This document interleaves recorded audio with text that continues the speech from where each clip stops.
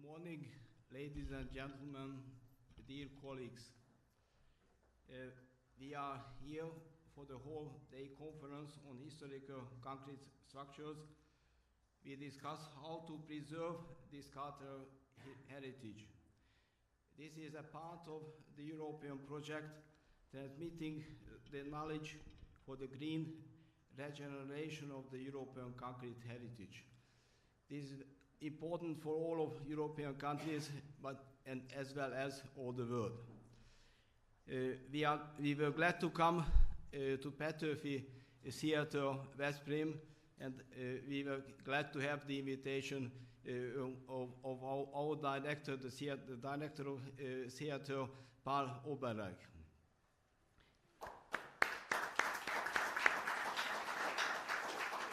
This was a very fruitful collaboration the last year, and we were able to discuss all the details, and we are now here, everybody who is present in this room, in the foyer of the theater, or online. And we are very glad to have many online participants as well. The whole program is registered by YouTube, and you can visit the program even afterwards in YouTube, so this is registered for a long time.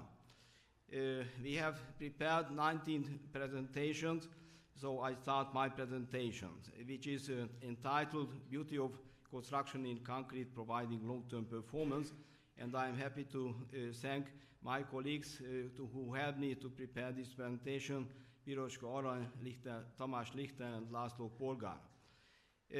This theater name is named according to Sándor Petőfi, who was one of our most important poets of the 19th century.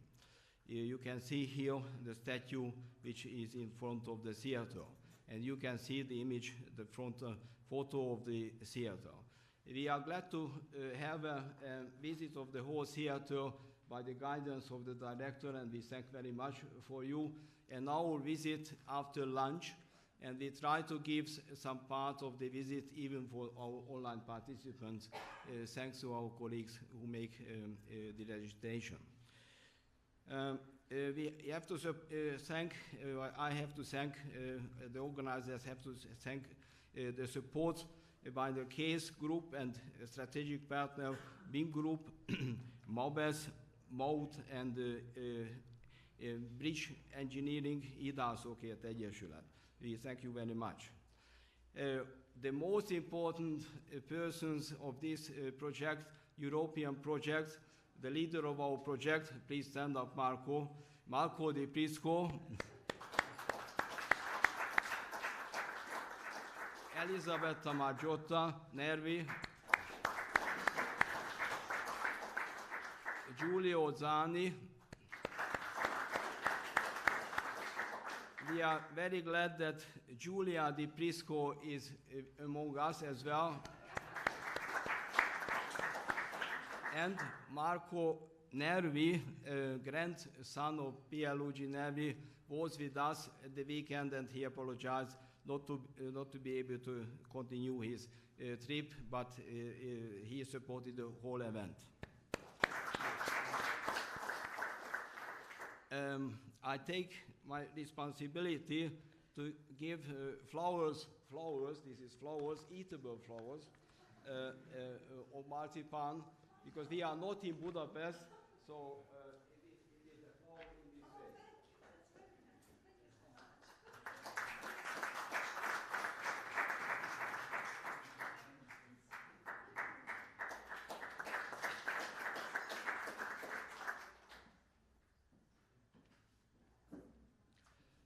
So, this is the theater. You will enjoy it incredibly. This is the facade. We have more and more evidences that this is the first reinforced concrete theater in the world, and we are happy that this theater still works, and we can have the conference within the theater. You can see the special facade and the special doors and so on in the front, on the front, and decoration in the building. This is the foyer where we have, in this immediately in front of that, in the middle of the page, where we have the conference, and we have the balconies as well. So during this visit in the early afternoon, we want to take possibility to see the concrete details as well, details of concrete structures, and you can immediately have a look on these beams above you. This is a typical solution of reinforced concrete with extension of the depth at the end of the beam 100 years ago. You are sitting, the participants are sitting just below several of these beams in the foyer. Oh, sorry. I should mention that the next theater designed by István Megyeszai is from the next year. So Veszprém is 1908, and there was an extension in the Sopron Theater in 1909. This is the other theater in Sopron. So we speak about the beauty of concrete structure today, and we want to find a solution how to extend the life, how to extend use of these concrete structures for a long run, for a long term. But how did we start? We have to speak about the material as reinforced concrete as well, and how to model and how to apply from the very beginning. If we go back to the first patents, we should start with Joseph Monnier, a French gardener who wanted to increase the resistance of flower pots in 1849, and he patented his idea in 1867. Joseph Louis Lambot, in the same year, 1849, already used most probably other types of gardening equipment, and even a boat. You will see that, which is available even today. There is a museum there, and you can see 1849 on the photo. The next patent that I have found is from Karl Rabitz, which I see details, and next afterwards François Hennebick. In the research field, we have also a lot of data. The first one that I found is from Ritter. We know Ritter from Ritter Schnitt, the equilibrium of forces, which is considered also for design of reinforced concrete structures. And there are very important books from Emil Mörsch. There are, because the first one was published in 1908, and the next one is the improved version 1920. So this is the patent of Monnier, and not the particular patent, but the application, including one layer of reinforcement only. And you can see his photo as well here. And there is even a bridge from 1875 which exists in the French Alps. This is the photo of that. And this is from Joseph Louis Lambot, the boat you can see here, which even exists today. So we are very glad that these early examples are available. Karl Rabitz in 1889 has a patent for concrete elements with a small diameter of reinforcement. This is already a structural example from Hennebick, and he patented it in 1892. So these are almost that one what we do today. We are able to recognize the elements of reinforced concrete design for columns, for slabs, for beams, and so on, and further examples. That is very important, and it is an advantage for the participants here in Veszprém. Unfortunately, you cannot see directly online, but we can make, that is important, we can make a short video about the beam element. I will show the photo of that.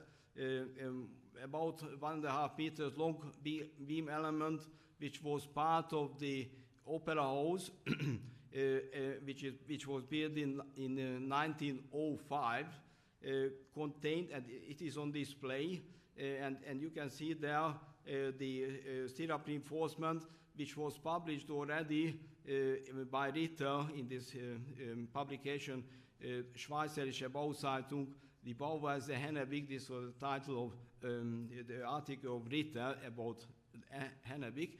So it included already exactly this type of reinforcement, which was within the reinforcement of Opera House from 1905.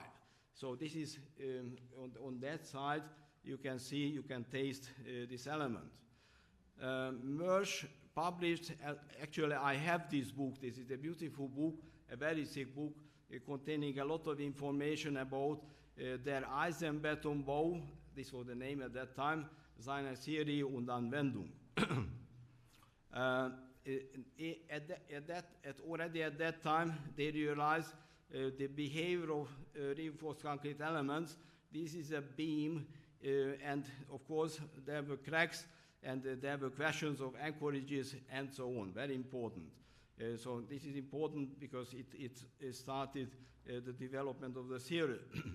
In Hungary, we started at once. So this is the documentation of testing of cement and elements from 1906 in Hungary. So we try to follow the development. This is one of the first reinforced concrete bridges. This is also a patent of a Hungarian engineer, Wünsch, and we have visited, thanks for many of you coming for the visit during Sunday.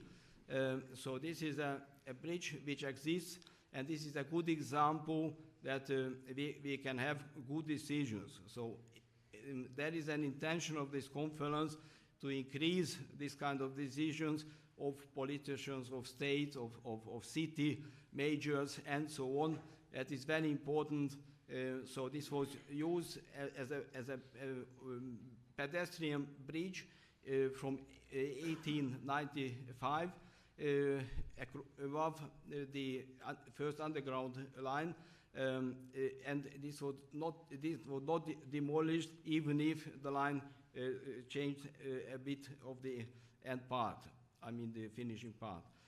This is the picture from the Sunday, the same bridge, which we visited, the most enthusiastic colleagues of the European project. Thanks for them. So this is really a beautiful bridge even today, and we did a loading test as well, and there was no problem. I can announce that there was no problem of loading. I have another photo of Marco Nervi and Elisabetta Maggiota Nervi. I'm happy to show you this photo of 2 days ago. 1895 is very important in the history of reinforced concrete structures in Hungary and in Europe. This is important because the first underground, it was not called metro at that time, it was called underground, in the continental Europe was this one. So it was opened in 1895. It was constructed by cut and cover method. So today, the later metros, metro lines were constructed with tunnel boring machines under 60 meters deepness. This is a beautiful example. You may remember who visited on Sunday, combination of cast iron elements, riveted cast iron elements, columns here, and the typical small roofing elements you can see among the steel girders. And even the cars are different from the modern metros. We had another patent which is not used nowadays because there is a lot of durability problem, but very interesting. This was a Hungarian patent, and then there was a series of ropes in steel equilibrating the external load partially. So you can see that it looks quite complicated, but to produce it was not so complicated. But very interesting is to see the anchorages of this solution at that time. I give some more details, and I invite you to come next time to the Academy of Music, because this is a beautiful building and there are very nice concerts there. I invite you as well to the performances of the theater Veszprém. I'm happy to invite you.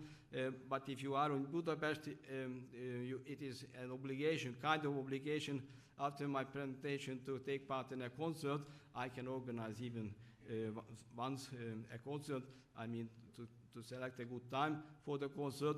So this is a beautiful building, and this was the first large application of concrete, and this was renovated some 15 years ago, and this is how we can have the element. So please visit this element, which was in the side part of the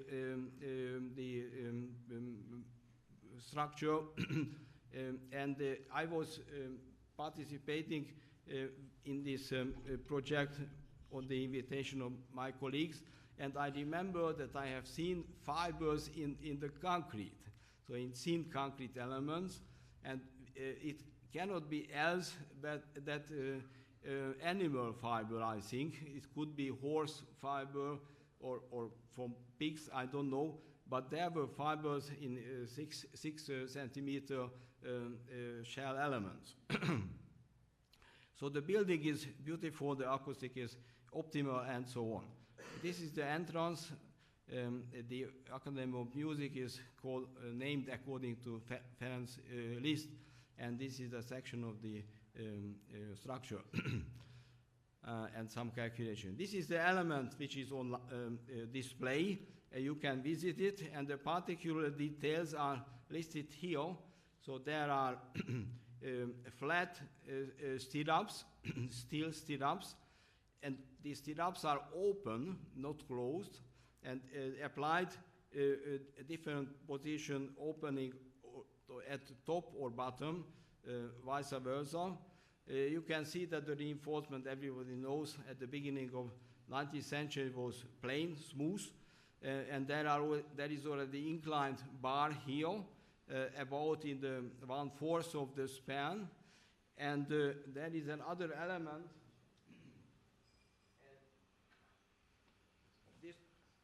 This was a main bar, and you can see the anchorage of this bar, very important. So there were two types of anchorages. So this is plain bar, so the bone strength is low, so either bent up or cut into two pieces to increase the anchorage capacity. Very interesting.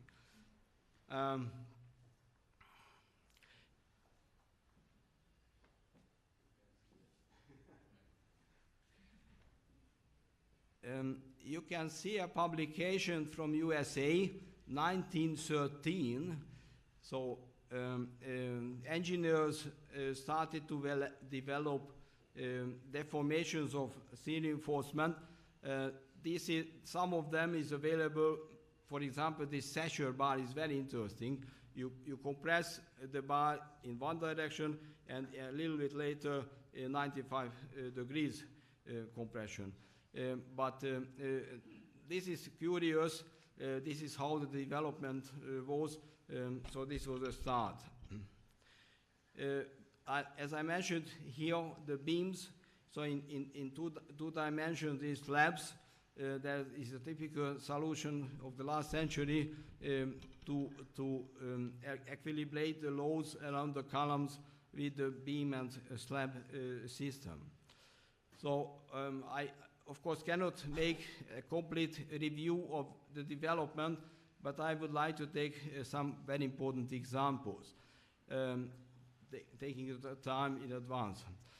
My yard produced this bridge, which is called Saginatóba Bridge, in 1930, which is a beautiful example of application of reinforced concrete, very elegant and very simple solution. We arrived to Pierluigi Nervi. He was born in 1891 and died in 1979. One of my favorite example is Palazzetto dello Sport, and I call, this is not an official mentioning, but for me it was a very important construction, so I call it as an art of construction, an art in concrete construction. So it is simply beautiful. I was there several times, even inside. So the statical system and the appearance from inside and outside is simply beautiful and very efficient, very good, very important. Not everybody knows that Pierluigi Nervi received honorary degree also from my university, Technical University, in 1971. So the Faculty of Architecture offered and invited him. So we have the official documentation. If you want, you can get it, because I was able to find in the library. This is the original. This is the original. So this is the invitation, personal invitation. So for Pierluigi Nervi, and we were very glad with that. So it is very important that Nervi graduated 1913 in Bologna, but not everybody knows that he was not an architect, he was a civil engineer, but he used concrete as an architectural material, as a form and as a solution. And for me, is the meaning of art of Pierluigi Nervi is several fold. So in this case, he produced a material, ferrocemento, including small diameter reinforcement, and the maximum aggregate size was also small, and so on. These are the typical solutions which we were able to use for formworks and also for elements. This is one of the very nice examples for me, the exhibition hall in Turin, and we are very glad to hear from Elisabetta and all of you from the group that this will be a library of the city, Torino. Mario Chiorino is Professor Emeritus in Torino. Please stand up, Mario. Please stand up.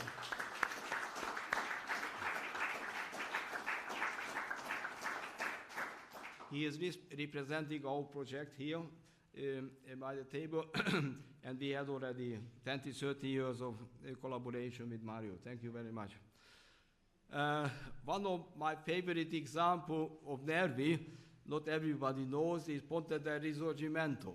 Not everybody refers to the Ponte del Risorgimento, but I like very much because it is a very dynamic construction.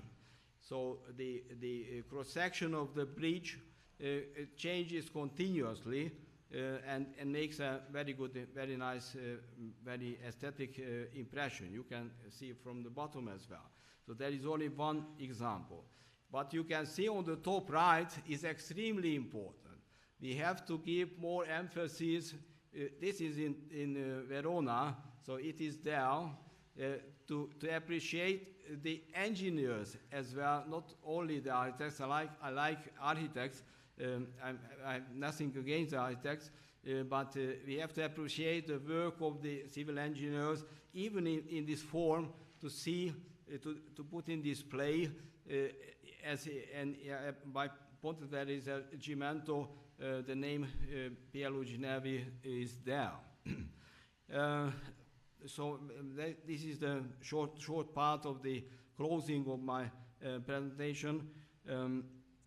That the development of concrete and concrete structures is very important.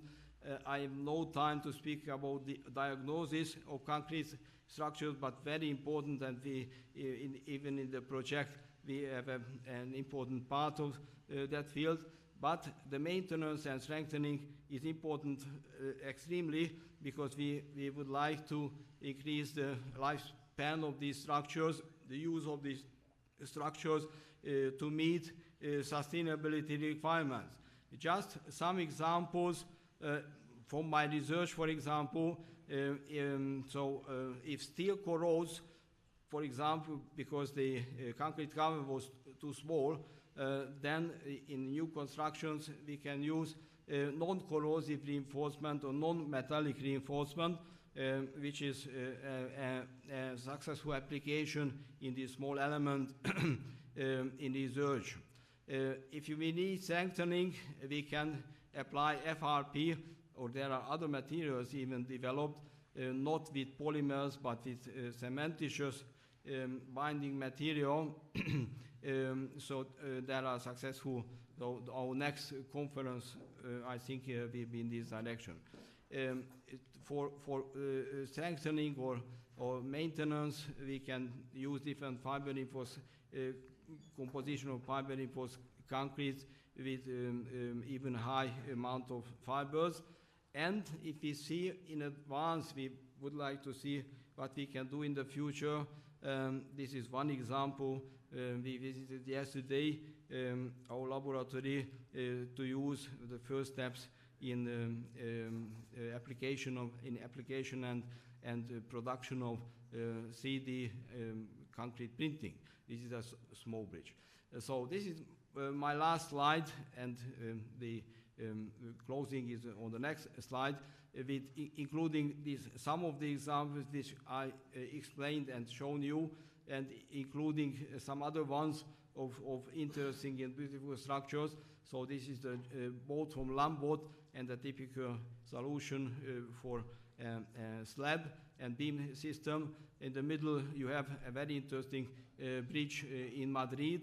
The city was so glad that he ordered another one 5 meters from there. This is a shell, and this is a concrete shell, and the deck is hanging water. This is in Marseille, one of the best examples, but I also visited. This is Valencia of fiber reinforced concrete. It is a replica, but a beautiful replica, and this is the bottom right is also from Marseille. So I thank you for your attention, and we are very glad to have discussion as well with you. Thank you very much.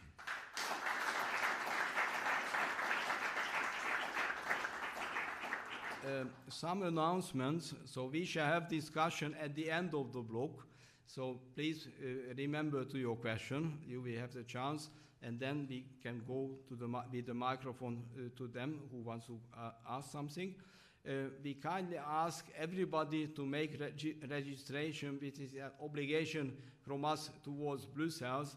So those who did not register yet, please go to the registration desk. Thank you very much, and thanks for all the colleagues who prepared their presentation later. So please, thank you. As I mentioned, we are extremely happy for the kind invitation of Paul Oberfrank, the director of theater Petőfi Sándor, Veszprém.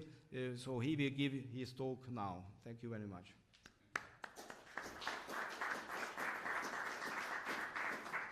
Thank you. Dear friends, sorry for my poor pronunciation in English, because actually I'm an Hungarian actor. I like play on the stage. No. Ladies and gentlemen, I welcome you with pleasure and enthusiasm to the Petőfi Theater Veszprém. With enthusiasm, since our magnificent theater building is the protagonist of today's event.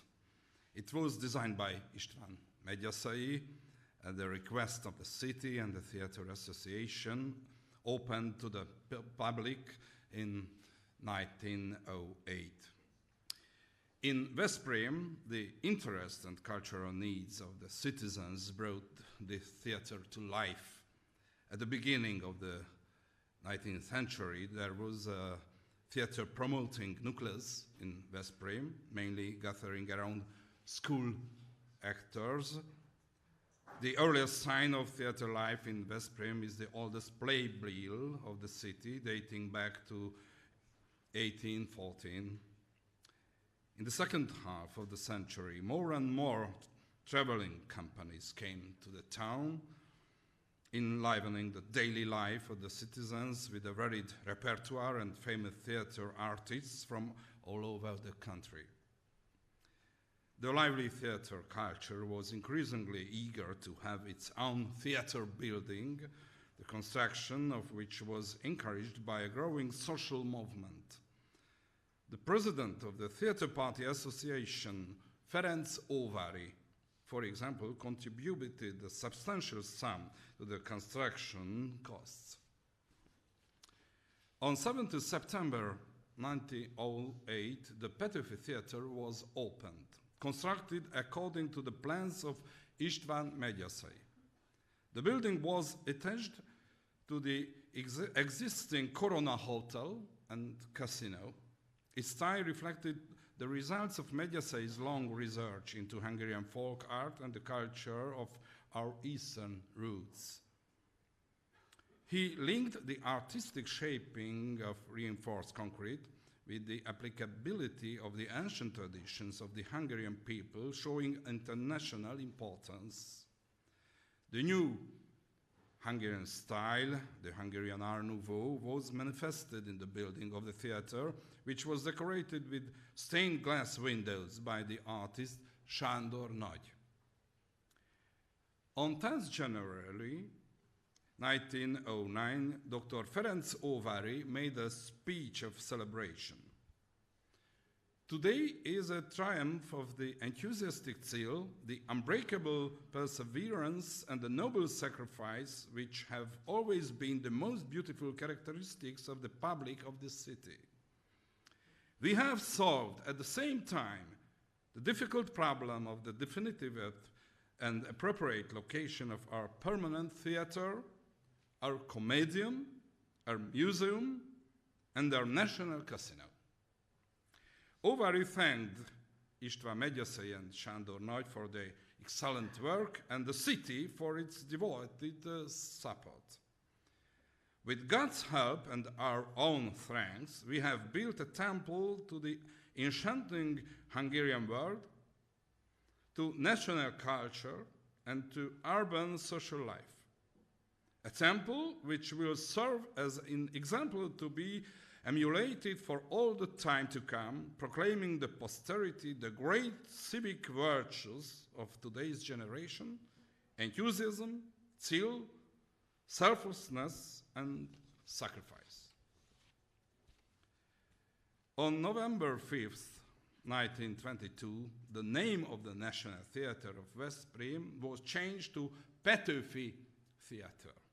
Sándor Petőfi, our great national poet, whose birth has its 200 years old anniversary this year, stayed in Veszprém with his wife for a few days at the beginning of March 1848, and they saw a couple of the theater performances in the town.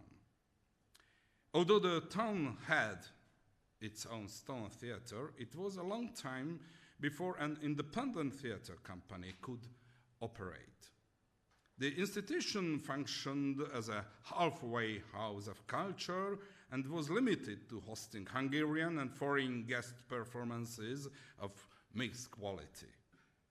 The citizens, however, demanded their own theater company, which was founded in 1961 by the leaders of Veszprém County.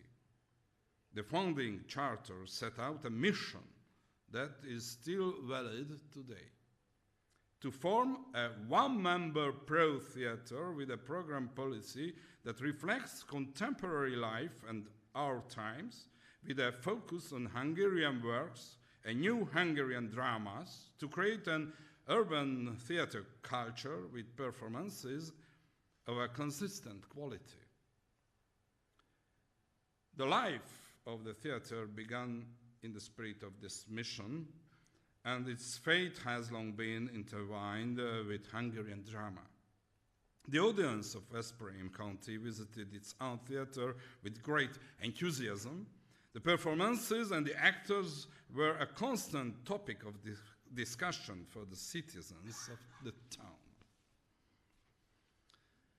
The managers of the theater tried to meet the demands placed on them.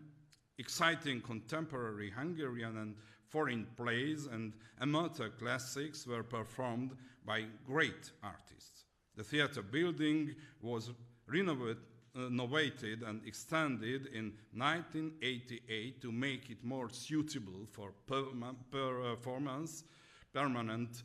artistic work. The Petőfi Theater in Veszprém is run jointly by the Hungarian state and the city of Veszprém. Its budget in 2023 is about 2.5 million euro. The company consists of 102 members, 16 actors and actresses. It presents classical and contemporary works by Hungarian and foreign authors. It operates on a season ticket system with 22,000 season ticket holders before the epidemic. The annual attendance is over 100,000. It organizes 2 national festivals a year, from Soul to Soul, the Festival of the Healing Power of the Theatre, and the Rátonyi Róbert Operetta Festival. It is the 7th year of both festivals.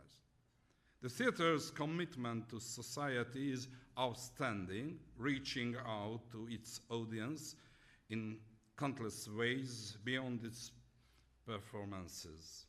Its motto, in communion with the audience in every situation. Its youth program is particularly significant in the form of the Petőfi Academy and summer camps like Carpe Diem and Theatre World. This activity represents a new mission for the theatre management. In addition to promoting culture, the arts and the related background professions, the most important purpose is community building and personal development.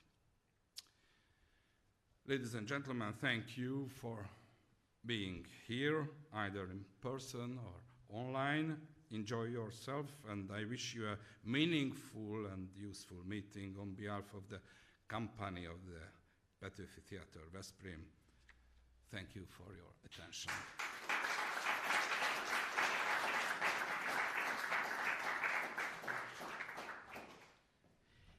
Many thanks and congratulations for the activities of the theater. I kindly ask now Ferenc Posner to give his talk, and a beautiful lady will make the translation. Melinda is also coming here, I think. So we shall distribute some part of the presentation. I will distribute it. Melinda, I think you can come here. This is the only one presentation with simultaneous translation.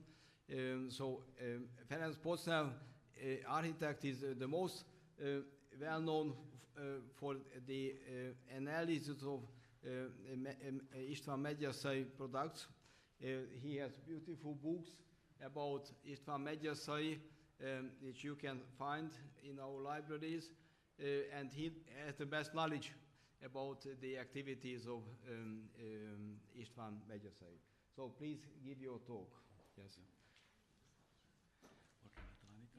És hol vannak azok a tablók? Azok majd a bejárásnál lesznek. Jó, oké. És ez hol van most? Az nálam van még? Nem, oda letettem oda. Kell majd továbbítani?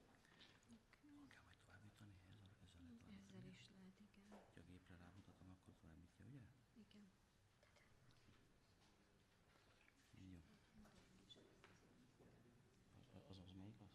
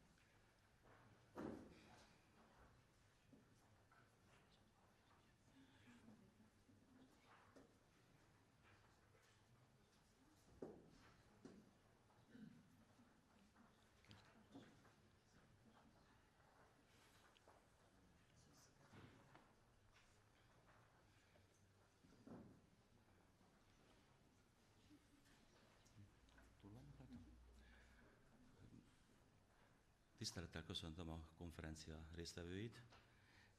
Kedves kollégám fogja önöknek angolra fordítani a mondandót. Welcome to everyone, and thank you very much for the introduction. Elég hangos ez? Can you hear me as well? Is it fine for you? No. Do we have a second mic? Excuse me. So let's try.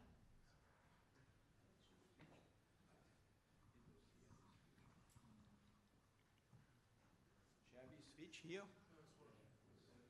Okay, thank you very much. So warm welcome for everyone, and thank you very much for the introduction.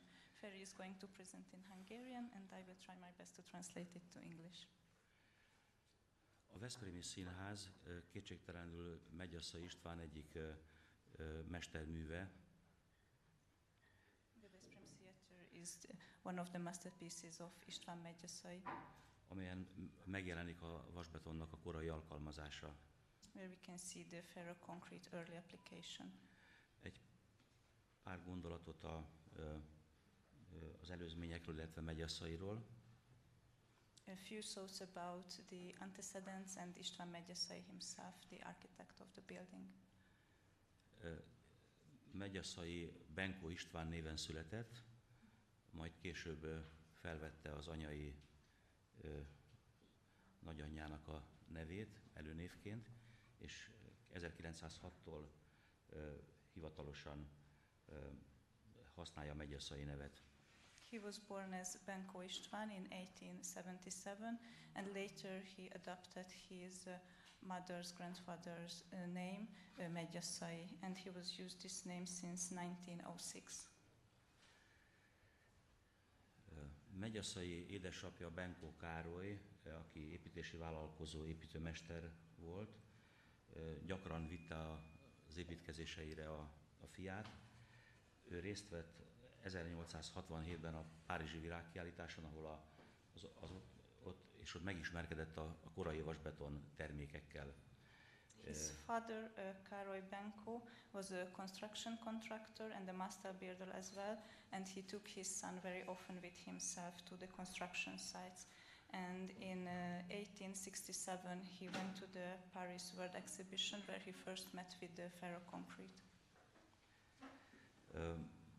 Egy cementgyárat vásárolt hazatérve, és termékeivel részt vett az 1873-as bécsi világkiállításon. He bought a cement factory in Nyergesújfalu in Hungary and participated with his product to the Viennese World Exhibition in 1873. Megyasszai, aki elvégezte az ipariskolát 1896-ra, budapesti építészirodákban dolgozott, és egy fő élménye lehetett az akkori milleniumi kiállítás, ami a történeti Magyarországnak az 1000 éves ünnepe volt. After graduating from the industrial school in 1896, he was working in several architectural offices in Budapest, and the Millennium Exhibition, the 1000th year of celebration of the Hungarian statehood, at which historical Hungary was presented in terms of ethnography and architecture, may have had a significant impact on him. 1899-ben Megyasszait Bécsbe találjuk már, ott dolgozik építészirodákba, illetve az osztrák-magyar monarchiának a keleti peremvidékén is felbukkan Czernowicba, ez a mai Ukrajna területe. In 1899 he was already working in Vienna, and later was also going to the eastern part of the Hungarian-Austrian monarchy to Czernowitz, which is the current Ukrainian land. 1900-ban felvételt nyer a Bécsi Művészeti Akadémia Otto Wagner vezette építészmesteriskolájára. In 1900 he was admitted to the Wagner School of the Viennese Academy. Az iskolának egy halatlanul nyitott szemlélete volt, és ez a szellemiséget tulajdonképpen Otto Wagnernek a karizmatikus, szuggesztív egyénisége képviselte. The school had a very open-minded spirit, and it was represented in Otto Wagner's charismatic and suggestive personality. Otto Wagner úgy vélte, hogy az akkori építészetből hiányzik a forma őszintessége, igazsága, a szerkezet és az anyagnak a kifejezésének a realizmusa. Otto Wagner saw that from the current architecture back then, the honesty of the architecture was missing and the realism of the concrete architecture. Tanítványainak könyvet írt modern építészet címmel. He wrote a book to his pupils titled Modern Architecture.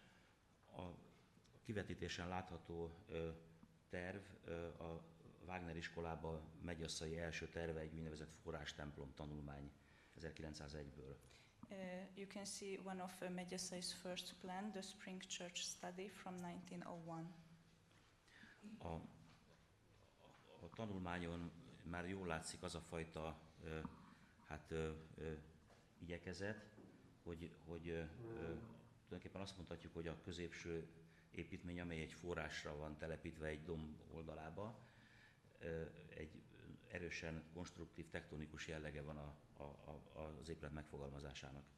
The main body was built on the slopes of a hill on top of a spring flowing down from the mountainside, and this has a strong tectonic architecture.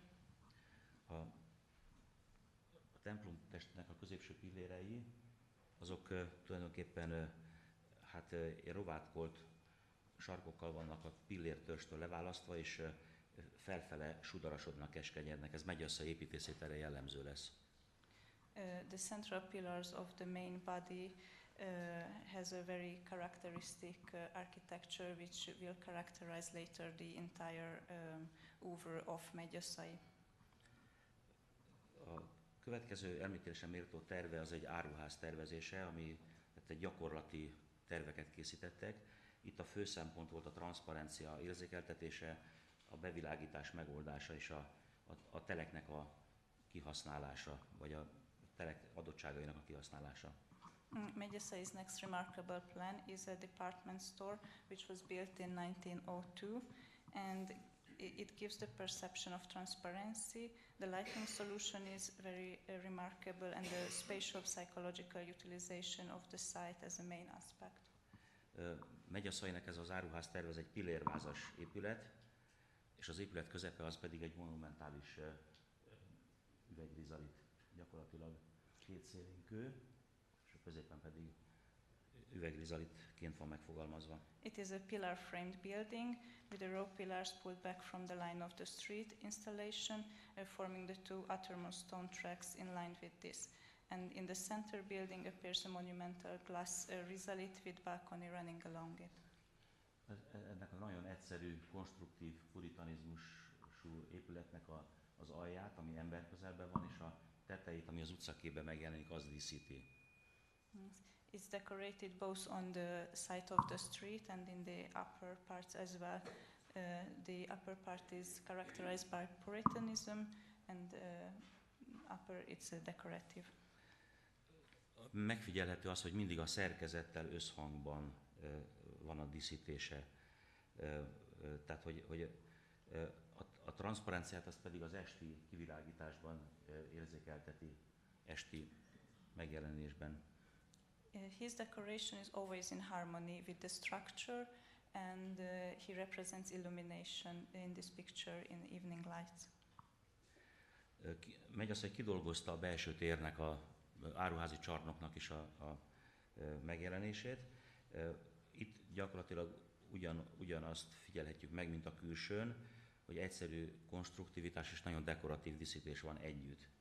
És ahol szintén az ornamentika mindig valamilyen módon a konstrukciónak a részét képezi. Megyeszai designed the interior of the department store as well, which is also in harmony with the outer structures, with filigrane decorations and the delicate lighting as well. Tehát elmondhatjuk gyakorlatilag, hogy Megyeszai egy nagyon haladó szemléletű iskolának a szemléletét tette magáévá a Wagner iskolába. Yes, Megyeszai adopted one of the most progressive views at his time in the Wagner School. A Wagner Akadémiával párhuzamosan járt a Bécsi Műszaki Egyetemre is, és amikor az akadémián végzett, akkor a Műszaki Egyetemről átiratkozott a budapesti József Nádor Műegyetemre.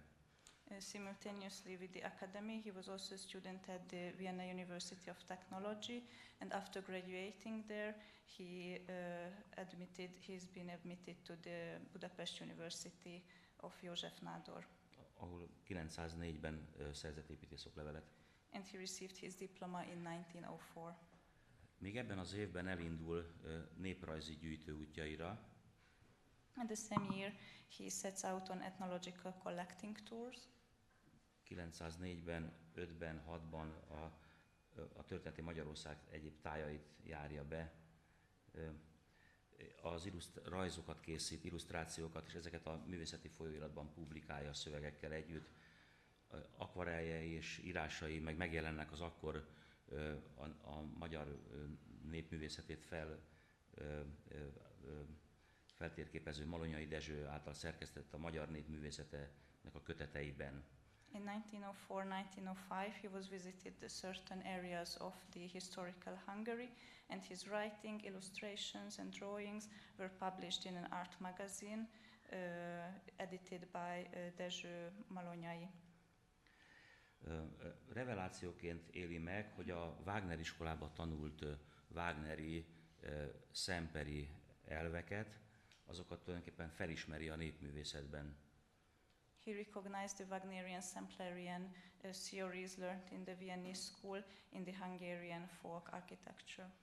Itt csak egy kitérő, hogy azt kell elmondani, hogy ez az a korszak, tehát a 19. század vége, 20. század eleje, amikor a népnek a művészete zenéje a nemzeti művészetnek a részévé válik. This period, the end of the 19th century, was when the folklore became part of the national art approach. Ugyancsak ebben az időszakban ismerkedik meg a Budapesthez közeli gödöllői művésztelepnek a vezetőivel vagy képviselőivel, Krisoladárral, Nagy Sándorral. Itt már az igazgató említette Nagy Sándort. At the same time, he got to know the Gödöllő art colony's main leader, Sándor Nagy. Ekkor 1904 és 6 között tervezi a gödöllői műterem villákat, amik az én személyes véleményem szerint világszámok.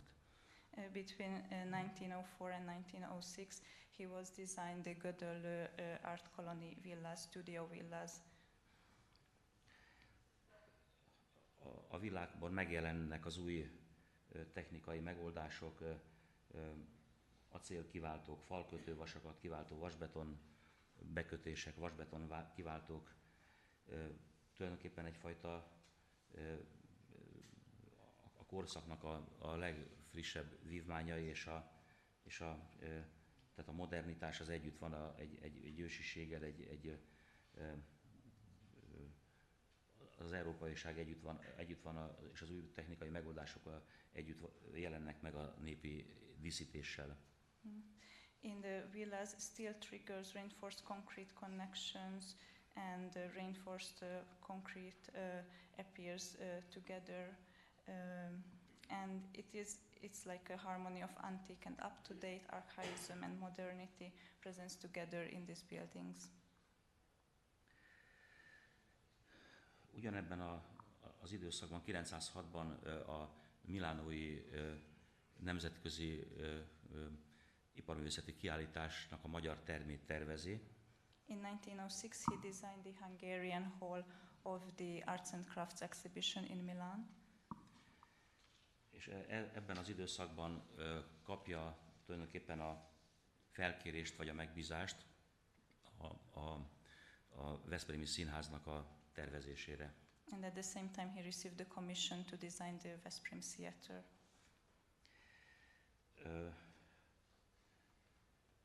Ugye ez már elhangzott itt az igazgatóról, hogy ez nem csak egy színház volt, hanem egy színház nemzeti kaszinó, és a meglévő koronaszállót is integrálni kellett ebbe az együttesbe. As mentioned before, it was not only a theater but a casino as well, integrating the Corona Salo building to a unique ensemble. 1907-ben európai városoknak a keleti gyűjteményét látogatja. In 1907 he was visiting European cities collections Bécs, München, Berlin, Párizs. like Vienna, Munich, Berlin, Paris. Magával viszi a Veszprémi Színház koncepcióterveit, és Párizsba Francis Hennebiknek a irodáján ezeket kiviteli tervé feldolgozza. He took Vagy the érveli. concept plans of the Veszprém Theater with himself to Paris, and in the office of François Hennebrink, he matured it into execution plans. Itt látható a párizsi dátum, a szignál. The Parisian date and signature. Tehát tulajdonképpen azt lehet mondani, hogy ezzel aztán 1908-ra felépül Európa első vasbeton színháza, a Veszprémi Színház. With this, in 1908, the first reinforced concrete theater of Europe was built as the Veszprém Theater. Az épületnek a hosszmetszete mutatja az elrendezést. Ugye most ebbe az épületben vagyunk, ugye a püspökkert az tőlem balra van, az Óvári Ferenc utca pedig arra van, tehát ez a The longitudinal section shows the arrangement of the theater. püspökkerti rész, This is ez the pedig az Óvári Püspökker Ferenc utcai rész. and the main road. Ez a portikus, ami ezen a terven látszik, ez ugye már nincsen, mert a színház átépítésre került. Yes, the avant corps disappeared with the reconstruction. De ezen látszik, hogy itt a kert és az utcai bejárás is biztosítva van, és a tömegalakítás is ennek megfelelően volt kialakítva. Ugyanakkor rengeteg új megoldás és találmány is párosult ezzel a tervezéssel. Both the garden access and the road access was given in the theater, and many innovative solutions was applied. Megyeszai maga mondja, hogy a mennyezetek, a tetők, a lépcsők, pálholyok és az erkélyek vasbetonból vannak. Ez újdonság a színházépítésben. Megyeszai himself saying that the ceilings, roofs, stairs, lodges and balconies are made of reinforced concrete, and this is a novelty in theater construction. Az ablakok is újszerűek. The windows are also an innovation.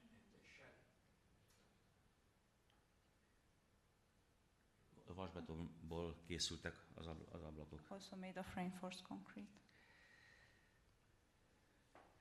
A homlokzatról, hogyha megnézzük, akkor azt tudjuk elmondani, hogy ez a nyitókép volt, hogy gyakorlatilag a gótikát idéző dekoratív ablakcsoportok vannak rajta, kerámia szemöldökök, vasbetonból készült konzolgerendák tartják az ereszt. The main facade is reminiscent of the Gothic, with ceramic eyebrows, lacy eaves, and supported by decorative reinforced concrete consoles, beams with large protrusions.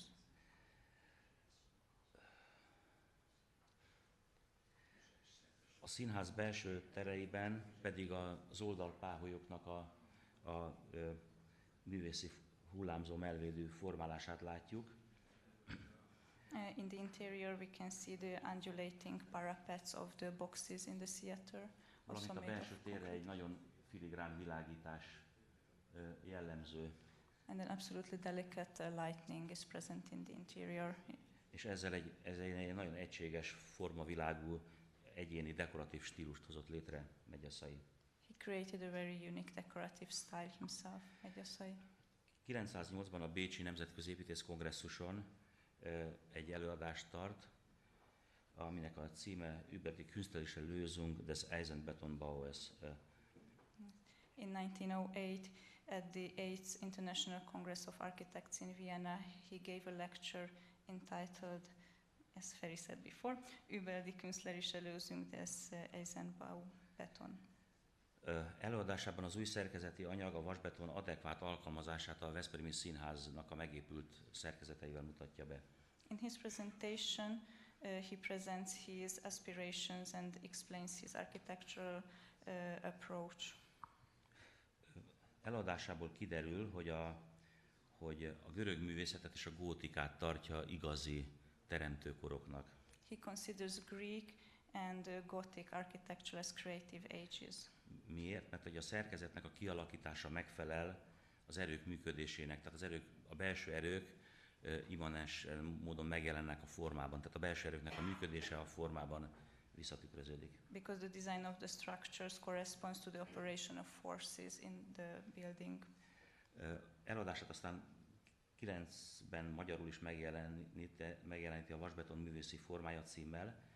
In 1909 his presentation is also published in Hungarian with the title of The Artistic Form of Reinforced Concrete. És ahol azt írja, hogy arra törekedett, hogy a vasbeton formájában annak különös jellemző sajátosságait kifejezze, és hogy a tervezés során a művekben éreztetni kell a műveinkben a természet örök erőinek a játékát. Yes, quoting Medjasai, he said, "When designing my works, I strove to express its particular characteristics in the form of reinforced concrete. We must guess and make you feel the play of the eternal forces of nature in our works." A Veszprémi Színház után a Soproni Színháznak az átépítését tervezi, ami gyakorlatilag ugyanazt a dekoratív stílust képviseli, mint Veszprém. Veszprém was followed with the rebuild of the Sopron Theater, which represents the same decorative style. Itt talán érdemes egy pillanatra megnézni, hogy a főhomlózatnak az oszlopait ilyen pontszerűen ülteti föl, ahogy a vasbetonban ez járatos, illetve megfelelő. És hát ugyanazt a dekoratív stílust képviseli, az épületsarkokat levágja, és ezzel perspektívikus hatást ér el. Yes. He designed the pillars and the pillars where they meet the beam in a pointed manner, and it also enforces the perspectival impact. 909-ben tervezi a Rárosmujadi sírbolt templomot. In Ez egy családi 1909, mauzóleum. he designed the Rárosmujand crypt and church, which was a family crypt. A torony és a templom test is vasbetonból készült. Both the tower and the body was made of reinforced concrete. Méghozzá úgy, hogy a kupolának a cikkelyeit előre gyártották, és lovaskocsival vitték a helyszínre, és ott összefeszítették. The body of the dome was transported to the location and assembled there in locus. A toronyról azt lehet elmondani, hogy gyakorlatilag a néprajzi gyűjtésnél volt kép a körösfői toronyról, hogy annak egy ilyen vasbeton parafrázisa gyakorlatilag ez a torony. The tower is a paraphrase of the wooden tower of the Körösfő church, transported into reinforced concrete. Valamit megnyomtam szerintem. Ja, jó, oké, rendben van. Jó, szuper, köszönöm. Tehát itt látszik az összehasonlítás, a Körösfői torony a gyűjtés során, és ott van a vasbetonba ültetett párja. The comparison of the Körösfő tower and the concrete counterpart of this. Ez egy nagyon érdekes épület, mert gyakorlatilag azt lehet mondani, hogy integrálja kicsit a Wagner iskolának a tanúságait, a népépítészetet, és ugyanakkor van neki egy ilyen mediterrán itáliai jellege is, hogy egy külön campanile van az épület mellett. This church integrates the Wagner school, the Hungarian folk architecture, and also it has a little Mediterranean ambience. Ez egyébként csak azért, ez az épület jelenleg Szlovákiában van, a határ túloldalán, egészen a határsávban. Currently it is located in Slovakia, close to the border.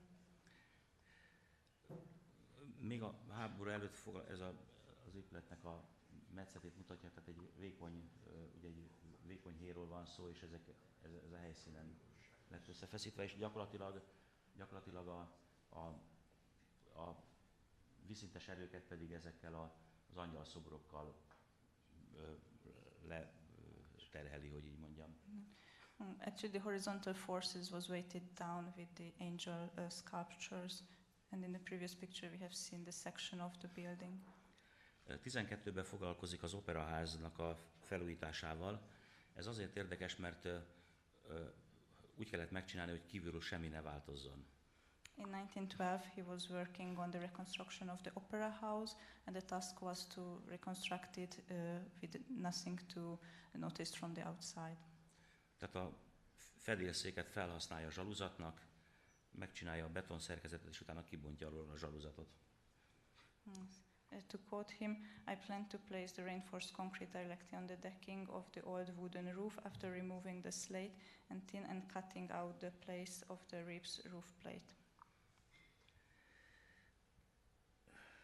Még ebben az időszakban az első háború előtt készíti ezt a Budapest belvárosában lévő bérpalotát. In 1914, he designed the retail and residential building in downtown Budapest. A sarokrizalitok tetején szoborcsoport van.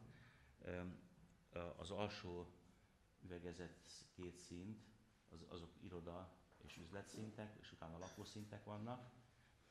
On the corner antecorps there is a sculpture, and in the bottom there are retail shops, and above offices and residential areas. És az összefogott zárt erkélyek fölötti főpárkány fölött pedig műtermek kaptak helyet. And above the main cornice there are art studios under the roof. És ez a visszahúzott manzard és a főpárkány, ezek mind vasbeton szerkezetűek. And all the mansard and the main cornice are made of reinforced concrete. Megyaszaira jellemző volt, hogy a háború előtti stílusát azt megtartotta a két háború közötti időszakban is. Vannak itt még fontos dolgok, de az időkeret és a téma nem teszi lehetővé, hogy kitérjünk az ő nemzeti panteon dolgaira, meg a Lembergi hadikiállításra, tehát azt most ki kell maradjon, mert az egy külön egyórás téma lehetne. He kept his style, his pre-war style after in between the two world wars, and now there are more remarkable buildings which would worth to mention from his over, but given the current frames of the presentation, we won't present it today. A háború utáni jelentős épületegyüttese az egy leánynevelő intézet és internátus. One of his remarkable buildings after the World War is the Barmadas Reformed Girls Education Institute and Boarding School. Itt már eléggé keleties stílusa van, eléggé határozott indiai elemek vannak az épületen, de itt is fontos szerepet kap a vasbeton, amint ezt például ennél a többcélú teremnél is látjuk, ami az ünnepiek terme, itt vannak a tornaórák is, de az egésznek egy vasbeton szerkezete van.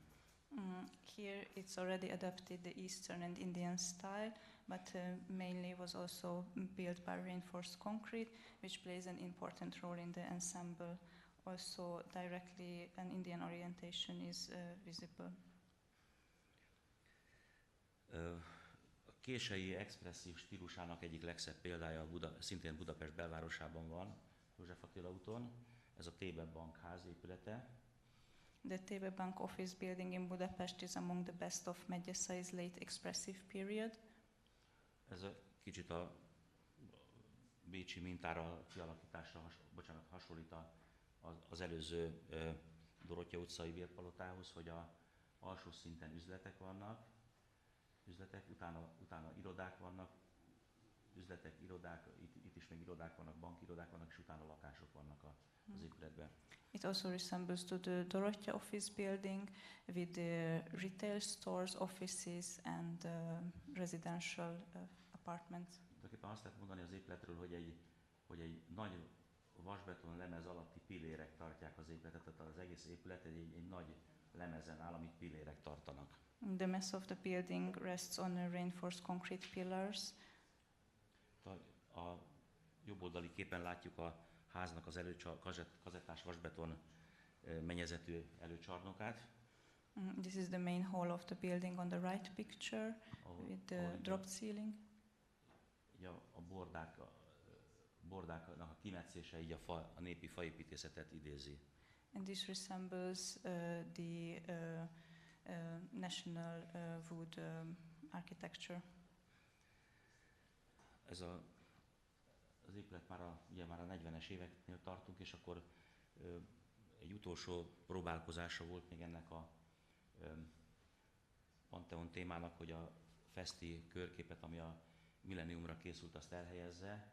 Csinált egy ilyen zseniálisan egyszerű körképcsarnokot. Ez csak terv maradt, ez a Tabánba került volna. Megyeszai designed the cyclorama hall to the Taban in Budapest, but this was remaining as a plan. És itt már a korábban, de most itt nem ismertetett Pantheon témája, az tulajdonképpen erre a körképnek az elhelyezésére egyszerűsödött.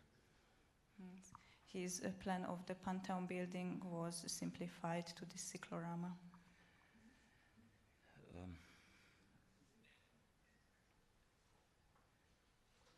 Ennyi fér bele az időbe, és talán ezekkel a szemelvényekkel érzékelni lehetett Megyeszainak a törekvéseit.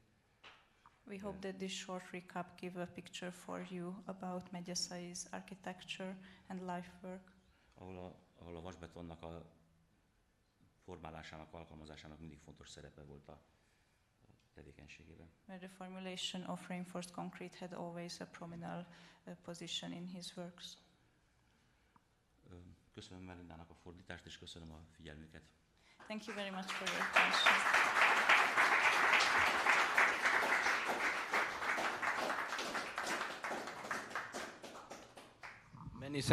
Many thanks for the excellent presentation of Ferenc Pocznel. Peter also, we did not put his first name in the program, and Melinda also for the translation. I kindly ask Marco Di Pisco, Professor Marco Di Pisco, the head of our Erasmus project, the leader of our Erasmus project, to give his presentation about the project. Please.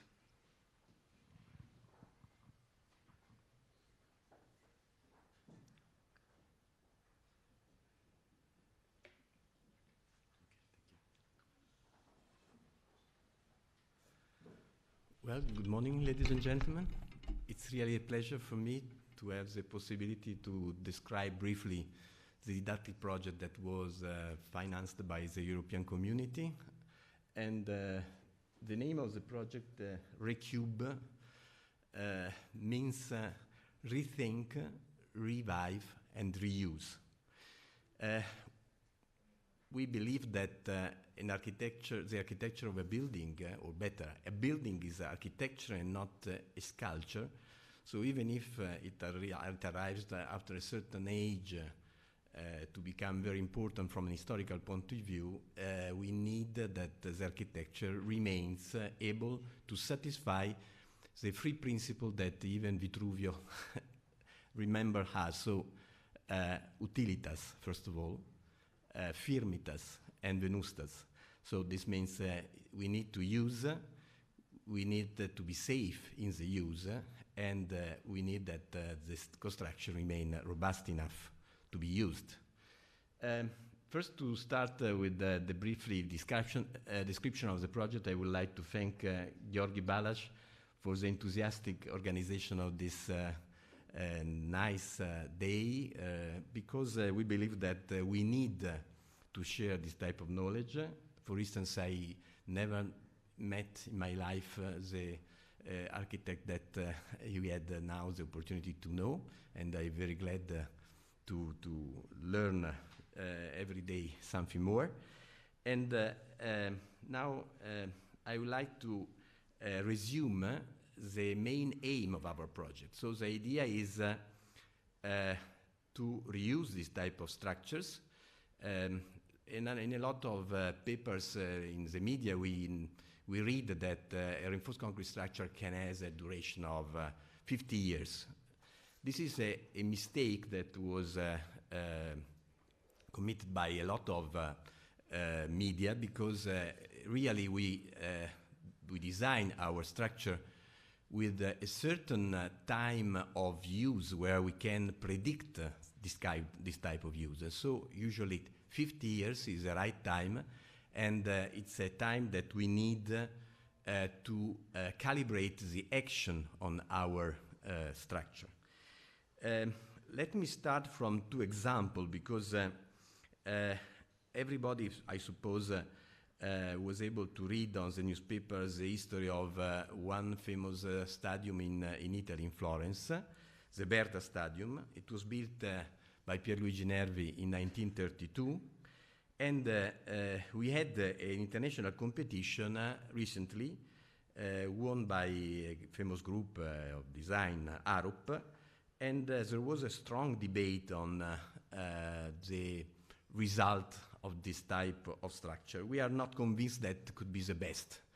And what we are looking on is a structure that should be used exactly as the origin, because it was created to be a stadium, and we would like to conserve the same function.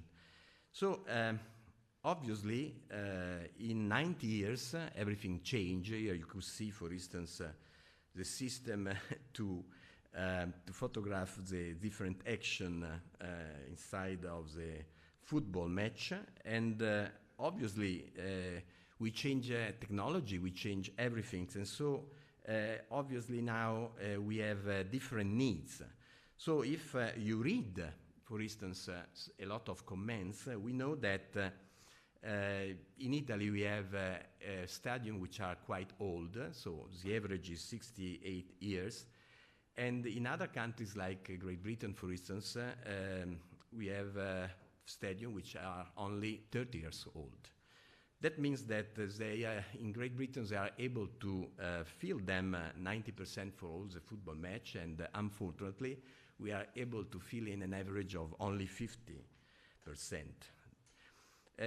Obviously, this is due to the fact that we have a quite old stadium, and many of them were built not only for to guest a football match, but also athletic, for instance. So it becomes a different use.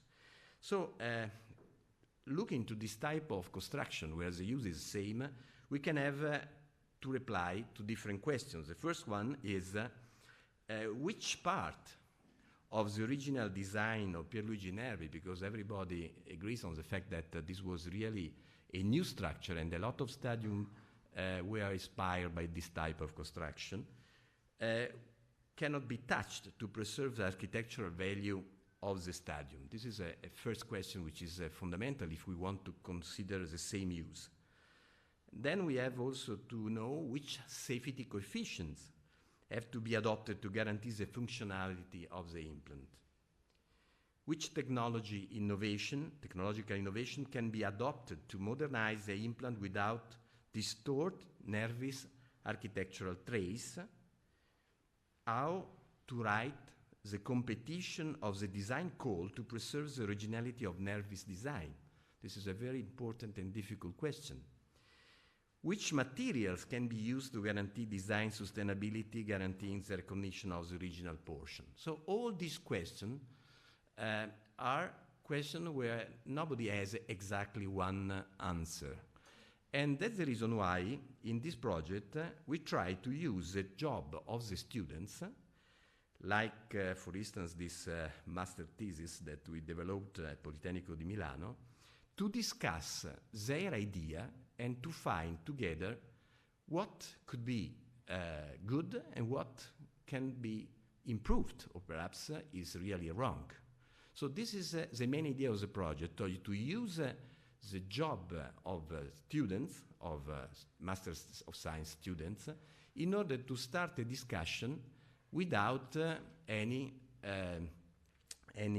possibility to go against someone, because we are lucky, because the students, at least at the beginning, they are free to accept any type of suggestion.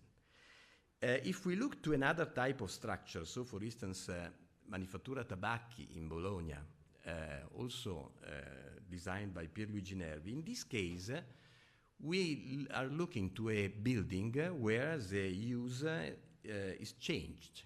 is changed because now it will become a technopole, so completely different from the original use.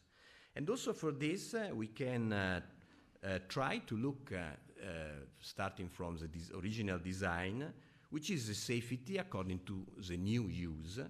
We can adopt modern technique, and this is exactly what was done by another group of students, where even innovative retrofitting solutions were adopted, and it was even possible to compare this type of innovative technological solution with the design that was approved in the reality.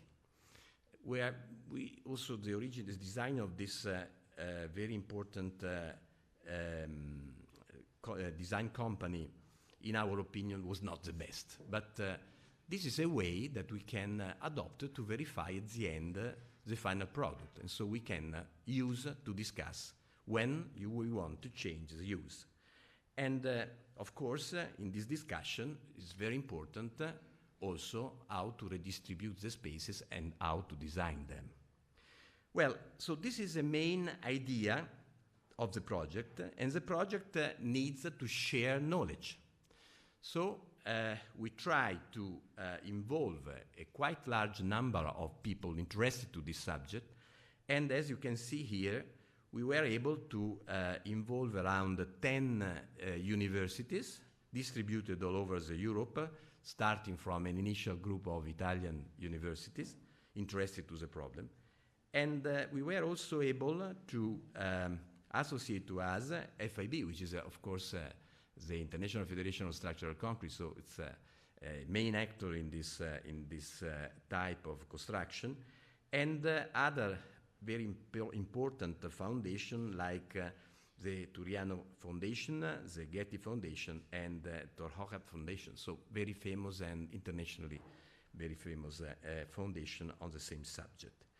In this way, we have enough people to start a path that, of course, we hope could continue even at the end of our project. The main headquarters, if you like, of the project is Politecnico di Milano, because according to, and especially with the support of Nervi Foundation, we were able to create a first lab where we have all the main building designed by Pierluigi Nervi, and so this was our starting point.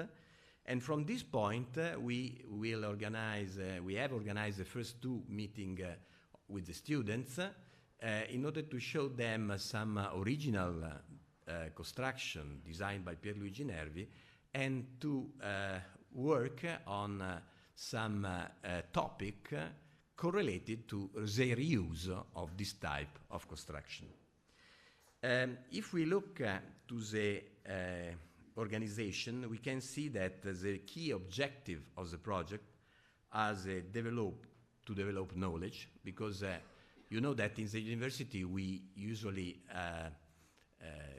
teach how to design a new structure, but very few exams are oriented to design or retrofit an existing structure. So we are looking for perhaps in the last year to something, but of course the main knowledge is not oriented to this.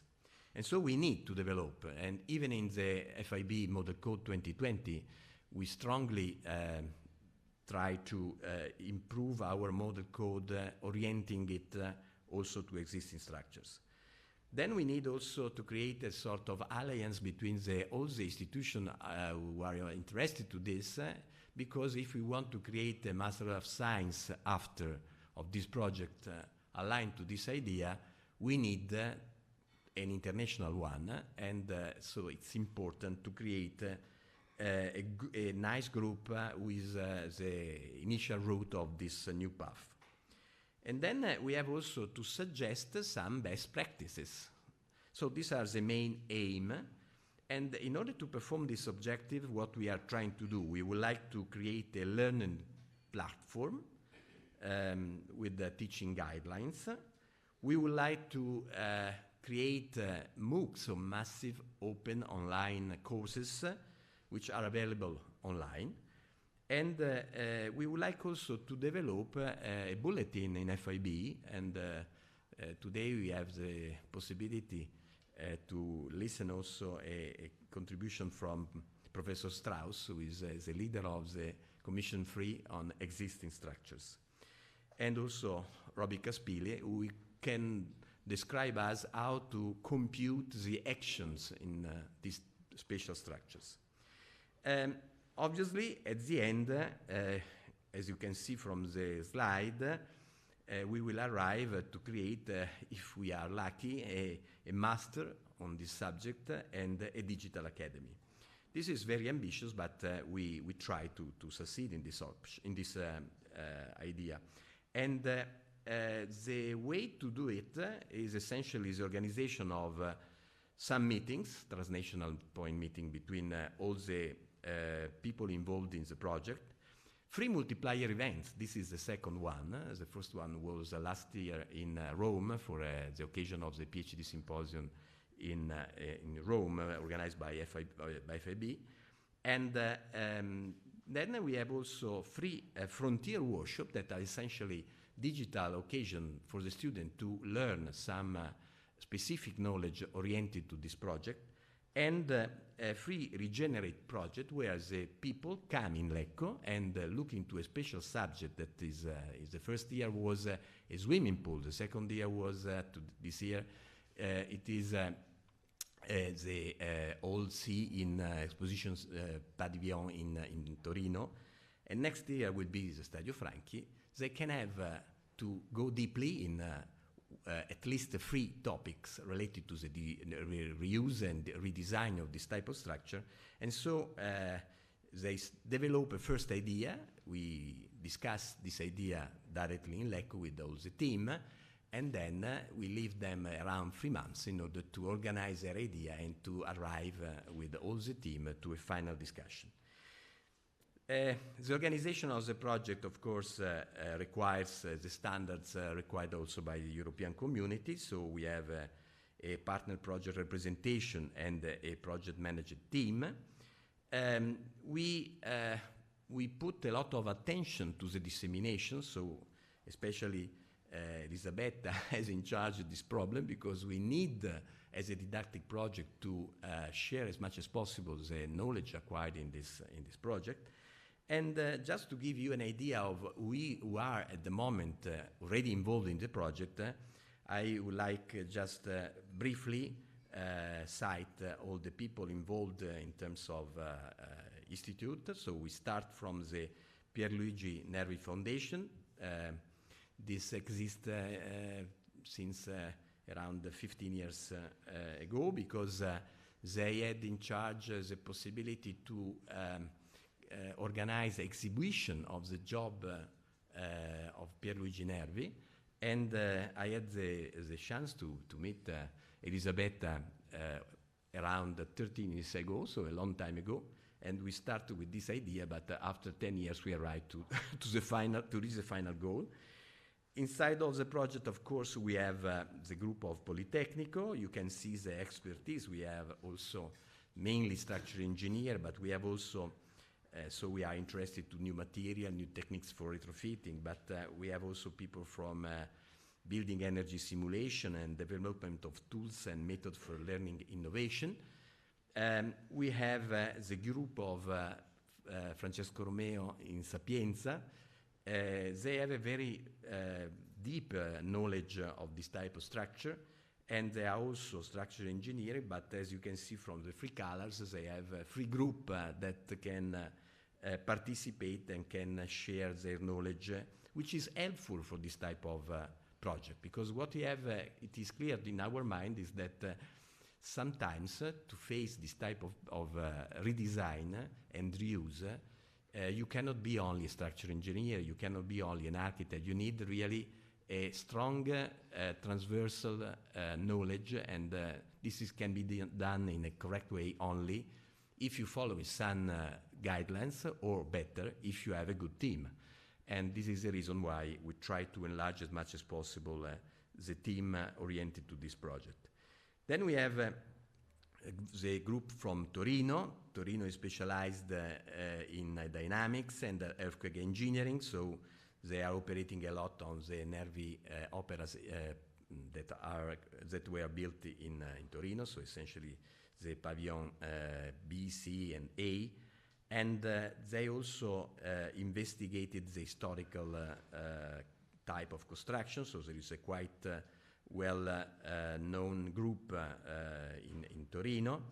We have people like the group of Naples who are also architects able to face this type of problem, because we need also people not only speak but also is able to design. So this is a group who take in charge very important job correlated to the subject of the project. And I would like just to remind the first actor, who is Giovanni Multeri.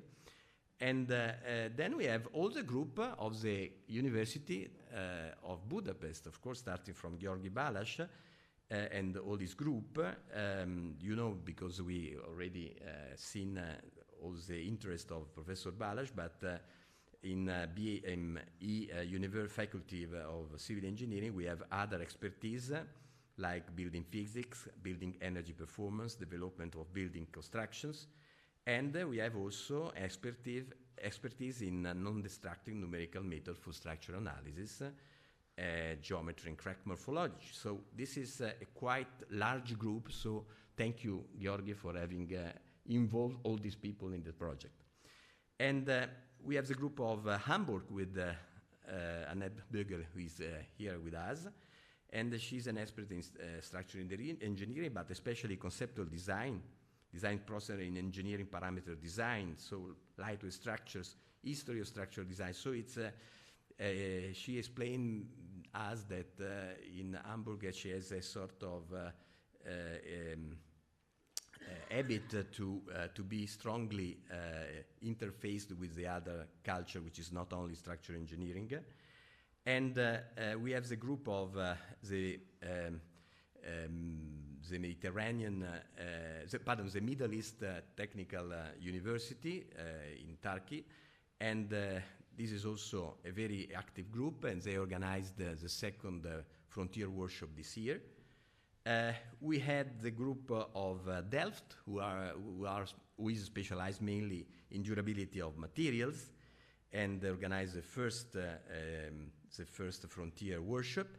We have the people of the Brussels University, who will be the next guest of the multiplier event next year. Everybody is invited, of course. And we have also the University of Portugal, or University of Minho. So you can see, also in this case, a lot of expertise in the retrofitting of existing structures and new materials. And finally, we have also the Madrid University with Professor Hugo Koresh, who is also the president of FIB, and we have with us Leonardo Todisco, who is the most active actor of this group in Madrid. It's difficult to enter in all the details of the foundation, because the foundation are very large. What is important to say is that ICOMOS was founded in '64, so much before than us, and they started to work exactly as an international council on monuments and sites. So they created a lot of guidelines and expertise in this field. And there is also an Italian section of this group that was founded in '74, and we are strongly in contact essentially with two people, who are Ugo Carughi and Stefania Landi, who are very active in the project. So according to all these people, we try to mix all the expertise, looking to the different main subject of our project. So historical analysis, cultural interest, selection criteria, urban analysis, architecture and sociological evaluation, structural safety and vulnerability, structural health monitoring, structural intervention, heritage building information modeling, building physics. So these are the main section of our project. As you can see, is very large. In terms of organization, You could see, as already told you, the different step of our project. Every year we have to face 33 students for a total number of 100 in 3 years.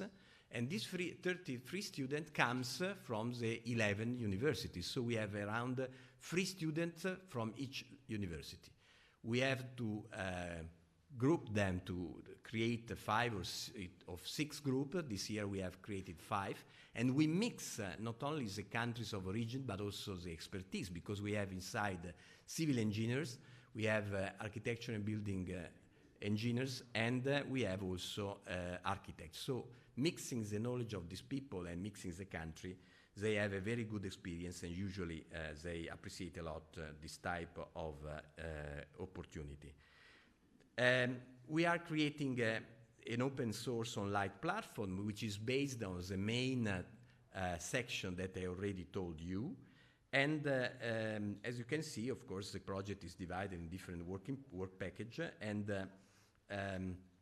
we have also the ambition to create a Recube MOOC, which is quite large and available to everybody. So please remember that if you search on Google Recube, you could have a lot of material available. So it could be also useful for your didactic job if someone teaching the university. And we would like even to arrive, as I told you before, to FIB bulletin, Recube guidelines. And this is a job that is not only organized with the help of the group, but will be open to all the people who belong to the FIB and are interested to the subject. So this type of job will start in October, at the end of this month, of the next month, because Agnieszka, who is a leader of the Special Activity Group 2, will introduce in the terms of reference our project, and so from that point we could work on it. I would like just to finish saying that we have also the work package 4 on learning, teaching and training activity, and this is very important for the diffusion of our knowledge. And let me conclude with this picture where Professor Bari was the first to organize and to prepare a MOOC. And so if you like, you can also see on web his MOOC as all the other that we have already prepared. So thank you for your attention.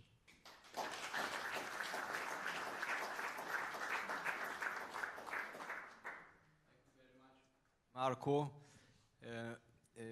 to organize this very important project under the umbrella of Politecnico di Milano. We enjoy all 10 universities to contribute and to work together. So thank you very much.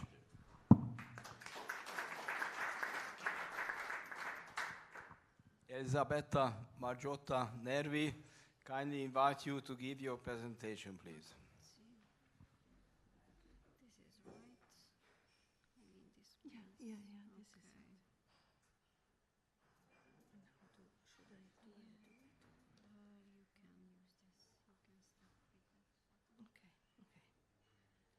So, thank you and good morning to everyone. My intervention will be, I hope, a very quick one. It is just to make you start thinking about why we are here today and why it is important really to take care of the reinforced concrete masterpieces of the 20th century. I'm Secretary General of the Pierluigi Nervi Project Foundation. We founded our organization in 2008, and since then we are engaged in the preservation of the legacy of Pierluigi Nervi, in trying to make known his cultural and architectural heritage, and we are also trying to do something for the protection of these buildings, which unfortunately some of them, and not a few, unfortunately, are now in danger. So if you want to know more about our organization, you have a QR code here. You can take a picture and go on our website and know more about what we are doing. So I wanted to start with these two very important thinkers about what the significance of the architectural heritage of the 20th century. And in fact, these buildings are more than just buildings. They are part of our identity, of what we are and what we hopefully will be. And it is very important to have awareness and consciousness that taking care of our cultural heritage has also an ethical dimension.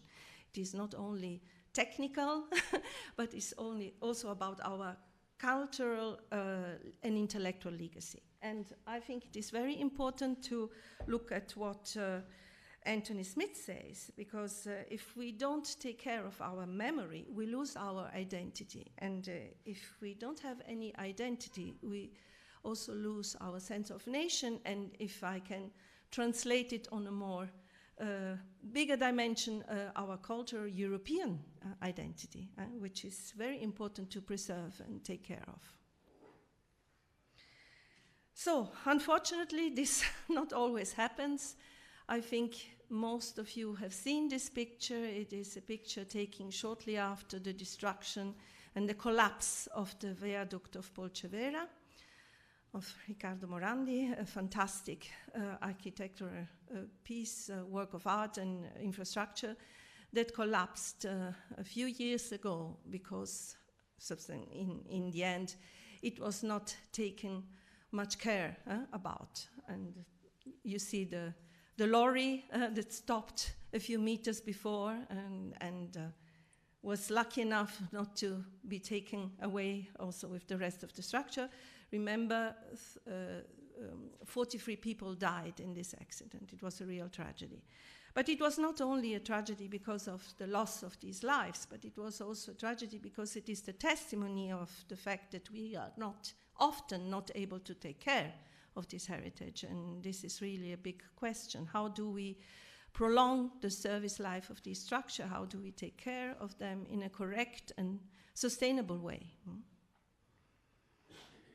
So, in fact, there are 4 conditions that signal the need of intervention, and mainly it is there is a cultural and sociological dimension, and it is the fact that poor maintenance, abandonment, and risk of demolition bring, of course, to an undervaluation and a lack of comprehension of the value of the building, which is extremely dangerous because it puts the building in a sort of dark area, and it is no longer recognized for the value it has. I'm speaking, of course, of heritage buildings, of buildings that are often listed, but nevertheless can get in a sort of limbo of oblivion. And then, of course, we have the obsolescence of the building function, which is now, in this point of time, a recurrent problem, because many of these structures come to the end of their service life, and we really need to take some decisions to take care of them. And then, of course, there are material degradation risks, modernist approach. There was a lot of experimental design of materials that are sometimes also quite experimental. So there is also this problem that arises. And then there is, of course, the structural vulnerability, the changes of performance requirements. In the case of the viaduct of Polcevera, it was a very big problem because this was not a structure that was meant to carry the load and the stress that it underwent for many years. So there are a lot of problems that can come up, either one by one or all together. And of course, there is a time where you have to take decisions, and the decisions take to a process, and this process can go very well or can go very wrong. And in case of Pierluigi Nervi, of course, I talk about his structure mainly. I just briefly wanted to show you these two pictures. Here you have the Burgo paper mill in Mantova, which is a beautiful industrial building by Pierluigi Nervi, and here things went very well. It came to a point when this structure needed to be renovated. It also came to a critical point when the owner sold it, and so there was the risk that also the function of the building was compromised. But here, all the good decisions have been taken. The industrial building is still there. It works with a function that is very similar to the one it had in the beginning. So the machine that is now working in the building corresponds, in fact, to the reason why this building was built this way, because it hosts a printing machine that prints out a newspaper. So it needed to have this long span of movement that Pierluigi Nervi provided with this beautiful solution of suspending the ceiling. And then everything underwent a very careful and respectful renovation that really started with the knowledge of the building, which is, as I will say also later, the most important thing.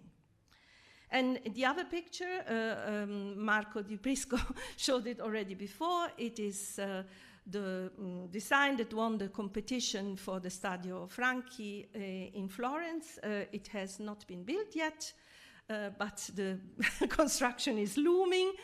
And here things went, in our opinion, quite wrong, because the building was not taking into account in its magnificence, exceptionality. It is one of the most important works by Pierluigi Nervi, and for the history of stadium design in general.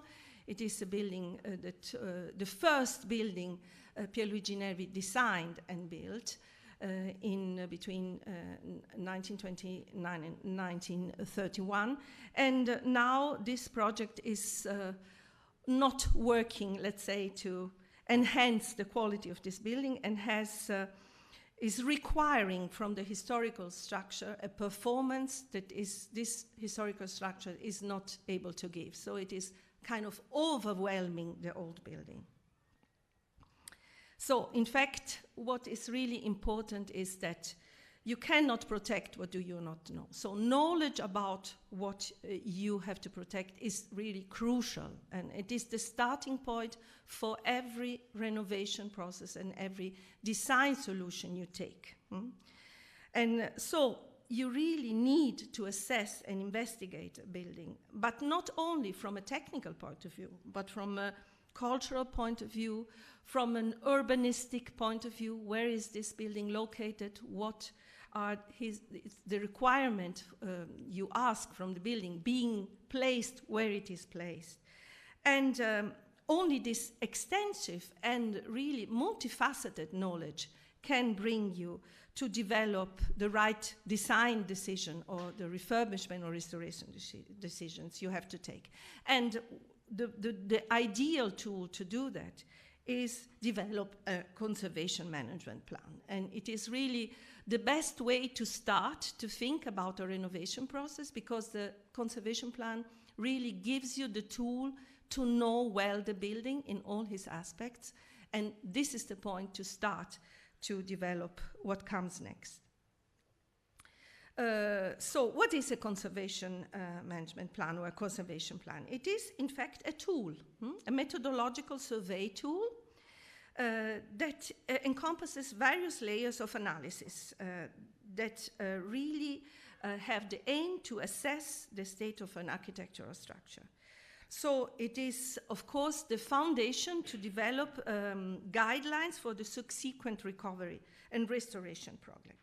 And it also delineates a structural process that involves a coordinated approach to encompass prevention, maintenance, and recovery activities. So it is not the work of one person, but it is the work of a team of really variety of competences that have to come together, to work together, to really develop a tool that can serve well the building and its use, which is really what we want to achieve. We don't want to die, for the structure to die or to become a monument that is not immersed in our life.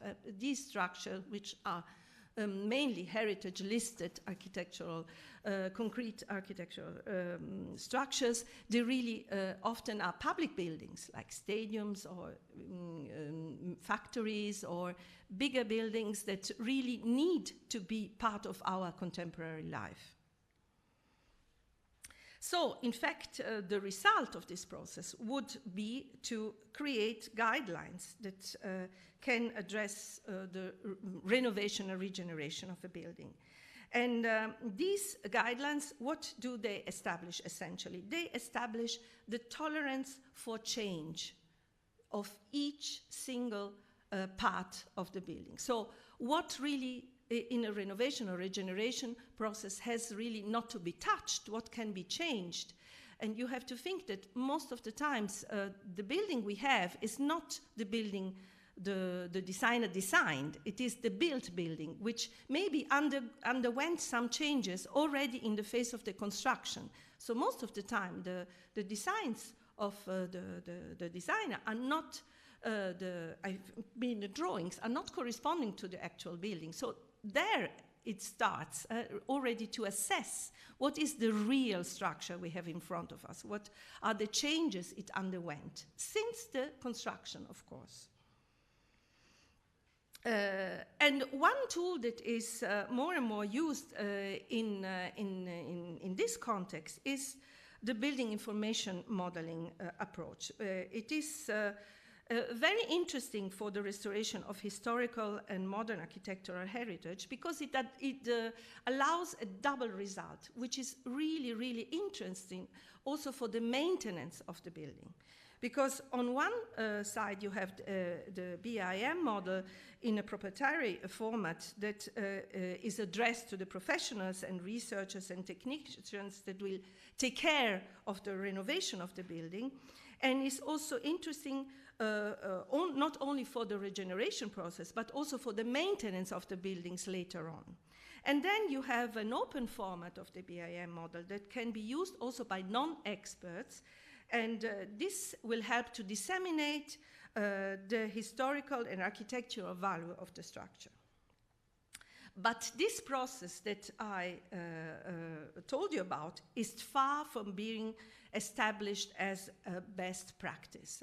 It is an approach that is starting to get used more and more, but it is not the standard procedure in regeneration processes.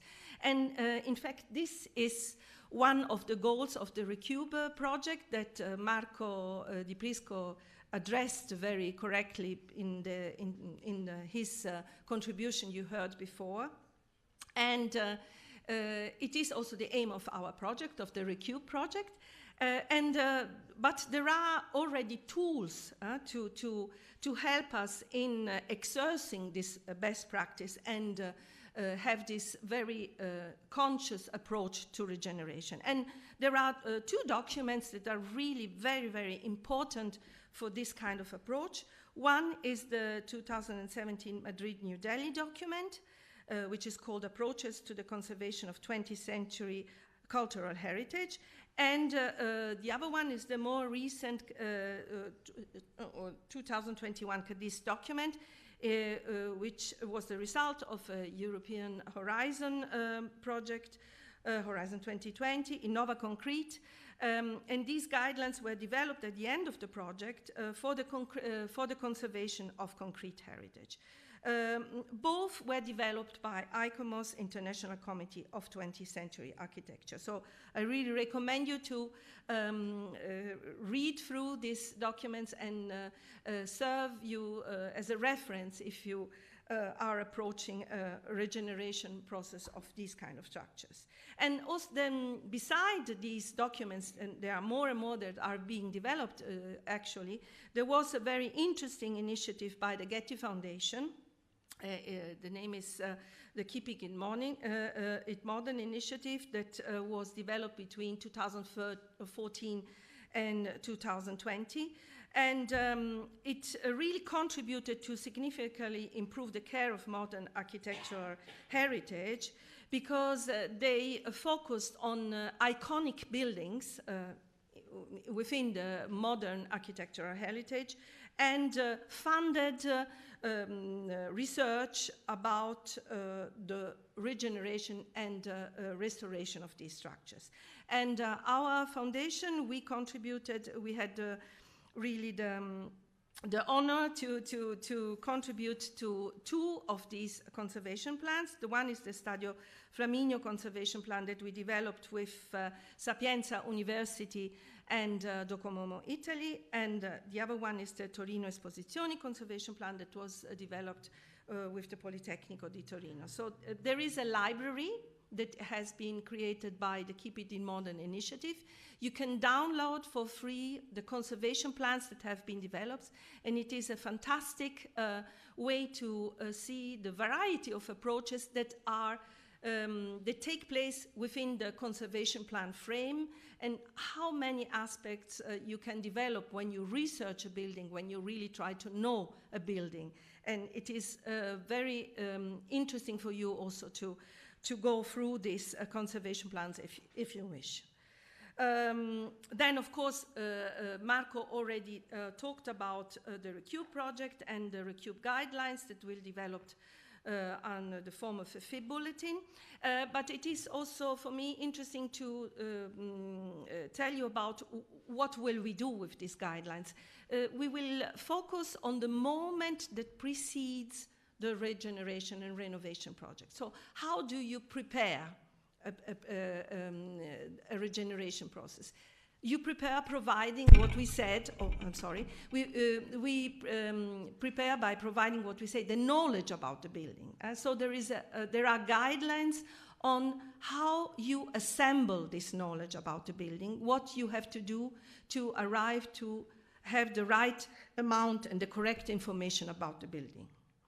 And something that is also very important about this process is when and how to involve the right partners, because in a process like that, it is very important to involve the right partners at the right moment. This is one of the risks when you renovate a modern structure, because there is no best practice about that. And sometimes it is really a pity, because very correct renovation processes involve the wrong actors at the wrong moment, and then conflicts arise, miscomprehension, and things that could be really avoided if there is the right involvement at the right time of the different actors of the process. And then I wanted also to address something that is really important. Why is it important to save this iconic structure? It is not only important for the buildings themselves, but it is also important because these iconic structures, the moment they are preserved and taken care of, they signal also a better care about the general building stock we have in Europe. Because we have to think that almost 80% of the modern building stock is in concrete we have in Europe. And there is a small percentage, according to a document that was issued by the European Commission, which is taken care of each year. Most of this building stock is neglected. It's not taken care of. And renovating this iconic structure will help to establish best practices and the awareness to better take care of our building environment in our cities in Europe, and for a better quality of life for all of us. So, thank you for your attention.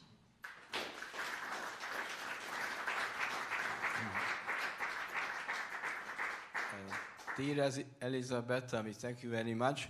Your very exciting presentation. She is representing Pierre Luigi Nervi Foundation, and her enthusiasm, as you could listen to also now, it helps us to be also enthusiastic as much as possible, and we really hope, to reach what you presented. So there are difficulties, and of course there are some conflicts and solutions which are possible and not possible are difficult to decide, but your help will help all of us, I am sure. Thank you very much.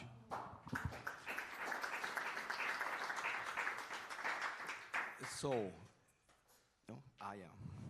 Yes, Mario Chiorino, Professor Emeritus, I kindly ask you to give your presentation. You can step with this. Yes, just one sec.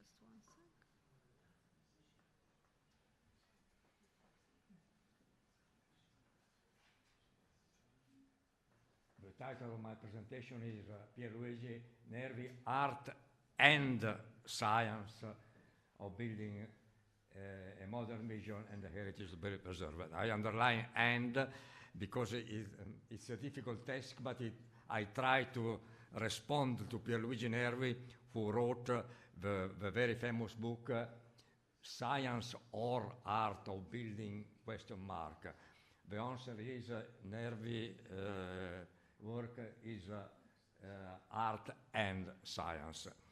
It's a difficult task for me. My presentation will be essentially a slideshow. I will go quickly through the whole production of Pierluigi Nervi, and I will be glad to share my presentation afterwards to everybody. So I will go very quickly through this. Nervi is one of the greatest and most inventive structural engineer of the 20th century. Pevsner described him as the most brilliant artist in reinforced concrete of our time. With his masterpieces scattered the world over, Nervi contributed to create a glorious period for structural architecture.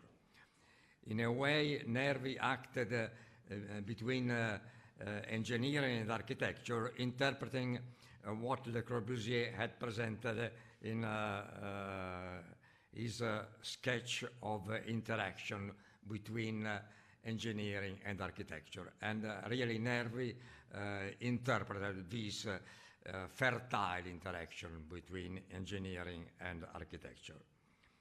The man, this is a biographical sketch, and as Georgi has underlined, in 1971, Nervi was awarded the honorary doctorate here at the Technical University of Budapest. And these are the honorary membership all around the world. He's a member, honorary member of American Concrete Institute, and I'm very humbly sharing this position with Pierluigi Nervi and with my maestro Franco Levi and Guido Berti.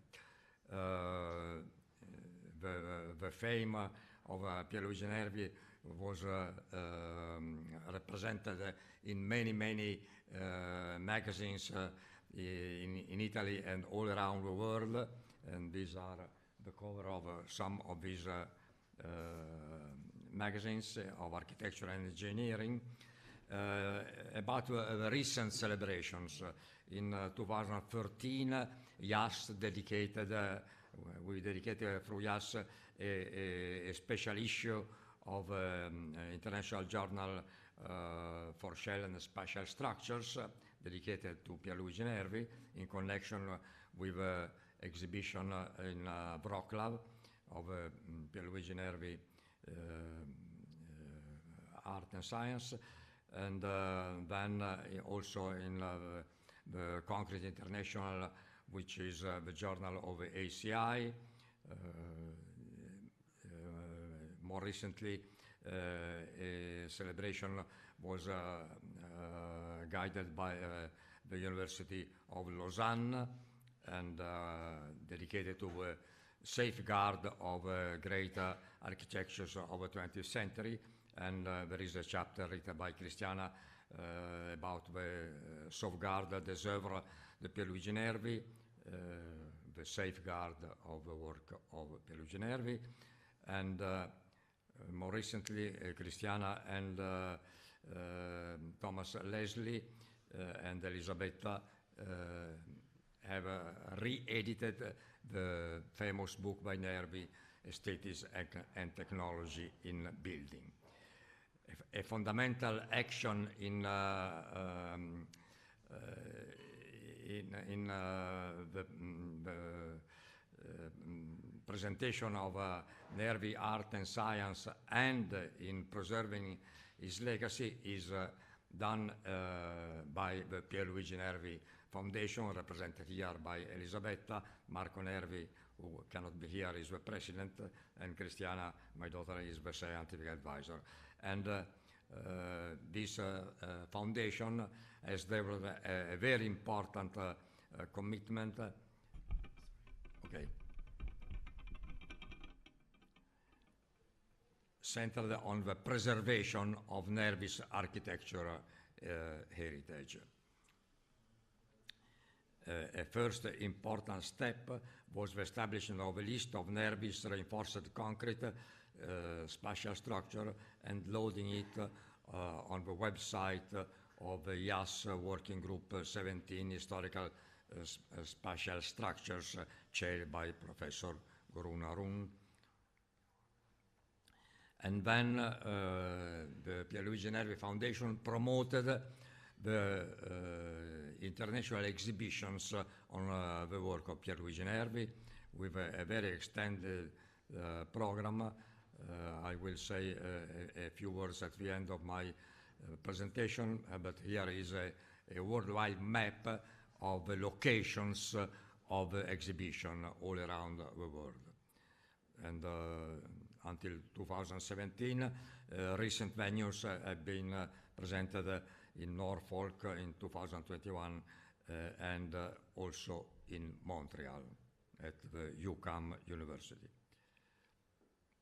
And one of these presentations was in 2016 at the BME in Budapest under the invitation and promotion by Georgi. Now I will run through the vast work of Pierluigi Nervi, showing some of the most celebrated works by him. In the early works, the first presentation concerned the stadium in Florence, the Artemio Franchi Stadium. In the previous presentation, Elisabetta has explained the situation, the current situation of Alarm. These are the slides of this very innovative structure.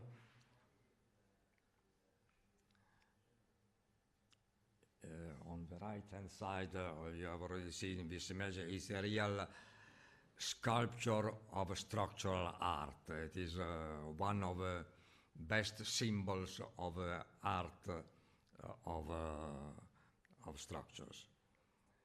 The current state has already some problem of conservation of the memory of the original structure, and it has been debated and explained in the previous presentation, the problem, the debated problem of rethink, question mark, revive about the new project, which we do not like, of revitalization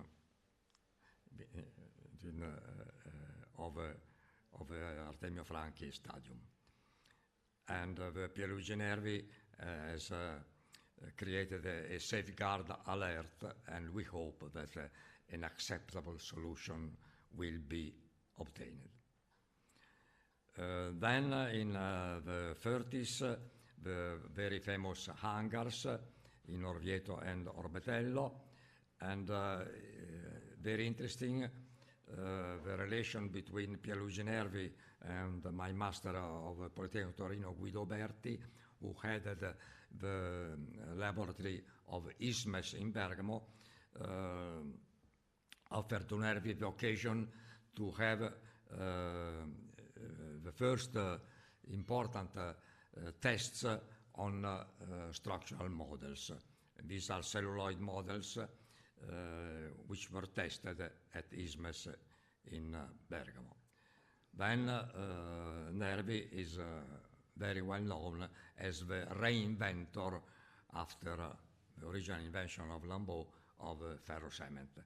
And of a wide application of this technique started in 1945 with experimental warehouse in ferrocement in La Magliana near Rome, and then the first main work, this fantastic work of art, is the Central Hall, the Hall B in 1948 in Turin. We are very ambitious to have this work in Turin, but we are also very sad for the fact that it was abandoned for about 4 decades, but we are glad now to announce that this cathedral, the automobile cathedral, in effect, the exhibition hall in Turin has the shape of a cathedral with a nave and an apse, with undulated vault, etc. The apse. This is the structural system, and the ferrocement in the undulated vault is very delicate structure.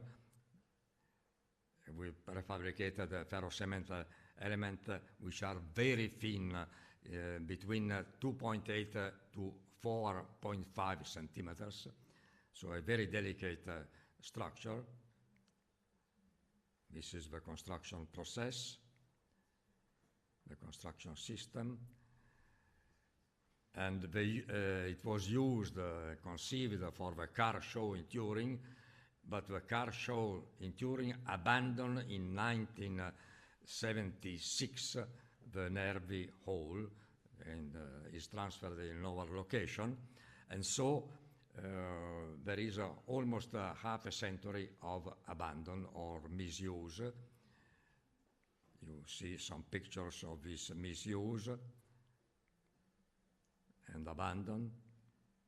Finally, we have a reuse project, and the prospective reuse final project is in this slide, and the project has been committed a few months ago, and it will be started currently in these months. So finally, we are getting to a situation, and the architectural perspective is good, acceptable. So there is only the difference of this excavation in the middle, but this organizes better the use as a library, so it is acceptable. The Getty Foundation, I go quickly because Elizabeth already mentioned this, has awarded the Keeping It Modern Grant Award in 2019 to the exhibition hall in Turin, and in the frame of this Keeping It Modern, our research group in Turin started an advanced research project with finite element modeling, dynamical analysis, because in the reuse, of course, currently we must face the need to safety evaluation with respect to seismic dynamic actions, which were not considered, of course, at the time of Nervi's original project, but which must be respected today in case of reuse. So this, and it is important to note that I presented the first vibration and the fifth vibration mode. All these modes, both modes, fall within an amplified zone of the typical seismic response spectra. So it is an important task to be faced. Also, there is connected the problem of durability of ferrocement, and our research group in Turin, I promoted a thesis, a graduation thesis developed at the Northwestern University under the direction of David Kaur and our celebrated colleague Surendra Shah, for the use of materials at the nanoscale. So I will just briefly comment that there are two options. One is to conceive the use of materials directly at the nanoscale, like nanosilica, CO2, and on the other hand, the research group at Northwestern proposes the use of TEOS, tetraethyl orthosilicates, which is at the mesoscale, but it is a precursor of a silica at the nanoscale. So the use of tetraethyl orthosilicate at the end produces nanosilica, which is helpful from a chemical point of view for preservation of concrete. Kathleen yesterday presented the use of these materials for new concretes, but these materials are useful as they penetrate into the nanoscale of a material to preserve its durability. So, to briefly conclude on this aspect, nanoscale is the future of concrete, both new and old concrete. This is a paper presented by Surendra Shah and my student Arturo D'Alessandro on this aspect.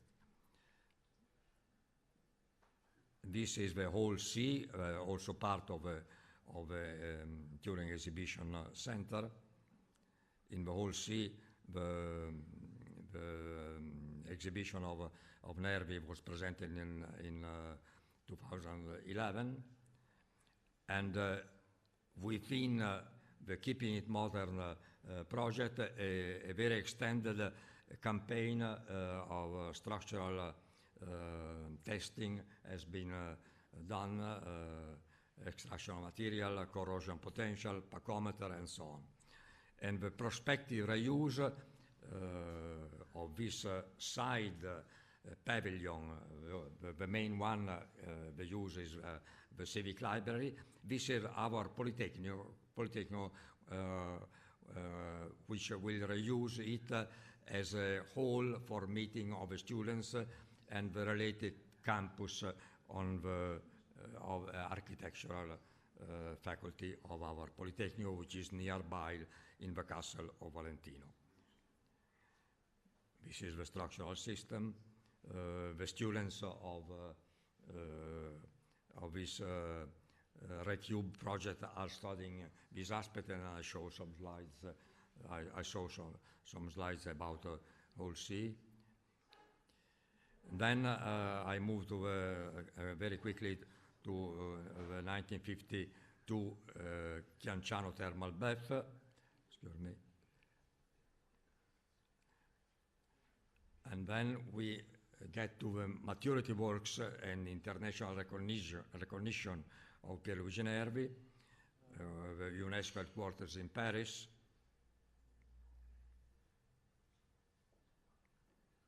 And then the very famous small sports palace in Rome, which has been already presented this morning.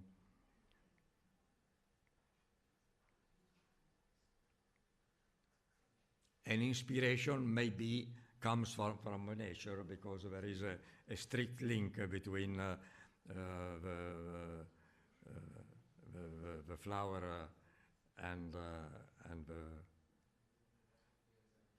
the sunflowers and the ribs of a small sports palace. Then we have the Flaminio Stadium, and as you know, Francesco is taking care of this project since many years, and also this project has been awarded, as it has been mentioned, the Keeping It Modern Getty Award in 2017. 17 years. And then there is the large sports palace.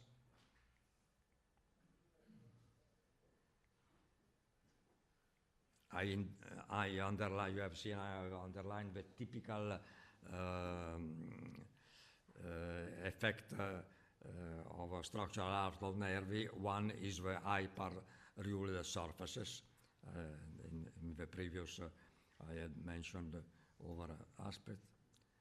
An inspiration may be the Colonial Well by Anthony Gaudí. We arrive in the middle of the 50s to the Pirelli Tower, also tested at Ismes. Then l'Anificio Gatti, and the fourth element that I underline is the isostatic lines of bending moments, which are an inspiration for Nervi, but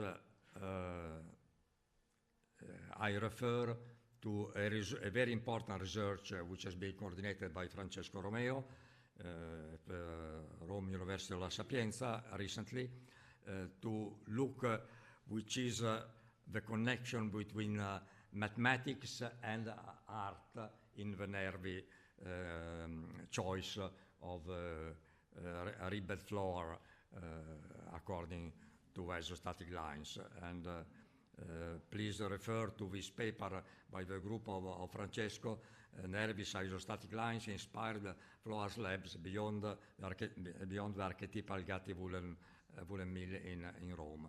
So this research, which is a work in progress, concludes that it is a mathematical inspiration for an art choice in a way. Then we arrive to the Palazzo del Lavoro in Turin, which is still in abandon, but some hopes are under consideration. Recently, Cristiana will probably say something about this. There is an interest of both the Compagnia di San Paolo Foundation, which is a very important banking company, and apparently an interest expressed by the Emirate of Dubai for buying it for an exhibition of art, a worldwide exhibition which has over location around the world would have maybe, but please consider this only a reserved subject for the moment. We hope. Some images. Also here there are the hyper-ruled surfaces in the pillars. The construction system. Then we go in the early 60s in New York, the George Washington Bridge bus station. And another work in the United States is the Leveron Field House in Hanover.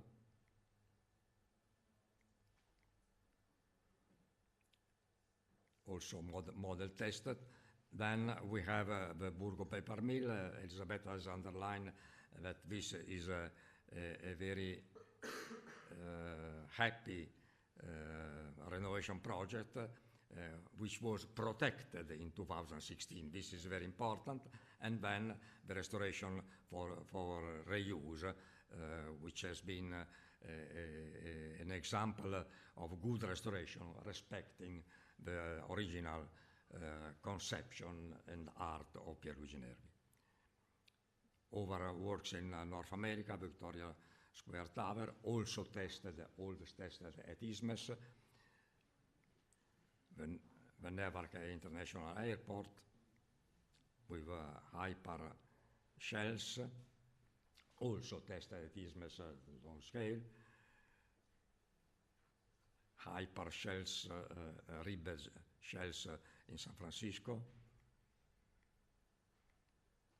And also the pillars are sculptures of art shaped, geometrically shaped as hyper surfaces. This was tested at our Politecnico in the wind testing tunnel. It is an early wind tunnel test, and then it was tested also at Ismes.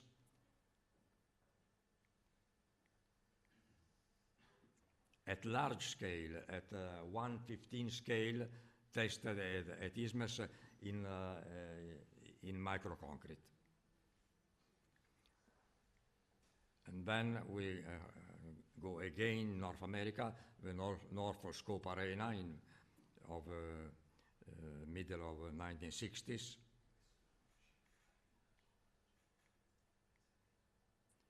This was tested again in Turin in the wind tunnel testing facility in Turin. Then again in North America for internationally in Australia for the Australia Square Tower, also tested on scale model. And when one of the last works, the very sculptural art of the Papal Audience Hall of 1960 to 1970, which is an anthology of all the structural art of Pierluigi Nervi. You find all the elements which I have briefly underlined, the hyper surfaces in the pillars, the ribbed walls along the isostatic lines, to say so. So it is a kind of self-celebration with all an anthology of all his structural art approaches. This image shows the three of elements that they have underlined, the undulated walls, the Turin Exhibition Hall, the hyper-ruled surfaces, and the static lines of bending moments.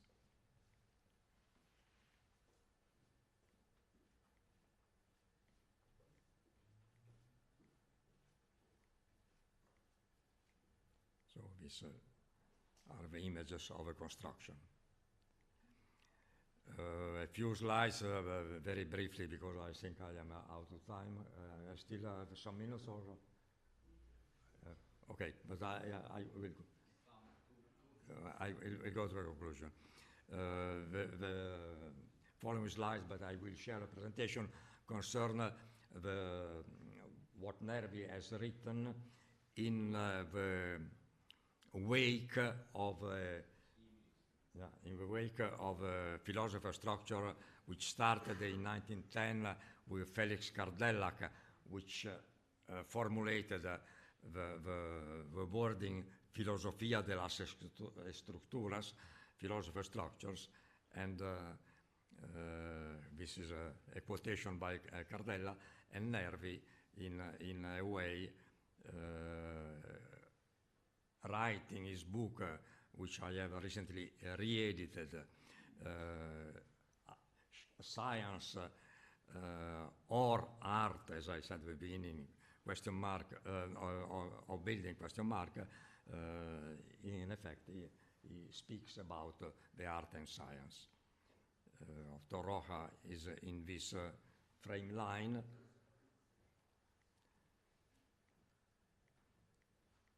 And about documentation, there is this extended program of exhibition all over the world, and in occasion of exhibition in Turin, of which I have said a few words before, which was presented in the Hall C, we had a meeting at our Academy of Science, and Georgi gave the keynote lecture about the work of Pierluigi Nervi.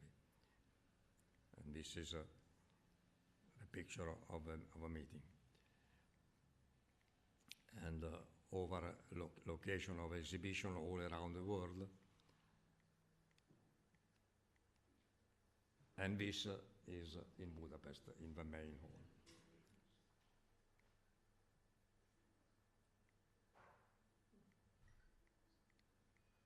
Over locations in South America and Brasilia, Philadelphia, and so on. That's the end.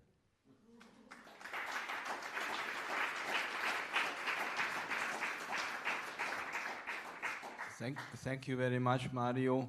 You have the most knowledge of Nervi, most probably, so you have a complete study of Nervi and philosophy as well. Thank you very much. Thank you. Sorry for having expanded a little. We enjoyed it. Giulio Zani is our next speaker. Yes, please. Yes. Thank you.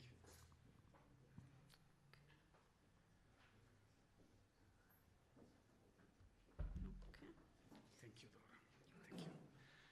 Thank you. Good morning, everybody. I'm Giulio Zani, and over the past few years, I had the pleasure to work in the project management team of this Recube project, together in particular with Elisabetta Margiotta Nervi and Marco Di Prisco. And in my short talk today, I will present you some of the ongoing activities that we developed within the Erasmus Plus project, together with our partner universities, associations, and foundations. So I will start with this chart that was presented even before by Professor Di Prisco, but I need this to show you how we developed and how we tried to implement the approach that was also presented before within some teaching activities, because we believe that one of the most important targets of our work is students. So we try to involve a younger generation of students coming from across all Europe and coming from different backgrounds. So you will see in my presentation that we had students from both architecture and engineering fields. The main results that we are developing within this project are results in terms of learning practices, so learning material, that will be published on the results platform of the Erasmus Plus project and program of the European Commission. And then a massive online open course. I will briefly present some contents of this course at the end of the presentation, and also, as mentioned by Professor Di Prisco, some guidelines for practitioners. So not only students, but also people which are working on actual structures and in real life. So you see that the core of this chart is the learning, teaching, and training box. And in this case, we developed a system which comprises each year a frontier workshop, which targets some cutting-edge topics, which are presented to the students. And then this is followed by a regenerate or regeneration project. It's a project which is a design project, but it's a multidisciplinary project in which the students are hosted in Lecco, so they all have granted travel expenses to get to Lecco, to the Politecnico di Milano, and work together in some group work to develop a new design, a regeneration design. So going to this scheme, I will focus mostly on the bolded boxes. So you see that we are at about the end of the second year of the project. So we developed a total of 4 teaching activities, so 2 virtual activities plus 2 in-person activities. And we also had 2 multiplier events. So this is the second multiplier event of our project. The physical activities are always hosted in Lecco because we have the opportunity, of course, to have the Laboratorio Nervi, which is this incredible space, which can be used also as a teaching material also for the students. So speaking of students, you can see from this table that we selected a number of about 30 students per year. This is the chart of the first year of our learning, teaching, and training activities, in which we selected in total 28 students, 8 of which were coming from architecture courses, 7 from architectural engineering, and 13 had a civil engineering background. So we tried to mix all of them into different groups, 5 groups, as you can see here, and all the students were coming from different universities and different backgrounds, just to maximize the interaction among them, okay, and maximize also the promotion of knowledge. You see that on the second year we had a slightly larger number of students, so 33 students, and this year we had 21 from architecture, 3 from architectural engineering, and 9 from civil engineering programs. Regarding the Frontier Workshop, our aim was to introduce to the students some advanced topics. So we started on the first year with pathologies in reinforced concrete structure plus concrete chemistry, and this was organized by TU Delft, and was a virtual event which took place from the end of June to the start of July 2022. On the second year, we focused on HBIM, and in both of these cases, we collect a lot of materials that will be published at the end of the project, so will be available to everyone, because one of the main targets of this project is also to produce open source material that can be taken as a reference by everyone who is interested in working on these fields. Just briefly to show you what we did in the First Frontier workshop, you see that it's a 5-day program in which we had several lectures, and we started also introducing some teamwork. So even though it was virtual, the students started to know each other and to work together on some assignments. This is the Second Frontier workshop, which focused on HBIM. This was organized by the Middle Eastern Technical University of Turkey. And both the events were followed each year by the Regenerate workshops. So in this case, we focused on 3 main buildings by Pierluigi Nervi, which we believed were interesting for the students and for which we also had a lot of learning material and also documental material. So the first year we addressed the Revive project of a swimming pool in Milan. This is not a very famous building by Pierluigi Nervi, but it's in Milan, and it's something very interesting because we collected a lot of information and the students were called to imagine a future for this building, also with a different destination possibly. This year we had instead the Torino Esposizioni Pavilion C, which was presented before also by Professor Chiorino. And we had the occasion in both cases, I will show you now a brief slideshow of pictures, but in both cases we had the chance to visit the building sites. So on the first year of the project, we had an opening inside the Pirelli skyscraper, so we also visited the last floor of the skyscraper, and the structural design is by Pierluigi Nervi. And then we had some classes inside the swimming pool. Students were allowed also to take a swim inside the swimming pool by Pierluigi Nervi. And then we had a series of activities in Lecco, consisting of both some working group and also some morning lectures. All this material was recorded and will be made available at the end of the project. We try also to develop a European bond between them, so we also have a lot of social activities. So all these workshops are always across a weekend, so we have a lake trip, we have some aperitivos, and they have also the chance to know each other and have a nice experience in Lecco. So you see that at the end, we have some work in progress presentation. I will briefly show you some of the results also of this year, of the past 2 years. And then the students keep working for about 2 months and have a final presentation around October. So this event is on July, and then on October, maybe the first week of November, we have the final presentations. So moving to this year, so these pictures were taken just a couple months ago, and this was the subject of this year Regenerate workshop. You see that we visited also the Palazzo del Lavoro in Turin. We also visited the Palazzo delle Esposizioni. And in this case, the students started from the conservation plan that was developed by the Politecnico di Torino, which collected a lot of information that they used also to develop their design strategy. We had a visit to the Laboratorio Nervi, so you see here Elisabetta Nervi explaining to the students the key features of all the masterpieces that are actually exhibited inside this space.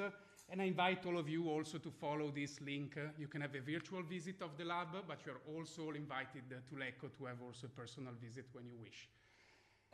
Again, selected students of this year, lake trip, again the aperitivo, work in progress discussion, and then the final closure of the in-presence activities that we had in Lecco.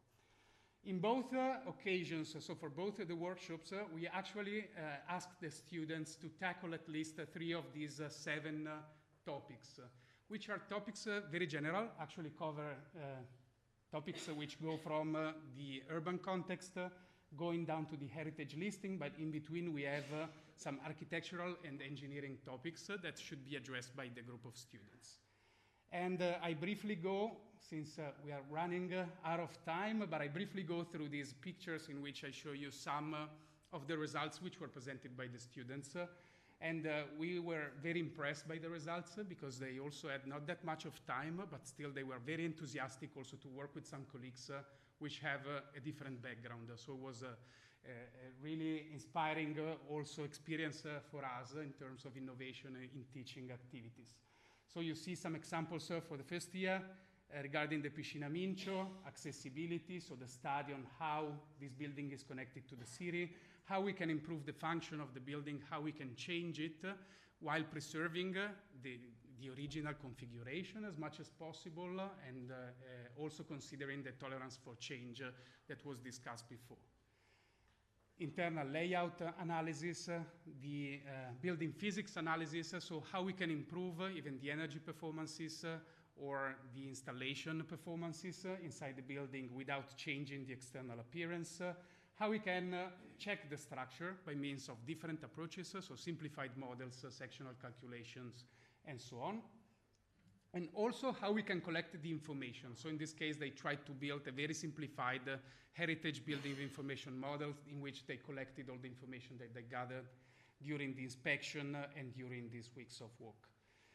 Same thing happened this year. So you see with reference to a different building, which is in Turin, again, the analysis of the city, some sketches, ideas on how improve the accessibility of the building, or maybe even an analysis, which is a timeline showing how the use of this building changed over time, which were the addition, why this building got lost in memory for some time, and which are the opportunities for the future. So again, some images of the work in progress. So you see that they developed a large amount of work that we will be using also to let's say, to identify some key actions to be included inside the guidelines, because we have a lot of fresh ideas coming out from this work. Analysis of structure and loads, installation and building services, the lighting system, some historical pictures by Pierluigi Nervi, original idea also for the lighting system, and they try to recover that idea by using innovative technologies or present technology. And this is something that goes back to the tolerance for change. So they identified on the building the parts that shouldn't be touched, or the parts that can be improved or can be alterated and changed over time. We also have a first multiplier event in Rome on the occasion, in this case, of the 14th FIB PhD Symposium and the presentation of the new FIB Model Code 2020. In this first occasion, Professor Francesco Romeo presented the conservation plan of the Flaminio Stadium, and then we had several also social activities within the PhD Symposium. We had the chance to involve a lot of PhD students in visiting the most important building sites of Pierluigi Nervi in Rome. Okay, just a few words, 2 minutes on the MOOC. So the MOOC is at present on a private section of our website. I will show later the website on which this work will be published as soon as it will be completed. So at present, we have completed, I would say, probably 60–70% of the MOOC in terms of contents. And you see a lot of chapters. So we identify 10 knowledge pillars, which cover all the knowledge that we consider to be important for the approach to this kind of buildings. So general strategies, historical research, evaluation of the setting, of the context, architectural evaluation. Then we have anthropological studies, structural material assessment, and also the procedures of analysis, the monitoring and evaluation of existing structures, the heritage beam, so how we can collect the information, how we can consider possible retrofitting solutions, and how we can improve also the performance in terms of energy and building performances at large. So you see that all these 10 chapters have some small icons and small text. Each of them represents a video contribution or a written contribution, which again will be totally open source at the end of the project. The recording was quite serious, so you see that we have some facilities at the Politecnico di Milano. Here you see Stefania Landi on the left and Leonardo Todisco on the right, recording the video contribution. And the structure of the MOOC is of this kind. So you have some videos which provide you some insight even for the public at large, so you don't need to be specialized into engineering or architecture to follow this MOOC, but it's an introduction. But still, you have a lot of additional reading material that could be used also to increase the knowledge about this specific topic. This will be published on this website, poc.polimi.it, which collects now more than 100 MOOCs from the Politecnico di Milano, which covers several topics from architecture and engineering. And with this, I thank all of you with a very nice picture that we took a couple months ago inside the Hall B of the Padiglione in Turin. Thank you. Thank you very much, Giulio. So you were able to see that he takes care of all the details, and this is very important for us. So this is a very complex project. Thank you, Giulio.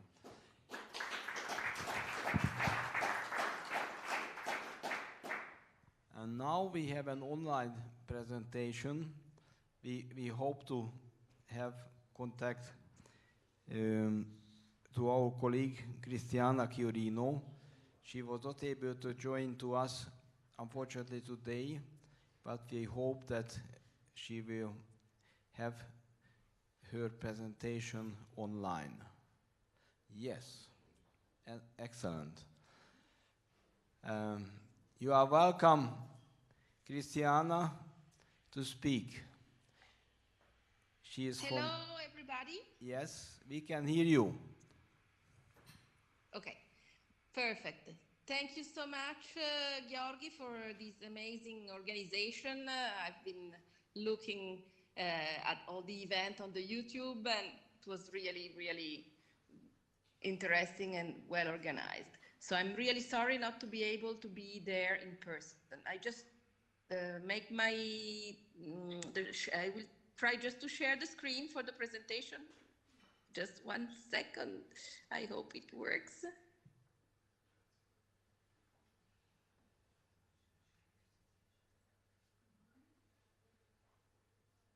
Cristiana, we don't see your face. I don't know. There is something with the camera. So if you sit in front of the camera, we can see you, but it is not the case yet. And we don't see your presentation. Maybe now. Just a moment, I think.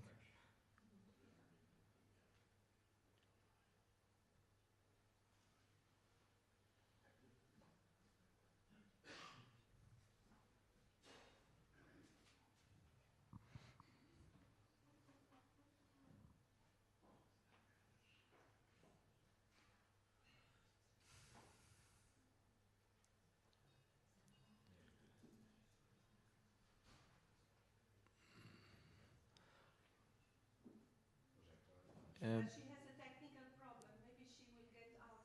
She's writing to me. Yes. Just a second. Yes, we are patient.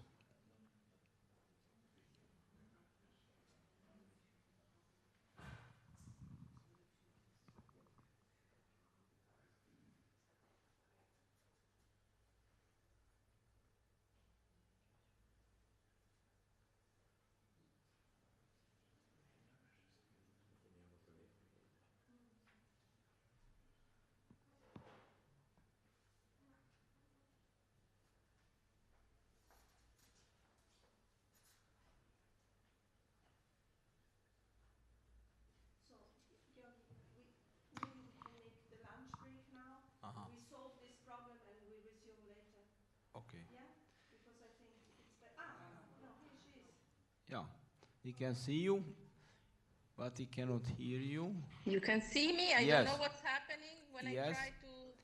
We can see you and can hear you. It throws me out. Okay.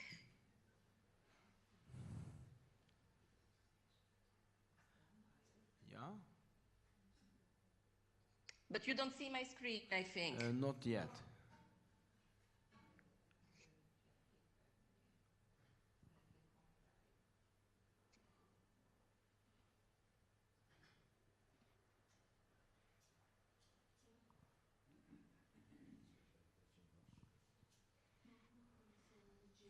I don't know what's happening. You just see me, which is not so interesting. Should we do the break and we solve this? Yeah. Would you have time if we solve the technical problem? Yeah, I think it's better. Yeah. Okay. I can send you the presentation. Yeah. It's easier. Yeah. This is also possible. I think we can project. Someone from us can. Yes. Yeah, okay. So, thank you very much. We try to continue, but at 3 o'clock we have a colleague from South Africa. Yeah. We should continue at that time. We try to come back a little bit before 3 o'clock. Yeah, 20 to 3. So. 3:20 va bene, Cristiana? Cristiana, can we try to have your presentation 20 to 3 o'clock? 20 minutes before 3 o'clock? Ok. Allora, guarda, pensiamo questo. Yes.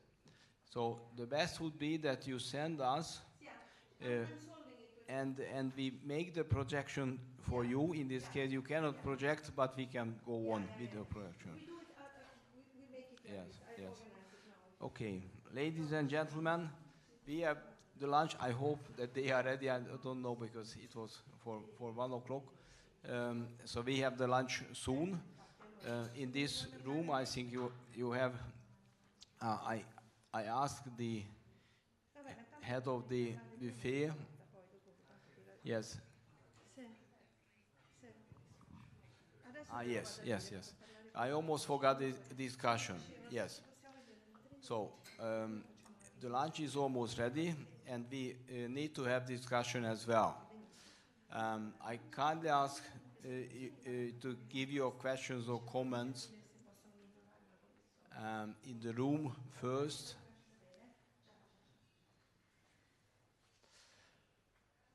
I ask Giulio, because maybe I was wrong, but I did not hear about our proposal, our project part for developing an MSc course. Did you speak about that? Yes, Marcos spoke a little about Marcos spoke about that. Yes, so this is also one idea, important part of the project, to develop an MSc course for participating universities, and any student can participate afterwards. So that is very complex, this project, and this would be a very good outcome afterwards. I am very happy with that. Any questions or comments? Mario, you did not have enough time? Yes, please. Just a moment. The best connection is with the mic. Okay, for Professor Quirino, I would like to know, my name is Leonardo Todisco, and I would like to know if you think that ferrocement can be a technology for the future if we replace metallic reinforcement with no metallic reinforcement, so no corrosion, etc. It may be. I am not. Okay. It may be. I am not an expert in new materials. There are problems of durability, but I think now these materials are better known, and durability aspects have been already considered. It may be the future, of course. Ferrocement was a great invention. There are some durability problems. It has lasted decades and decades, but now some attention must be given. And as I said, the nanomaterials are certainly a solution for this. Research is in progress. About new materials, let's see what is the future. In the changing the subject, in the Messina Strait Bridge, there are also some proposals to use carbon, but the big question mark is durability. So, if there are experts in durability of new materials, please take the word, because I am not expert enough on this subject. So we did a lot of studies with FRP and other materials as well to extend the life structure or extend the strength, the load bearing capacity. In principle, yes, of course, but there are restrictions or conditions which we have to fulfill. For example, one problem is the curvature. Shall we apply inside or outside, and a lot of questions, and the whole integrity is important. And we need a minimum strength of the surface of concrete, but it can be solved with anchorages and so on. So I would say that the general answer, yes, you normally can try in a lot of cases. FRP can help, and important structures are strengthened also in Budapest. We started to use FRP strengthening more than 25 years. But I should tell you that in 50% of the cases we did not apply, owing to architectural reasons and special cases and so on, special situations. So this is a good material. The strength is high. 3,000 Newton per square meter is a strength at least. So you don't need too much material, but the conditions to apply are important. Normally the humidity is not a problem, but sometimes this is also a problem of humidity in the concrete. On the occasion now of recovery, of the final recovery of the Turing Exhibition Hall, an extended campaign will be done on the ferrocement. Something has been already made within the Getty project, and some tests with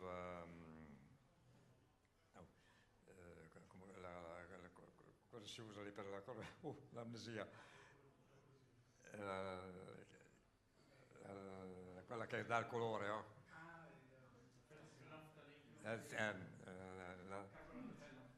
Phenolphthalein, okay.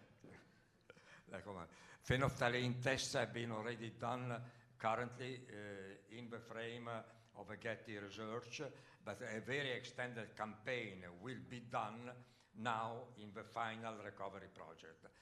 The first tests are rather in favor. The penetration of carbonation is really very limited. This is due to the art of building of Pierluigi Nervi, because it was a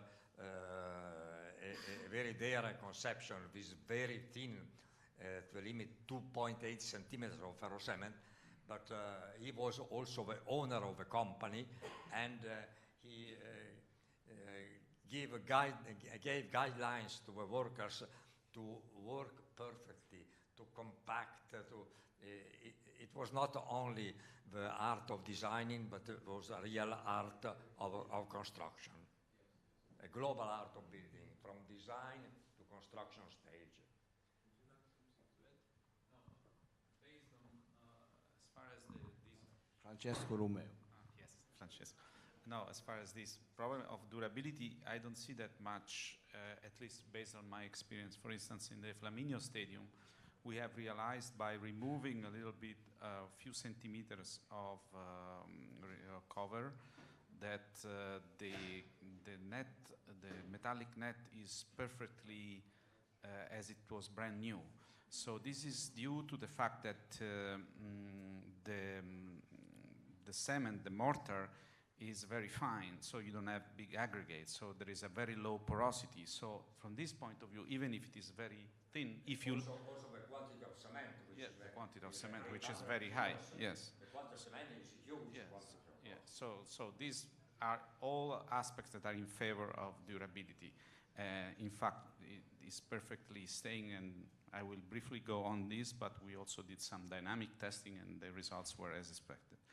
I think the major issue is related to the craftsmanship, as he was saying. So is very expensive to redo it now, but probably with robots and with other technique and parametric tools and so on, probably there is a future for this. I think many groups are working on this. Because you know that the cover is a millimeter cover, not centimeter cover, millimeter cover. So.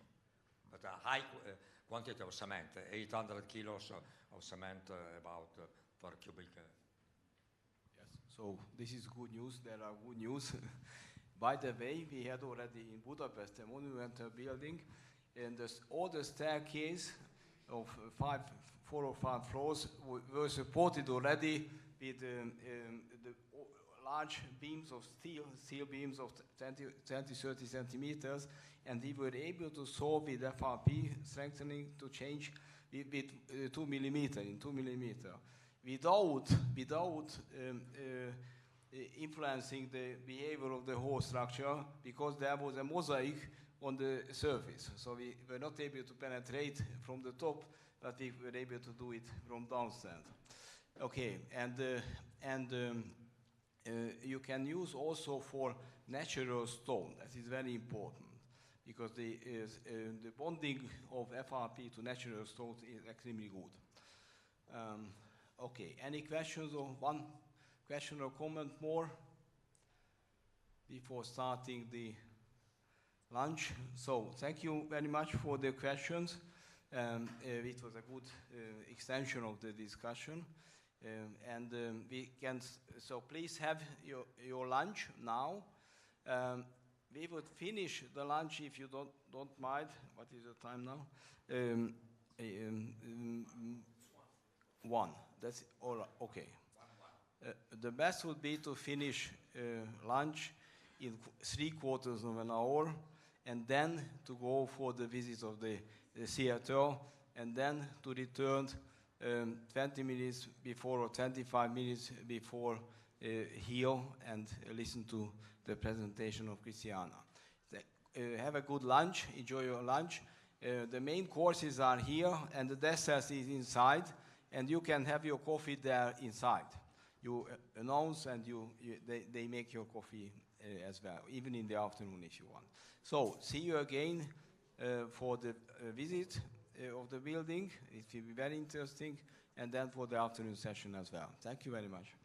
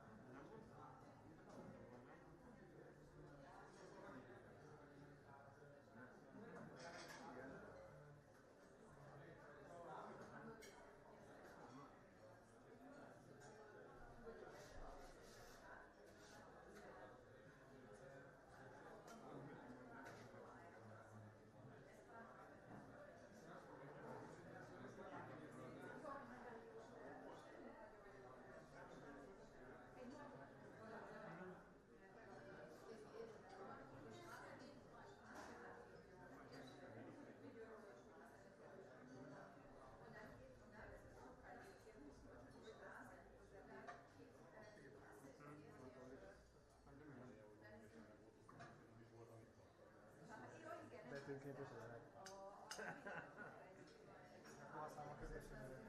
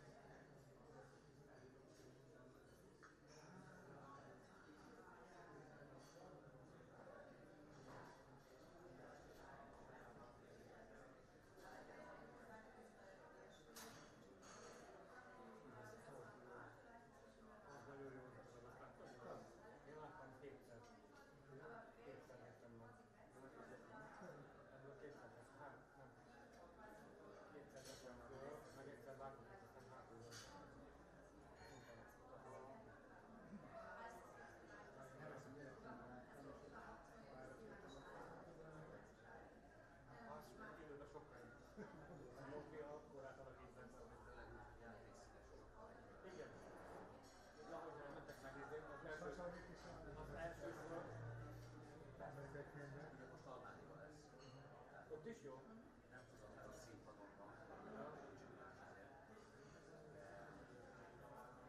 Az első két sorban üljetek az aligen, brutális.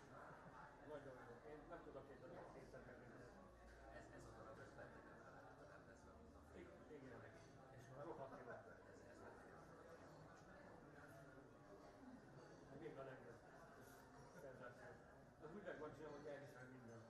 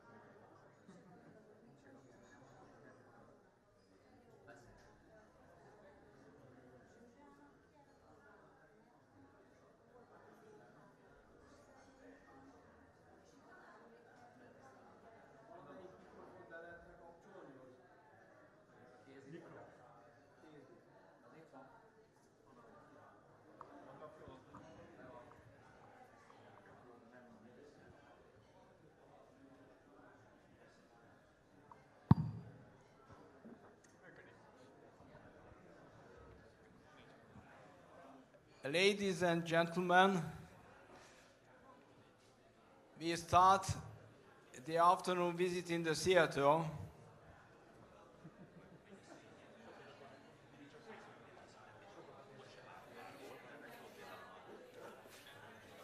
Ladies and gentlemen, we start to walk around the theater, if you don't mind.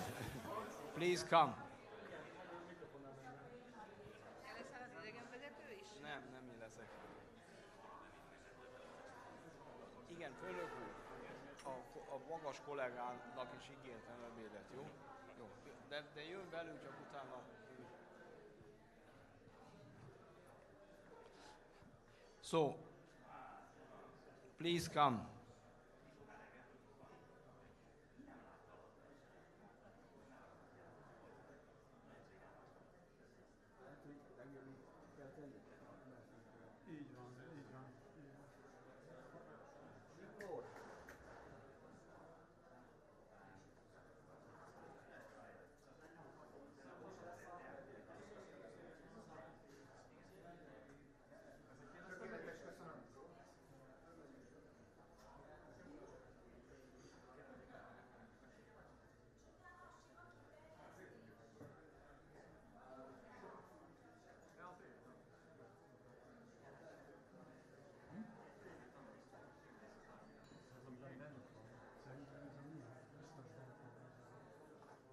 Vagy itt van? És csak?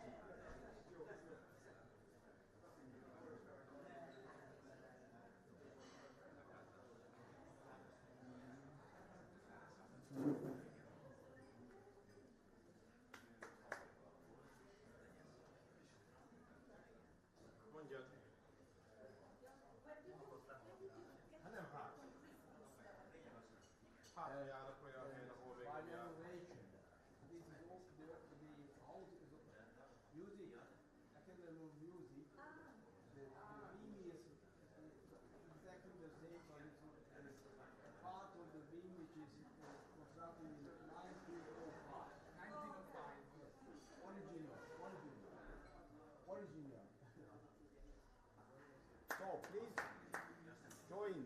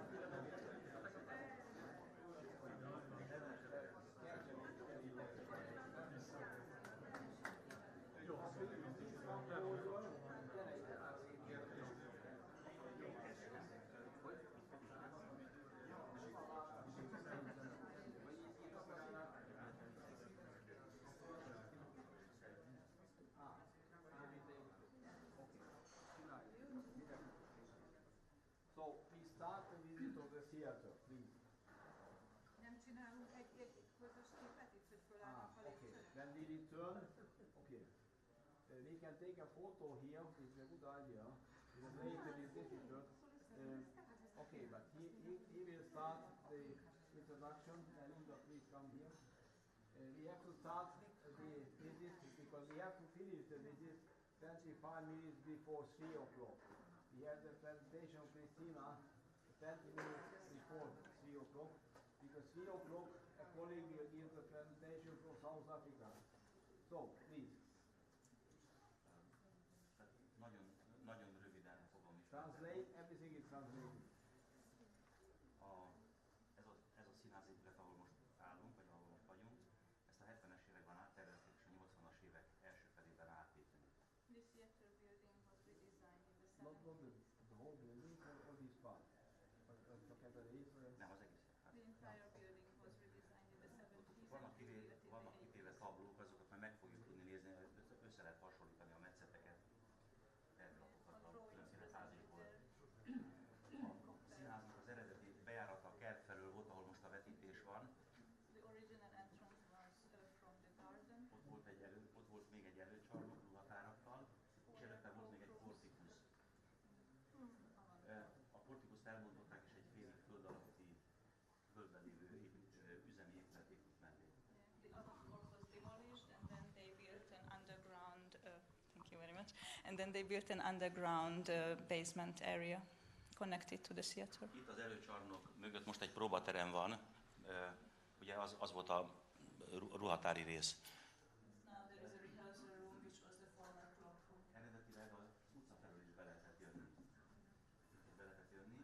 Csak a áttervezésnél a lépcsőházakat elmozdították az eredeti helyéről, így aztán az utcáról való bejárat az megszűnt. But during the redesign, the staircases was moved a little bit, so the street entrance was also cancelled. Még történt egy nagyon lényeges dolog, amit el kell mondani, és nem szeretném elhallgatni, hogy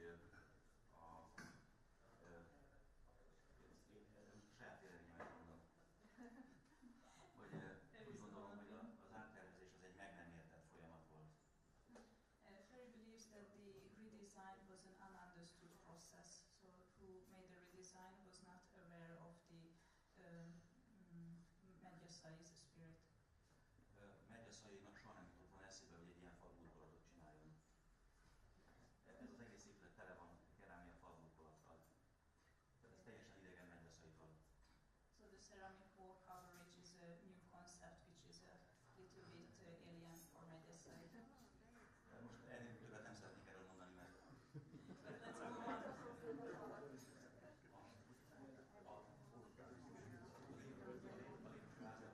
a dísze, ez a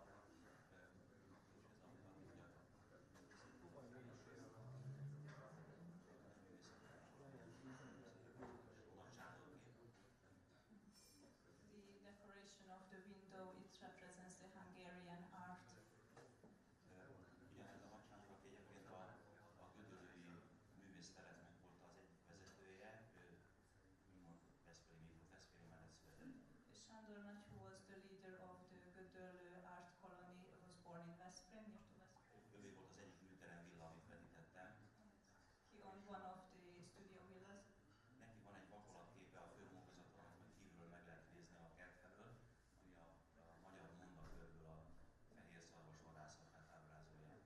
He has a plaster decoration on the other side of the building, which will be visible from the garden, and it represents a famous Hungarian story of the white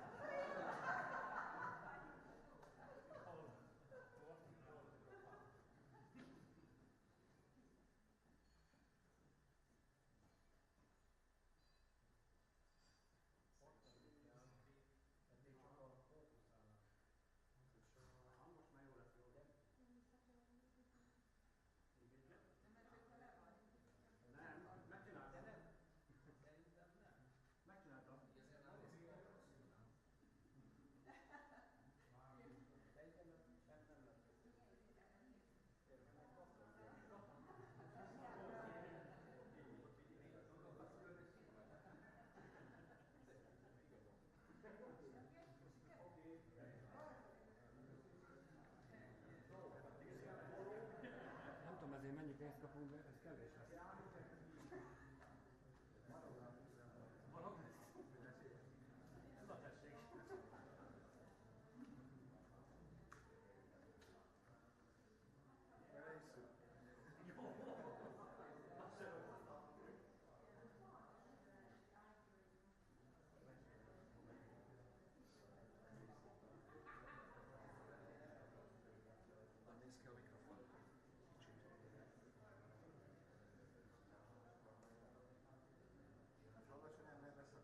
Ez a csíkozás, ez mi a képen itt?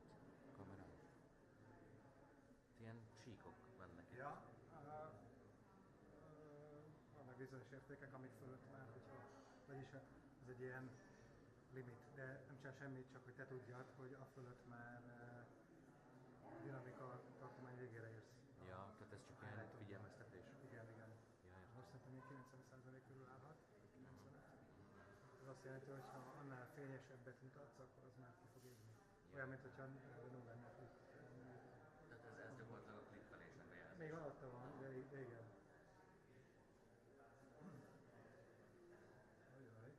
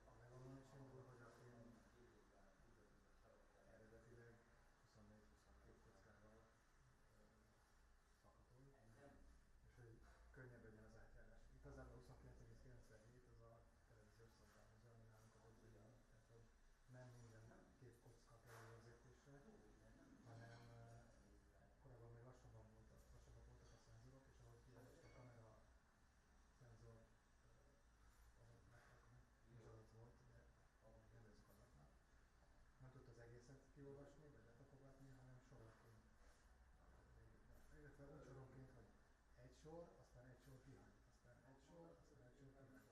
És ezért van az, hogyha egy interrészes, mert ezt úgy nevezik, hogy interrészelés, hogy látott soros megjelenítés, hogyha megállítasz egy ilyen interrészes filmet, akkor csikozódik. Mert ott sosem egy egész képet látsz, hanem mindig félképeket nagyon gyorsan, dupla olyan gyorsan lejátszol, mint hogyha 25-tel, vagy ugyanez 30-nál, 60-nál, 29,9 vagy 59 akár mondani. Úgyhogy igen, egyébként, de hogyha be tudod kapcsolni, hogy pál rendszeren, akkor általában Nem csak ezt tudtál, hogy ha keresünk azt, hogy 35 akkor legyen, és azt látom, hogy 29, meg hogy 59. Ez a tévészabályokból adódik, mások szoftverben már van elnyomási lehetőség. Csak ugye, hogyha van egy 30 kockás felvételed, ami csak 30, és azt 25-tel akarod bejátszani, akkor igazából két választási lehetőségek van, kettő egyszerű, hogy lejátszol 30 kockát, de ugye a 25-re kevesebb a két kocka, valamit még ilyen van. Úgyhogy ettől lehet ilyen akarós a ellenmozgásokban, nem tudom, senkinek oldalnak, akkor az ez furcsa. Vagy azt csinálod, hogy a 30 kockát 25-re játszod be, ettől viszont lassabb lesz az egész, tehát időben tovább. Úgyhogy mi vannak lassú, időigényes folyamatok, amik úgy átszámolják az egészet gyakorlatilag. Algoritmusokkal, hogy megtalálják, próbálják megtalálni azokat a hitpocákat, amik nagyon hasonlóak, és akkor egy másodpercen belül úgy alakítják neked a két folyamot, hogy az verzió legyen, csak ez időigényes meg. Olyan szinten foglalkoztam én ezzel eddig, hogy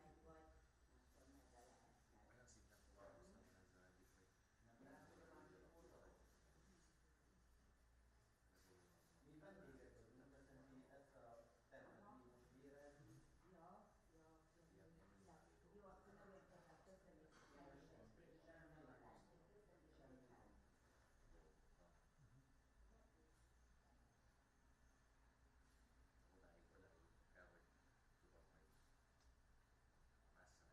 akkor SDI-re, akkor HDMI-ről, tehát nekem ezek a nagyon alapvetően.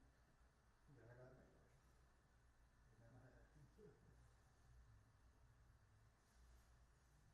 Akartam kérdezni, de most ugye a kollégámoknak van ez ilyen kisebb, minimális lektor, tehát valami 4x4 terület van, és csak tényleg olyan van, hogy valami koncertre vagy valami kirakjuk a háttérbe, vagy egy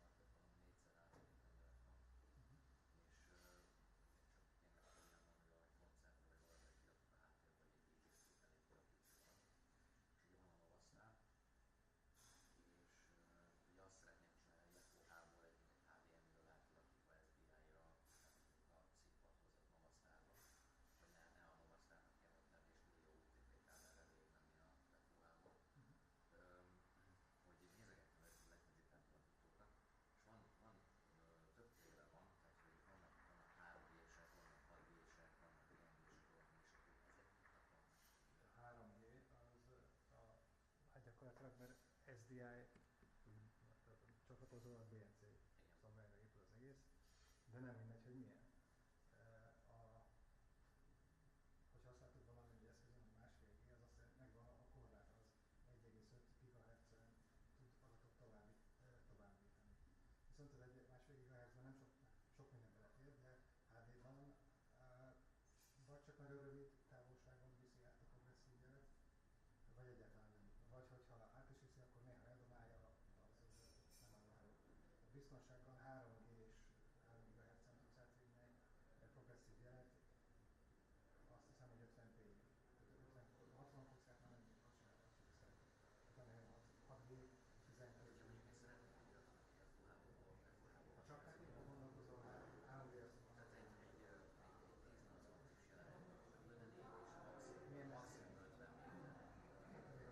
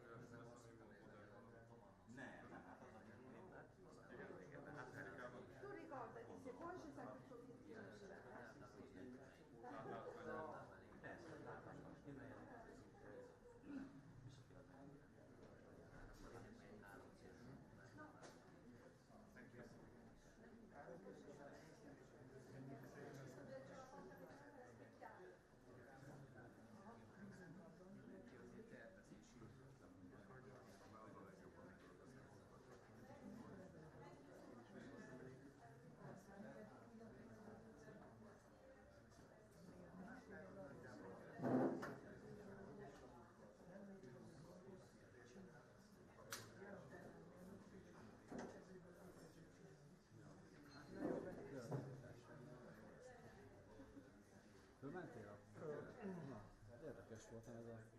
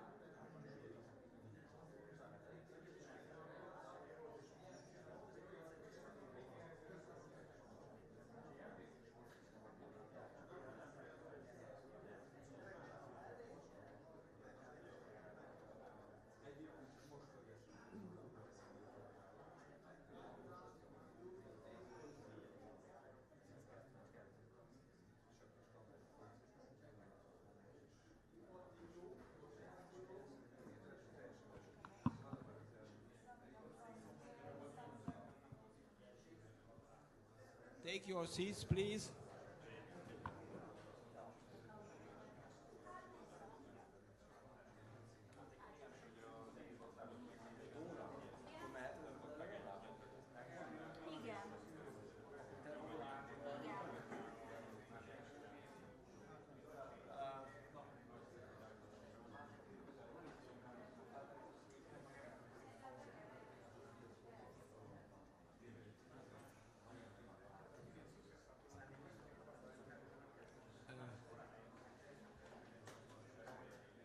Ferenc, vannak kérdések majd, de most itt fölmerült sok kérdés, hogyha lehet majd ezeket meg föltennénk. Nem tudom még. De most el kell kezdenünk az előadást. Én azt gondolnám, hogy ezt amikor vége van a programnak, mielőtt vacsoráról beszélhetünk. Take your seats, please, and we continue the presentations. Dora will help us with the projection, and we try to get contact with Cristiana Chiorino. I'm here. Cristiana is there. We have received her presentation. She cannot at the moment to proceed. This is why we have to proceed. Yeah, this is the presentation. Welcome, Cristiana. We are here to listen to you. Okay. I don't see anything, so is my presentation on the screen? Just a moment. We all see your presentation, the first page, with the Torino map, two circles, Okay. a small red circle and Okay. a big yellow circle. I'm trying to share now. Is it moving? No. It is not working. We have to project now. You should tell when we have to go on. It is working. It's working. I can do it myself, so Yes, it's easier. you can do it. Yes. Okay. Okay. So we can continue, please. Okay. So I just try to not take too much time as we are taking time over the speeches of this afternoon. So just I had to focus a little bit on what was the object of this year for the students. So Torino Esposizioni has a lot of things that have already been said by the speakers that were this morning, especially Professor Chiorino and Giulio Zani. I will go very quickly in order to just open a little bit the debate on what it means to focus on the conservation of an object like this and what are the details that we have to take into account. Just as a quick understanding, the building is located on the border of the River Po, a little bit outside the central historical center of Torino. Going quickly, it's here and here. It was not said, the building is in reality the result of different projects, not only the one by Pierluigi Nervi, but it was realized at the beginning of the 30s. One of the first buildings using concrete on such a big scale in Torino, even still concrete, classical concrete with pillars and beams, based on a drawings on a project by Ettore Sozzas Senior. So you can see here the complex before the intervention of Pierluigi Nervi. The complex was deeply bombed, and so Nervi will be asked to realize this hall that a lot of speakers spoke about this morning inside the building of Ettore Sozzas. The building is said by Pierluigi Nervi is focused on the use for the first time on a big scale of two important patents by Pierluigi Nervi that will then characterize all his projects in the future.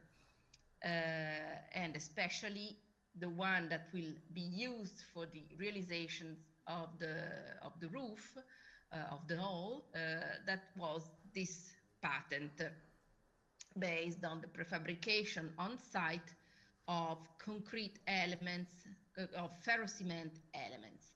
So this is one of the main detail that has to be taken into account for the renovation of this building. And I will show you what is the focus in the next slides.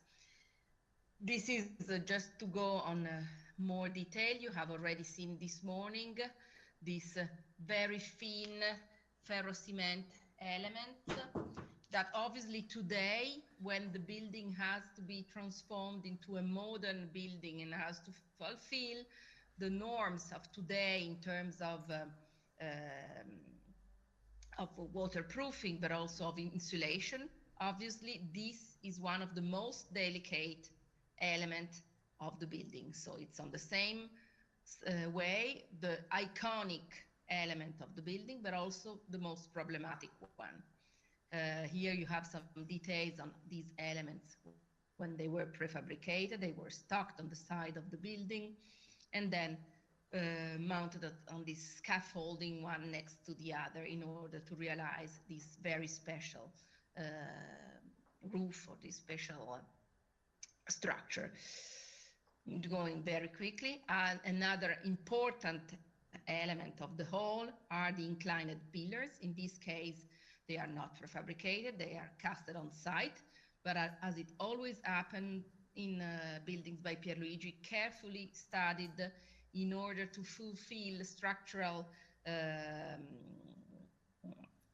the strength very precisely, not wasting material at all. So today, in order to fulfill to seismic norms and security norms of today, obviously also this is a very important element that has to be taken into account for the transformation, and that will be also part of the focus of this presentation. You see it here on how it was realized.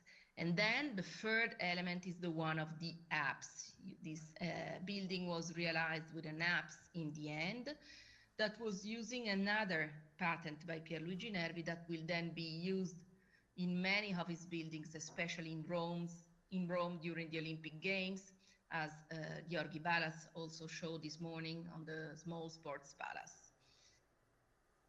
Again, the thickness of the element, 2 centimeters, is again one of the main problems that has to be faced today for the transformation of the building. And also this was patented by Nervi in the same years. Going very quickly, you have seen already how the building was when it was inaugurated in 1948. Then the addition that was realized always by Pierluigi Nervi on the southern side of the building. You see here the apse. So on this southern side was realized 2 years later in 1950, a smaller pavilion using the same patent of the apse that we have just seen, and adding another patent of concrete, mixing concrete, wood panels and bricks on the side gallery of this of the pavilion. You can see here the construction from the top, and this is the side gallery where this third patent was used.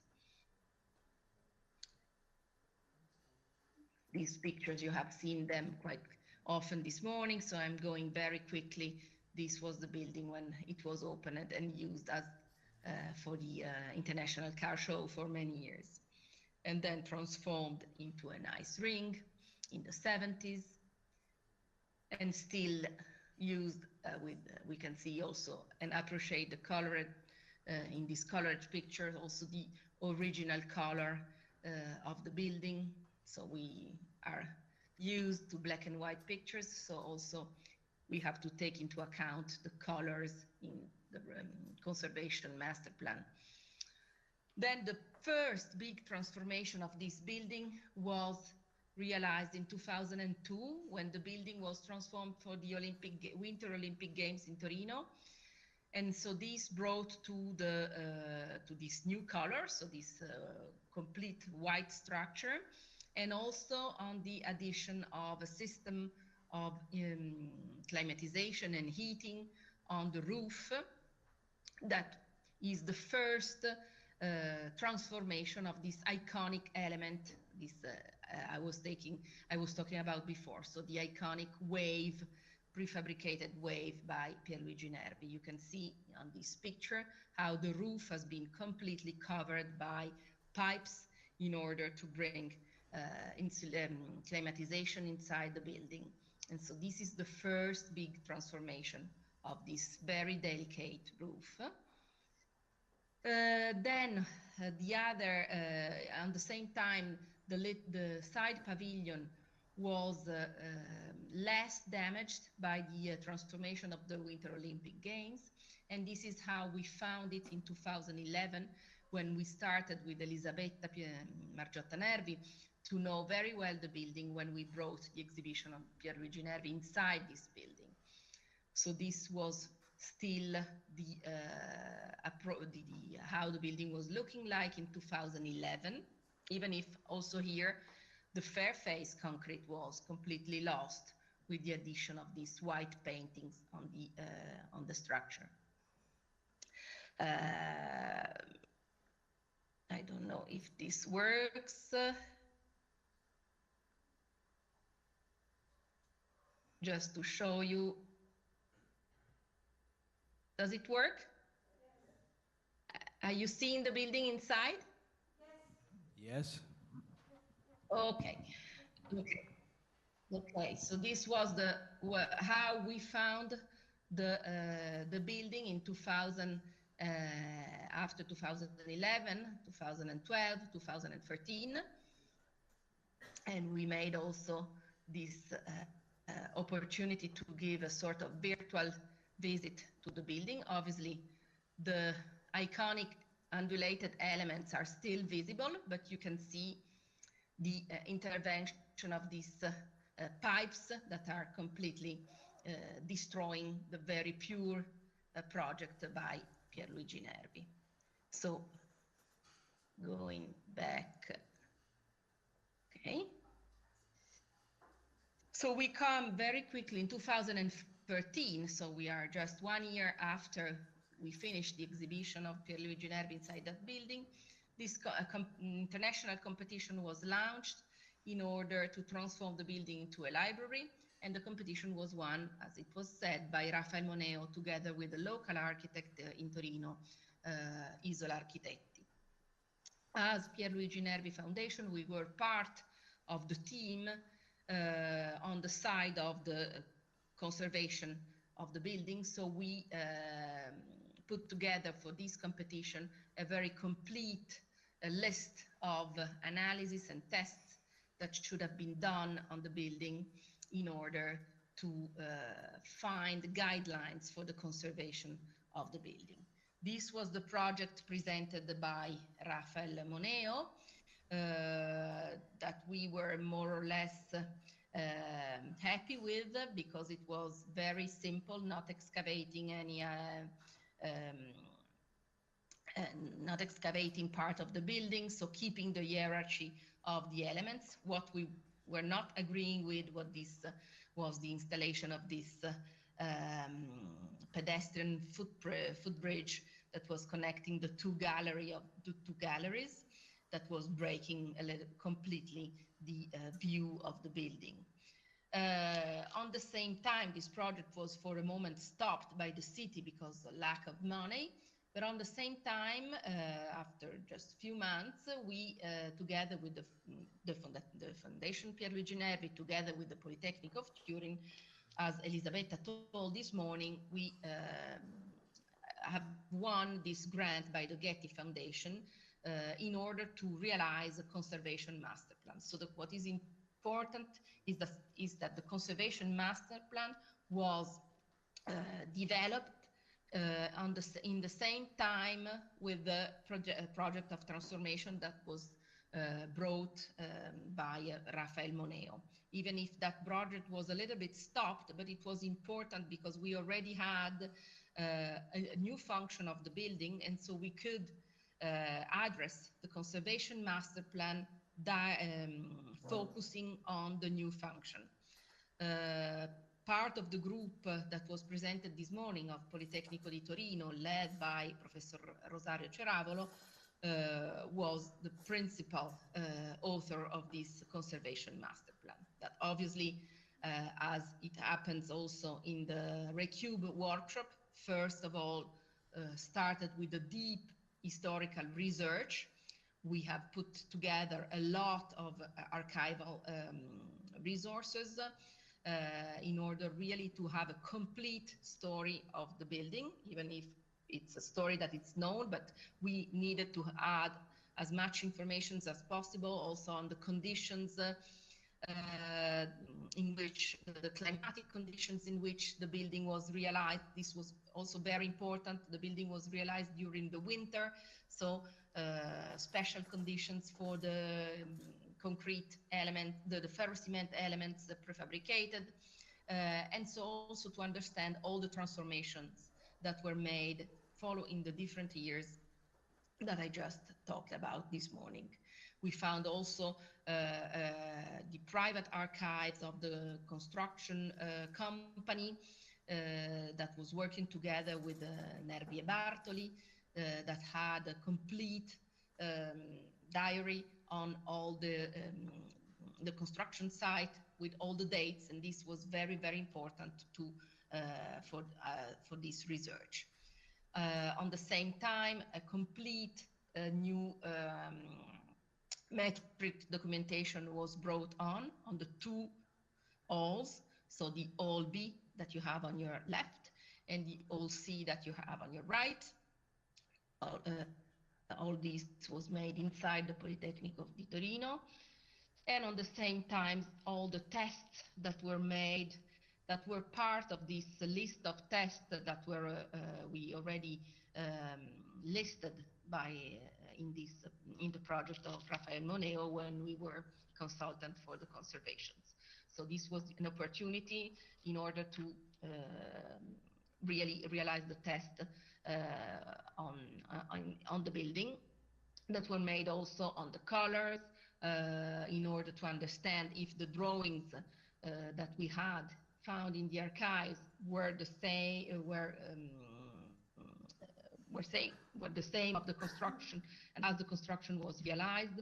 So all these tests were made and brought by Erika Lenticchia and Professor Ceravolo, that unfortunately today cannot be with us as they are in Tokyo for an important conference. All these tests brought to conservation guidelines that will be soon published in the Getty website, but on the same time they were given to the team of designers, engineers and architects that are working on the transformation for the building into a library. So this we were very lucky as the moments, the timing were exactly the same in order to give conservation guidelines to those that were really working on the transformation of the building. So everything is super positive, so we were very happy for this. But in this doesn't mean that we cannot, that we still have to be very, very attentive to what is going on, because from the project that was deposited this month of July, now there is a construction company that has won the project of transformation. They have to go very, very quickly because this project is funded by European Union, and European Union is asking to finish the project for 2026. So the construction company will go super quickly on these transformations, and so we have to focus on what is happening on the building. So as Pierluigi Nervi Foundation, we need to be very attentive to this. It was already shown, this is the new project that has been realized, always by Rafael Moneo, with so the footbridge was cancelled and in this underground part was added. There are obviously some new walls and new glazed walls that are installed. There is this choice of keeping the new color of the building, so the white, and not to go back to the original colors. But what really kept our attention is the intervention on the roof, because in order to fulfill the needs of thermal insulation, there is I'm going quite quickly in order not to waste time, but this is what we have to focus on. So this is the iconic element I was talking about before. So the iconic ferro-cement undulated element that everybody who's studying Nervi knows. And this is the project that has been presented. So the addition of, obviously, the windows will be changed and transformed into windows that can fulfill today transmittance values, but also the addition of a complete new structure in steel that will be put on the top of these elements, and how this structure will be fixed to the original undulated element in ferro-cement. This is really, it's a very small detail, but it's really what Recube and conservation of concrete structure has to focus on, because it's a small detail that can really transform what is the iconic element of this project. So here you have the original element, and here you have the transformation that is now under study by the group of Rafael Moneo and Isola Architetti. And we hope to be able to talk with them in order to arrive at the best solution for this iconic element studied by Pierluigi Nervi in 1948. On the side pavilion, the little sea pavilion, there is another project that is going on. It has already been chosen. Here we are starting, I'm not going so quickly, so we can focus a little bit more and hope that the conservation guidelines that were part of the Getty project will be taken into account more, because the project is just on a very first phase of ideas of transformation, with the transformation of aulas and so on. So we are not already arrived at the execution detail on the structure. But I will leave you with this picture that I think it's a very important element. Okay, I'm trying.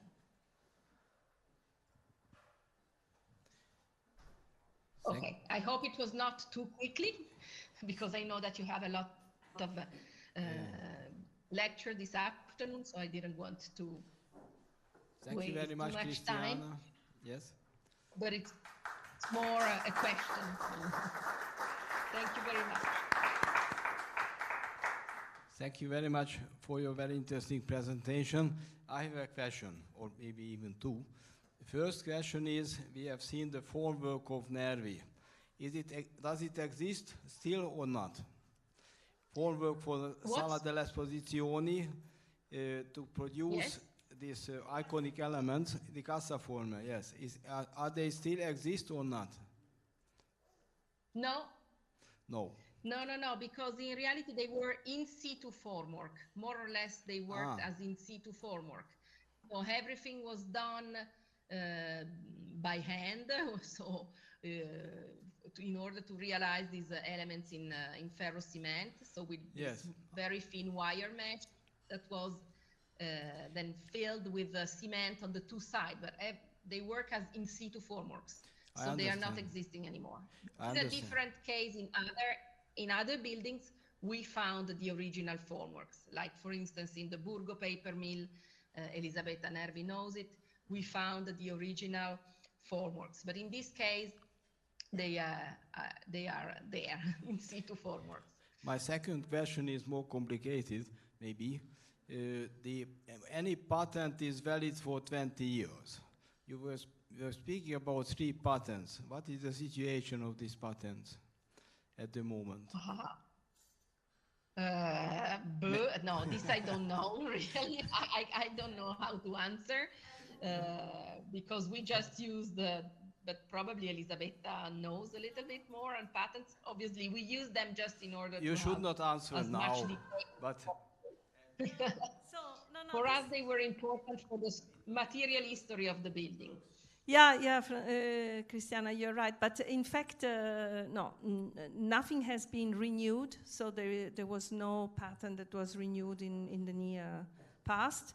And it could be a very interesting subject or topic for PhD work about the patents of Pierluigi Nervi and yes, and their evolution and their application. And it is, in fact, a part of his activity that we didn't explore so much. So any volunteer is welcome. My third question, which I started to have now, how many patents Nervi had? Do we know? How many? How many? Around 6 or 7. Francesco, help me. There are a lot, and not only by Nervi, but especially from... Francesco and Elisabetta agreed 10, about 10. 10. So a high number of patents.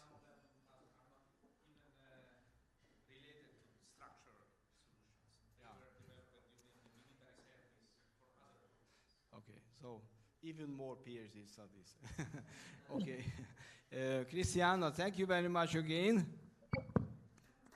Thanks, and I keep following you on the YouTube. Thank you very much, and we wish you good luck. Thanks. Thank you. We are waiting for the presentation of Robika Spele, who is a professor in Ghent University, but he must be in Stellenbosch University in South Africa. Do you hear us? Can you hear us? Already here. Yes. Yes, I can hear you. Yes, thank you very much. Oh, your presentation is already... Can you hear me? Yes, we can hear you. Can you hear me clearly? We can hear you, yes. Thank you very much. Robbie, we know that you have a lot of activities today, so we know that we cannot shift your presentation. Please start your presentation. We are very happy with that. Please. Okay, thank you, Georgi. Very sorry that I'm not there. I would have liked to come. I find this a very, very nice workshop and a very nice activity. But, well, not unfortunately, but by coincidence, I'm now in South Africa, so very likely I'm one of the furthest away today. Nevertheless, I have for you a small presentation in relation to structural safety of existing concrete structures, which we have been focusing on with some FIB colleagues over the last few years, and which also has found its way now to the FIB model code. And I just want to highlight a few problems and a few problem formulations with respect to safety of existing structures, and then also how we treated this in the new FIB model code 2010. So if everything works well, yeah, you should be able to see my screen. We can see that. Now on the second page. Yeah, okay, good. So maybe just as a starter, when we are talking about the structural assessment of existing concrete structures, we have a few challenges, and very likely you have already talked about these challenges now today. We have, of course, a need of structural models which are adapted to deterioration. That's, of course, a first mechanical problem, let's say. But we have also another philosophy with respect to treating uncertainties, because what we have in existing structures is that we can also perform measurements. At one side, we are not sure what is in the concrete structure, at least not if we don't have the documentation anymore. But on the other hand, we can also do measurements. And the question is, how can we take this into account?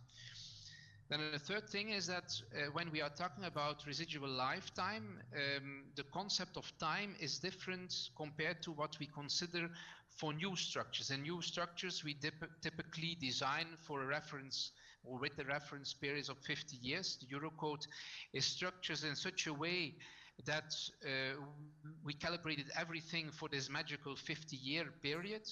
And the question is, what if we have a remaining working life of 10 years and we want to consider loads over 10 years? How should we treat that? And although the probabilistic fundamentals of that are clear, in the standards this is not clear. Yeah? And then finally, or this was my point 3 on the slide, what we have also in existing structures is that the economic considerations are different compared to design. So how should we treat that? And do we have a justification to apply a lower safety level, for example? With respect to uncertainties, yeah, in existing structures, we have a lot of uncertainties typically. Where is the reinforcement? How much reinforcement is there? Is there already deterioration? What was the concrete strength? And so on and so on. And the problem is that we cannot provide exact answers. We can have estimates, but we also have uncertainty. And the question is, how do we take it into account? Moreover, if we are looking to existing structures, there is also a problem of variability, spatial variability. We are not sure about the amount and the quality of reinforcement, but there are also variations of the corrosion degree along the structure. And we also have uncertainty about the mechanical behavior of the corroded reinforcements. There are variations of the concrete cover along the structural length. There are uncertainties with respect to environment. There is spatial variability in all the properties, and so on and so on. Yeah. And what we typically see if we are looking at deteriorated structures is that if problems occur, they are occurring very locally and not globally. It's most of the time at several locations where you have, for example, concrete spalling or severe corrosion issues. It's normally typically not over the entire length of the element. So these are a lot of challenges which we try to tackle already quite some time. Already since 2010, we are working on this within the FIB community.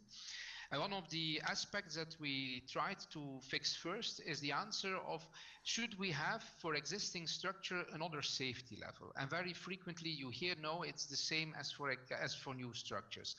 There we have a fundamental problem with. The problem that we have is the following, and you see this on the graph on the screens. Maybe I try to have here a laser pointer, yes. So what you see here on the screen is a graph of the costs versus the safety level or the reliability of the structure. So the higher the reliability, the higher the building costs will become.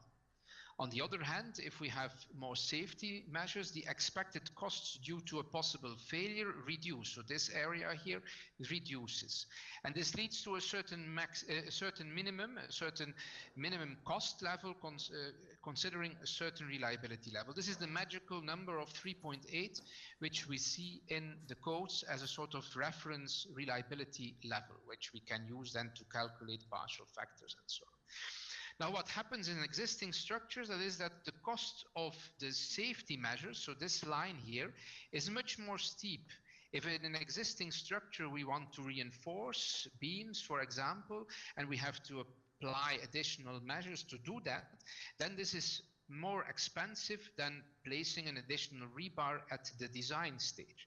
So what automatically happens is that this minimum here of the cost shifts to the left and hence is related to a lower reliability level. So the concept of having a lower safety level for existing structure is a very logical one, and we don't have to, we we have to discuss that to a philosophical extent. From an economic perspective, it is logical that we allow a lower limit.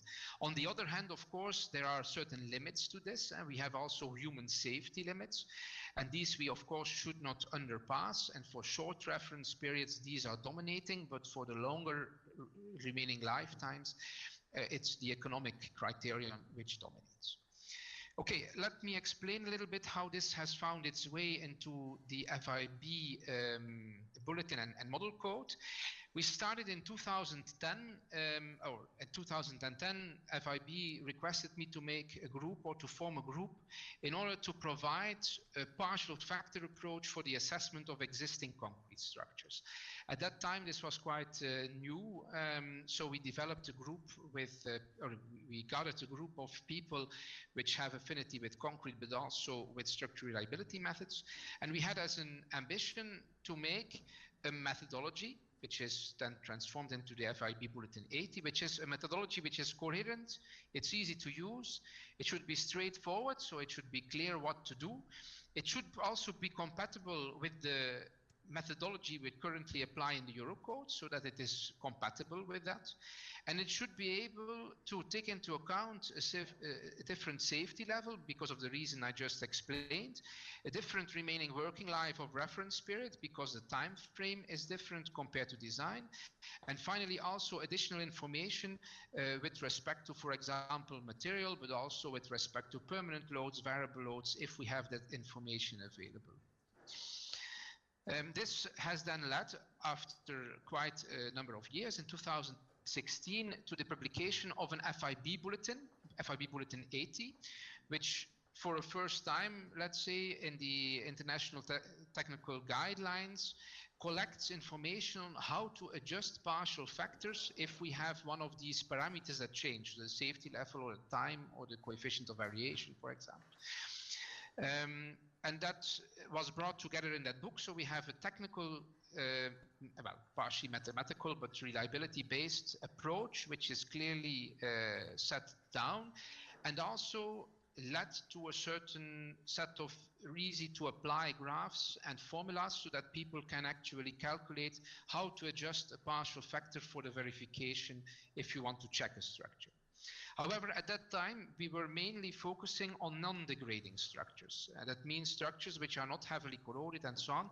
Structures which are, or the question is, I have a structure after 20 years, there is not really significant damage or chloride ingress, but I want to assess now, is this structure still valid to stand for 20 years? So that answer was given in this FIB Bulletin 80.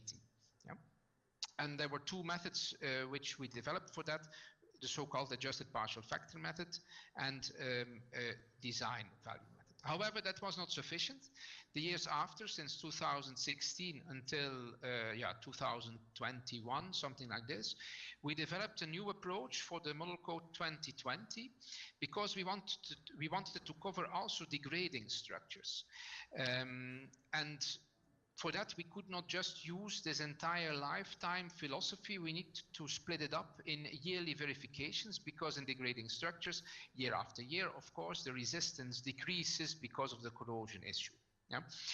And then the further problem that we had is that we should propose something which is working for degrading structures, non-degrading structures, but also which is more or less compatible with what we do for new structures. So we came up with a harmonized proposal, and that's what I have in the next few slides. The problem of this yearly verification I already briefly touched. So here you see a very simplified graph. The resistance in function of time decreases because of the corrosion problem.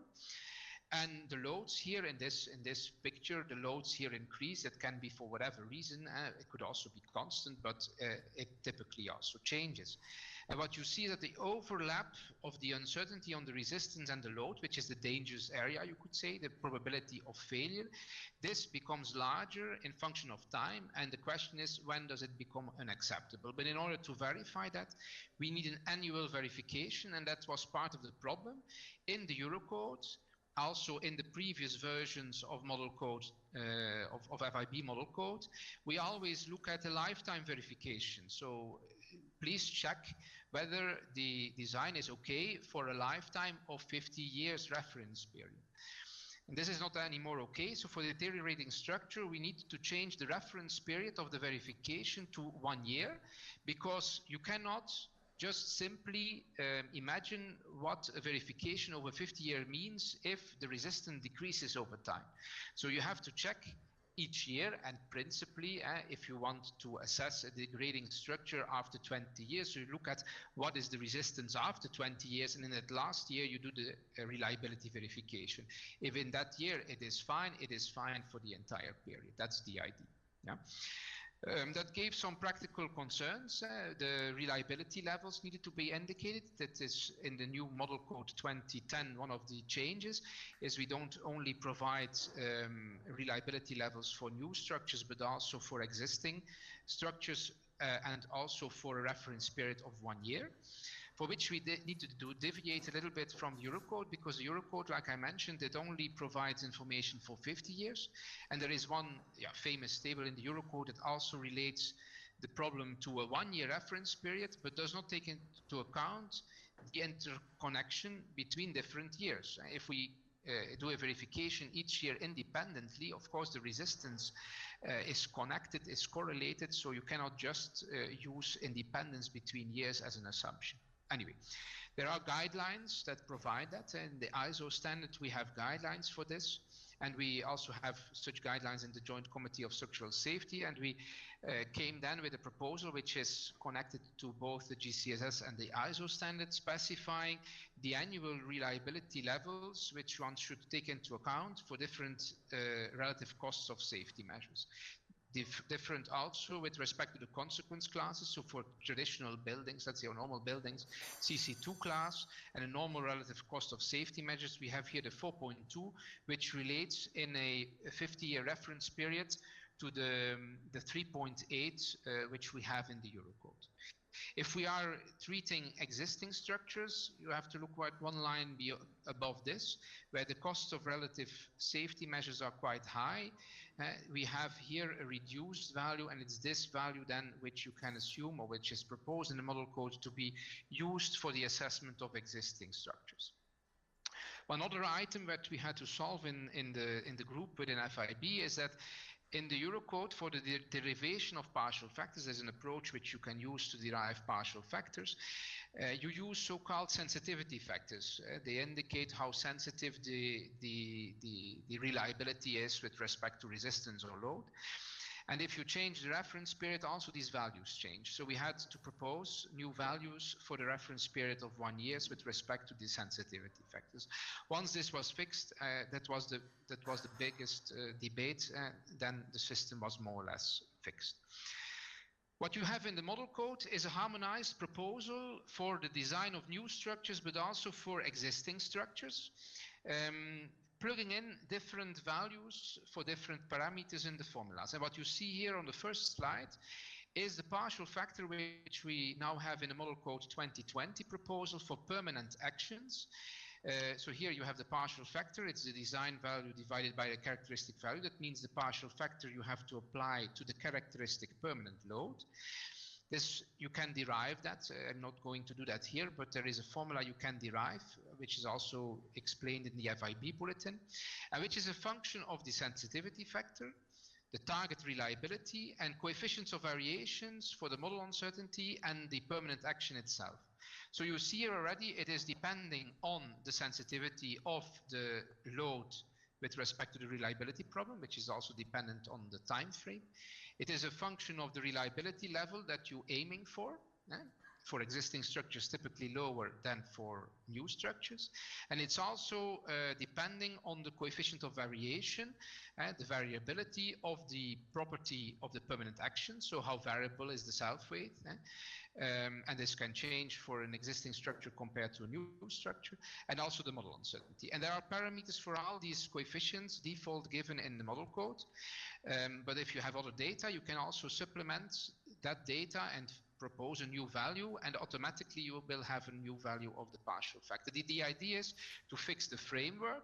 If you have data to support assumptions which are different from the default assumptions that we assume, Then you can, of course, adjust the proposal for the partial factors. The trick for assessment of existing structures is walk away from the idea that we have constant partial factors for every situation, which is not realistic. I just very briefly, I'm not going to go over all of these formulas, but for variable actions, we have a similar formula. Here you have the general formula, and then more specific, the one which you have for the partial factor of the variable load in case of imposed load, wind loads, and snow loads when it is Gumbel distributed. And in case of traffic loads, where we typically assume a log-normal distribution, the formula for the partial factor becomes like this. And again, several values are given for different parameters. Yeah. For the material partial factors, same approach. You can derive an equation to fix the partial factors, taking into account a different sensitivity factor depending on the reference period, different assumptions for the model uncertainty, geometric uncertainties, conversion factors in case of concrete, for example, where the in situ strength and the strength assumed in design deviates, and the coefficient of variation of the material, where you can also make a differentiation between, for example, in situ concrete and precast concrete. And similar, you have same procedure for gamma S. Now, summarizing this entire approach, it's already in the model code, it's much more extensive, and each of the coefficients are explained in which condition you have to apply what.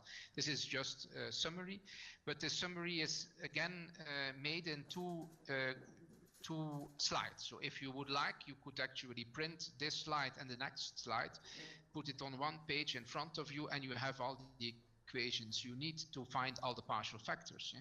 So here, what I just mentioned, partial factors for material properties, permanent action, and variable actions are listed here.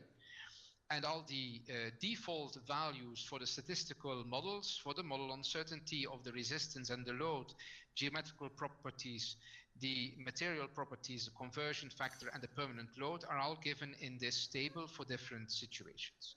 Yeah? With respect to the variable load, something similar. We have different types of variable loads, and we have two components in the model that I just briefly introduced to you. You have a time variant component, and you have time invariant components. Time variant component is the one which really fluctuates very frequently. The time invariant component is a sort of default level you can assume for the loads. Yeah? Also for these values, we have a bias and a coefficient of variation. And for the variable components, you can actually, in the table which you find in the model code 2020, you can find values for a 1-year reference period and a 50-year reference period. So depending on what you need, you can select the value to put in the formulas.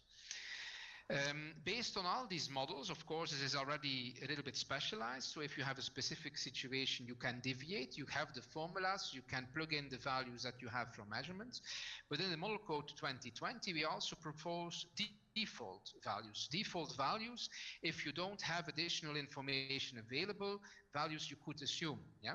For example, in EN 1990 for the design, we have here this set of values with the common values of 1.9 for concrete, 1.15 for steel, 1.35 for permanent loads, 1.5 for variable loads. Well, these coefficients in design according to the model code 2020 with a reference period of 50 years, or for the model code 2020 proposal for assessment with reference period of 1 year, so also applicable for degrading structures.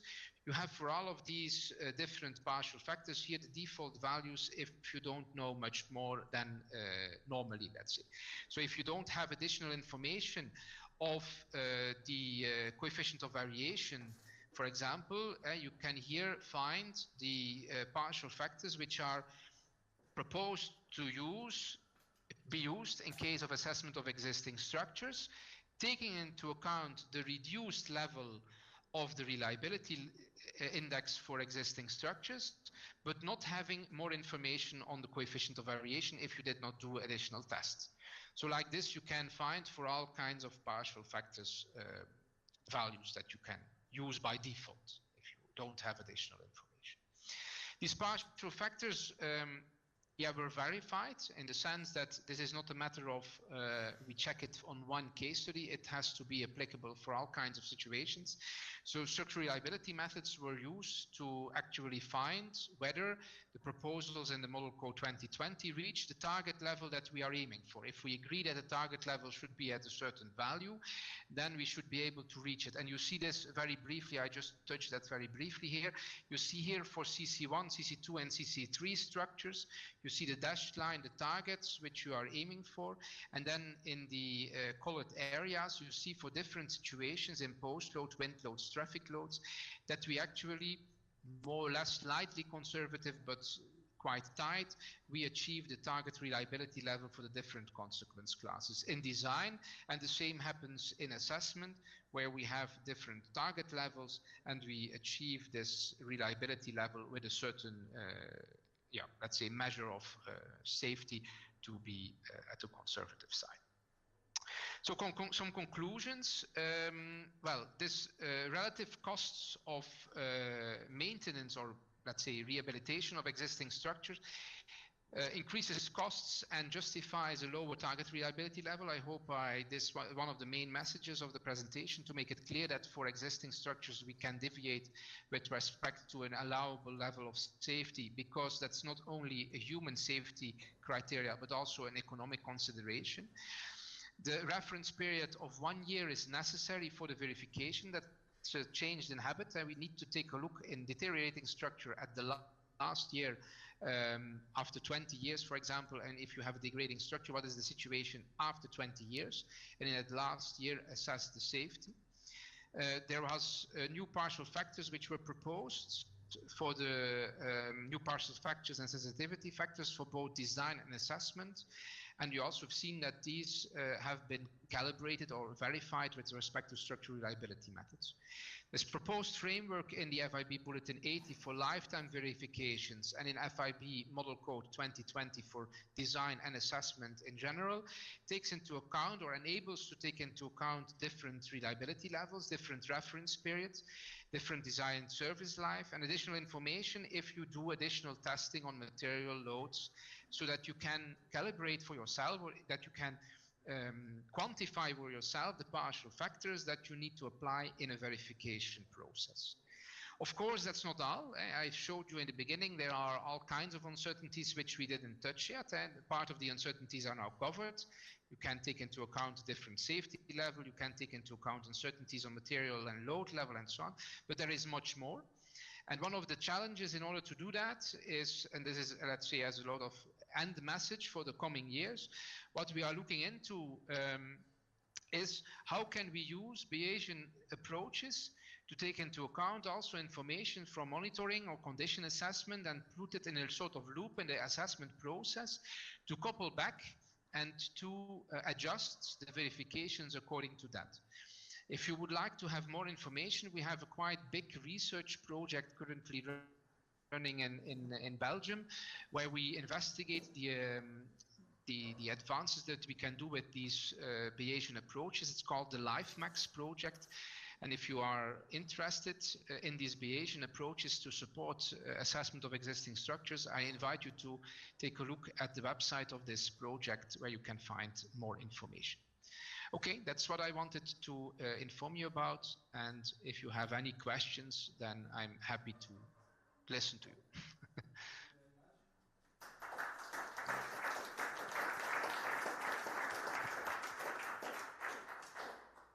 Robbie, thank you for your interesting presentation and efforts to develop modeling, models, and bulletin, and so on. I have at once a question to you. We are at the moment in a building 115 years old. What we have to change in the philosophy? Well, I don't think that you have to, but the verification philosophy, I don't think that you have to change. The question is, of course, for these kind of very historical structures, like I also saw in the invitation, where you are currently in, the question is, of course, what do you want as a sort of safety level for this building? Do you really want to have it, let's say, common as for all the other buildings? Do you need an increased safety level because it's a public building where you have a certain amount of passage which is predominant, but that you can solve with the consequence level? Or can you reduce a little bit the safety level? And that's for this kind of type of building is partly also a political decision, ideally political decision. It's a decision between stakeholders, how safe should this structure be. But besides that, if it's a concrete, I'm not talking about mechanical models and so on. It might be that in your case, that there are specific mechanical configurations that need a different approach. But with respect to the verification format, I don't see any need that we should deviate from what is in this framework, which is in the model code. Question is, do you have information to plug in? Do you have information about variability of concrete properties? Do you have uncertainty on the reinforcement and so on and so on? So that's the information. If you can gather this, you can plug it into the format. That's okay. Thank you very much. Maybe we can open a new chapter in your bulletin for constructions more than 100 years old. Yeah. That's we have. Do you have 3 minutes more? We have another question, please. Hi, Robbie. I'm Leonardo Todisco from the Technical University of Madrid, Spain. As far as I know, I understand that the beta target have been, I would say, tailored based on an equilibrium between the economical cost of life and the construction cost. How this beta should be changed if we consider also the heritage value of a specific building? They should be the same, or somehow they has to be higher or lower? Thank you very much.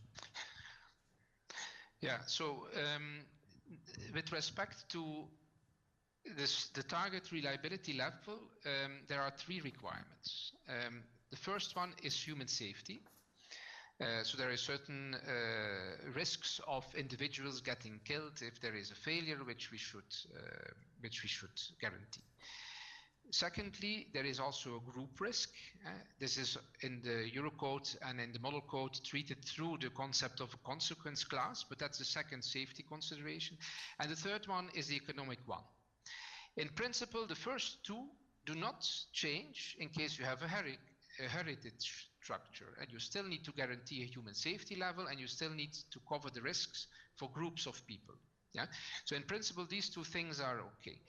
The economic considerations, that's changing, of course. So normally there are certain costs assumed in case of failure of a structure compared to the design cost. So there are for different classes of consequences, there are different values considered for what is the cost of which you are encountered, relative costs if you have a failure of a CC2 structure compared to the design, and you have similar things for CC3 and CC1. I can imagine that these costs should be different in case of heritage structures. So the question is, if you could put a value on that, you could do the calculation of the economic optimization you could do again with the new values. And in principle, we have treated that in this FIB Bulletin 80. The methodology there is more or less explained for these economic considerations and the individual risk and the group risk. So if we would revisit that and take into account the different economic considerations for heritage structures, I think we can come up with a different target reliability. And what I assume is that the target reliability will decrease compared to normal existing structures, you could say. A regular office building of 40 years old or whatever, it will be the requirement will be lower, but it still needs to be higher than the human safety and group risk criteria, and that's a sort of a lower boundary which you should not surpass. Thank you very much for your answer. Thank you again. It's my pleasure. So we know that you have to work today, but don't forget that the wine in Stellenbosch is very good. I suggest Shiraz for you to taste. This is my favorite. Yeah, I will try to do my best the coming days to taste some wine. Yeah, I have a day which is a little bit full of meetings. Like I said, I regret a little bit not to be able to follow the lectures. It seemed a very nice and interesting workshop. I look forward to reading a little bit of the proceedings. And I wish you all a very nice workshop and hope to meet you at the next occasion. Thank you very much. You are very kind. please enjoy Stellenbosch. Yes, thank you. Thank you, goodbye. Bye. Thank you. Professor Alfred Strauss is the next speaker, please.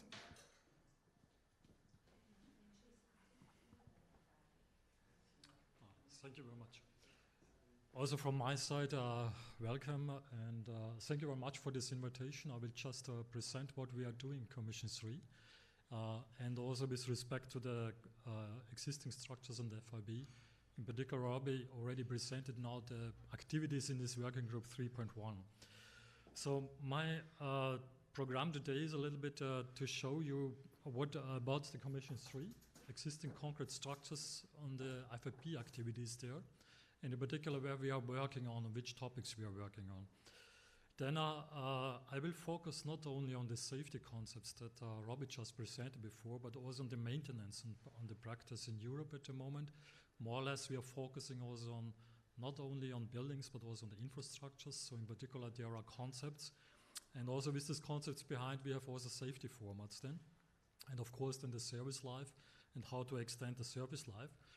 And then the next point that I wanted a little bit to show, we are defining, or we try to define in the model code, performance indicators, key performance indicators that helps us somehow to identify, to follow the structure, their condition, their performance condition, and then finally to link the performance indicators with key performance indicators so that we can then include new information from monitoring, from inspection, from testing.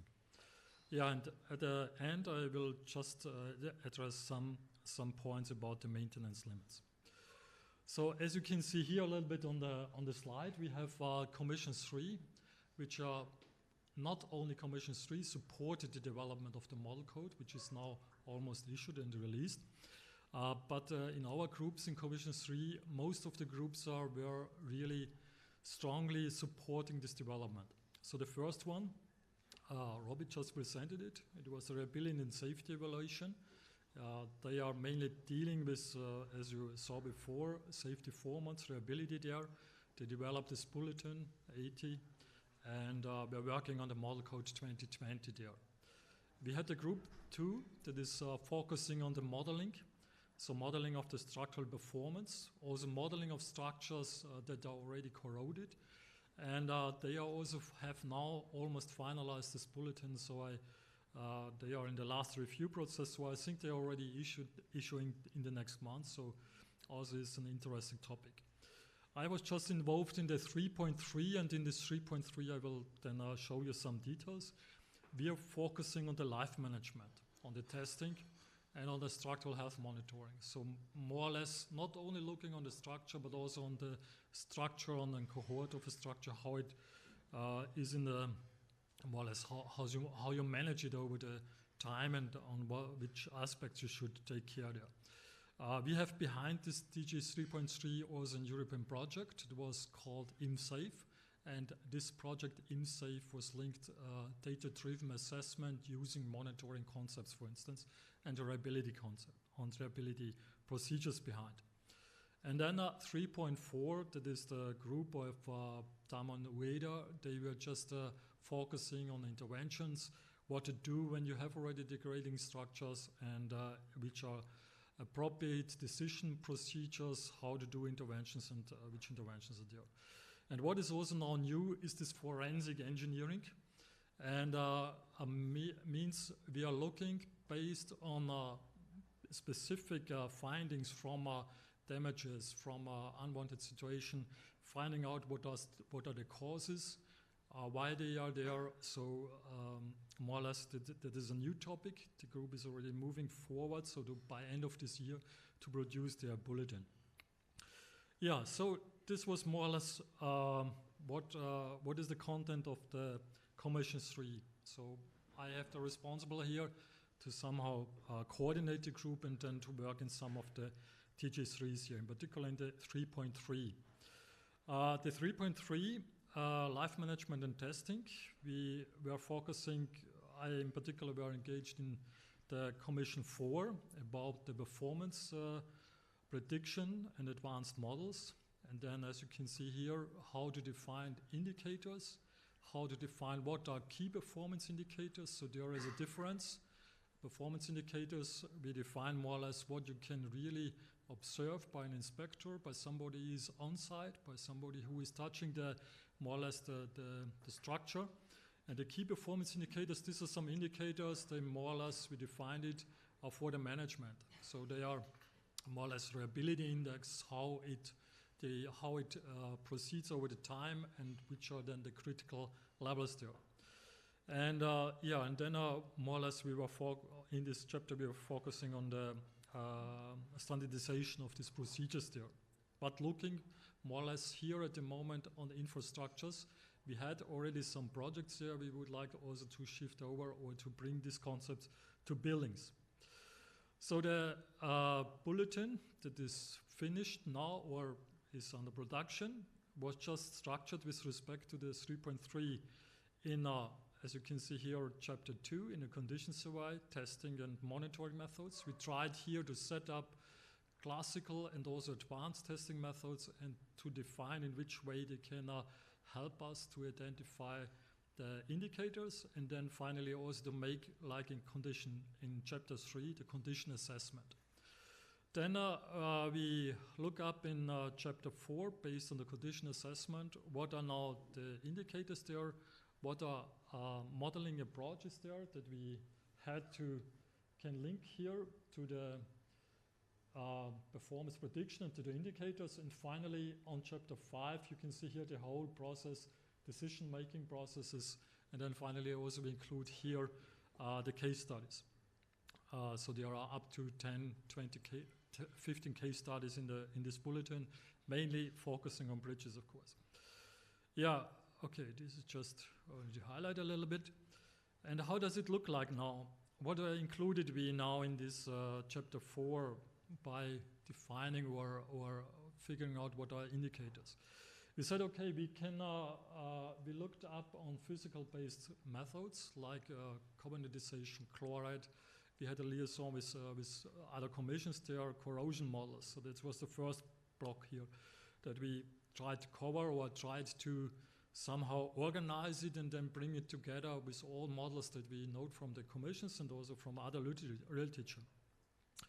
Then in the next point, as Robbie mentioned already, we build up here also in stochastic or statistical parts to show here uncertainties, which uncertainties we have here in this domain of physical-based methods and models there. Then in the next step, we said, okay, how we can include model updating. So we here reported about which methods are there, based on updating, Markov chain methods, or classical other updating methods. So this is also part in the chapter 4.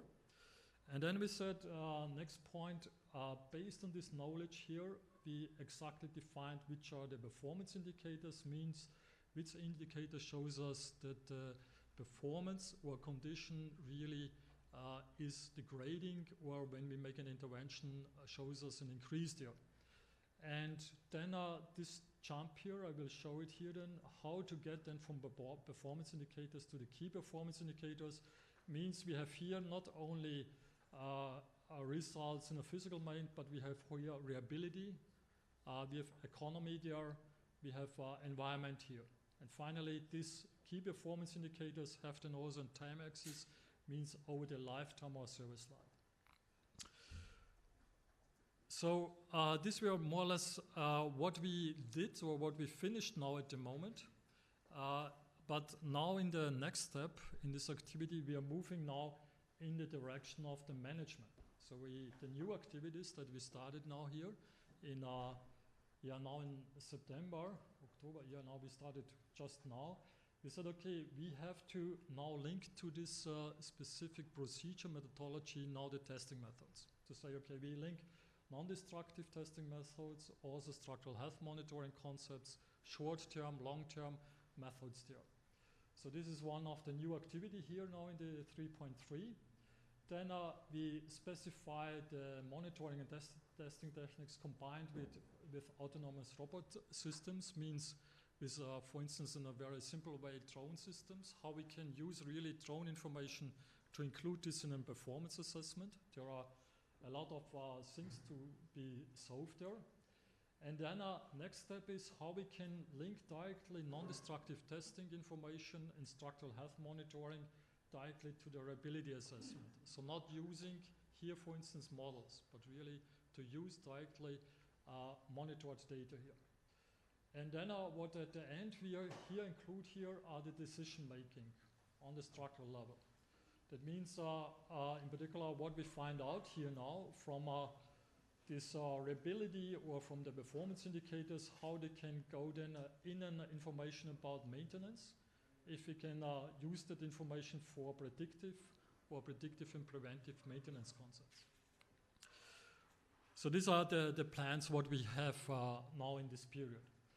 So what about why we come to this topic here? In particular, we had in the past, in the IMSAFE project, we had here a very big study on at the moment, what happens at the moment in the field of maintenance. Focus, of course, on the infrastructure. What we find out here, maintenance planning, you can see here is defined as a decision-making problem, of course. We have to minimize the owner cost, that is clear. We have to minimize user delay costs. We have to minimize environmental costs to keep network, in our case for infrastructures, to keep this safe and also available. But more or less these are the goals that we have to fulfill, but this is not a very easy task sometimes. And with our performance indicators, as you can see here, there are the maintenance costs with respect to maintenance planning, downtime, traffic disruption, environmental impact, condition index, for instance. So more or less this is a very complex field here. And when we made a study really around Europe, which maintenance concepts I will show you in the next slides are at the moment running there, in particular also with respect to concrete structures. And it is somehow not very homogeneous. It's really diverse in different ways how they're running there. You can find in Europe at the moment maintenance concepts they called, some of the owners called, they are running preventive maintenance. Some said only, a few said only corrective maintenance. And then with preventive maintenance, you can see here, they are doing also predictive maintenance somehow. But what we find out, most of the countries are running at the moment really corrective maintenance concepts. This is due to budgetary situations. So I can show you some slides. Then we made a survey over Europe, what inspection intervals they're using. You can see here already the inspection for infrastructures at the moment. So in month means here this is the first level inspection. You can see already here the variability in this inspection time or in the months there for the different countries now.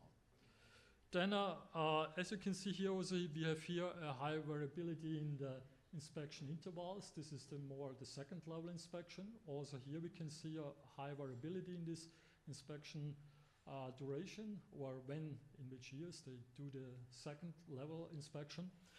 And then we also were interested in the main inspection. So these are the 6-year or 5-year inspections. So as we can see here in Europe and some also countries, China and abroad from US, that we had some information. More or less we have here the 5 to 6 year, the main inspection intervals.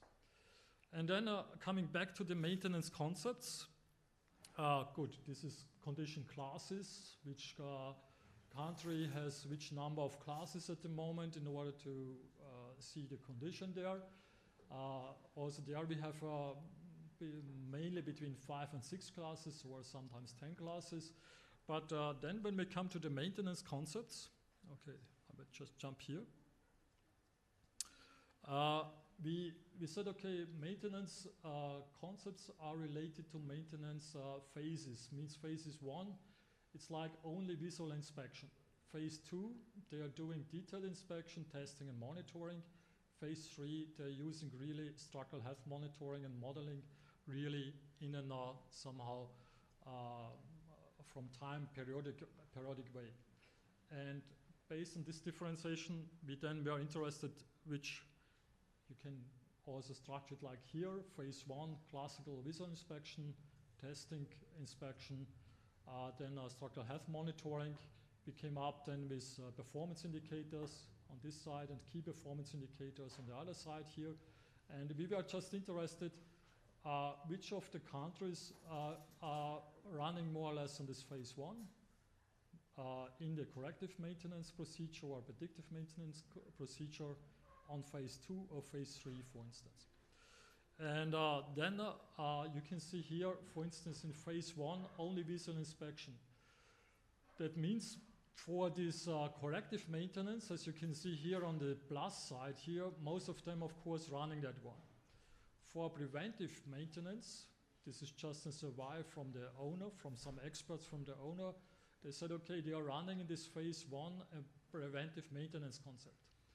A predictive maintenance concept, none of them were running that. That means really running models, prediction models, for instance. So this was really a very good information up to now, and then we decided, at least in our commission, we should also, in particular with concrete structure, focus on that. Then a second one, using deeper inspection methods, phase 2. You can also see here, they are using only this in preventive maintenance here, most of the countries. There are some singular countries, they said, okay, they are using in phase 2 a predictive model. And then we looked up also in the direction of phase 3, structural health monitoring, which is just proposed by a lot of engineers that we should do that. But as you can see here, more or less in the phase 1, phase 3 in the correction monitoring, none of the countries, so only a few here, use monitoring. In preventive maintenance, a few one, and predictive maintenance, of course, then some more of the countries are there. But that we must be aware that here we have also a lot of different information, and the countries are in Europe at least are running here very different concepts at the moment. Yeah, what we now want after finishing or working in our commission in the TG3 on that, we wanted to really clarify in detail phase 1, phase 2, how it is really processed in each country. We want to set up a standardization, and then how to get here to the key performance indicator SPIDER, and that includes reliability, availability, economy, environment. Now we discussed also sustainability, safety and health there. And means the SPIDER allows us also then to go with the SPIDER here in the horizontal direction in the lifetime or in the time. Means here, for instance, this is a corrective maintenance procedure, means we really go down to the minimum and make here the intervention, or we have an, for instance, the gray one that is an preventive maintenance, we just running only down to a specific condition.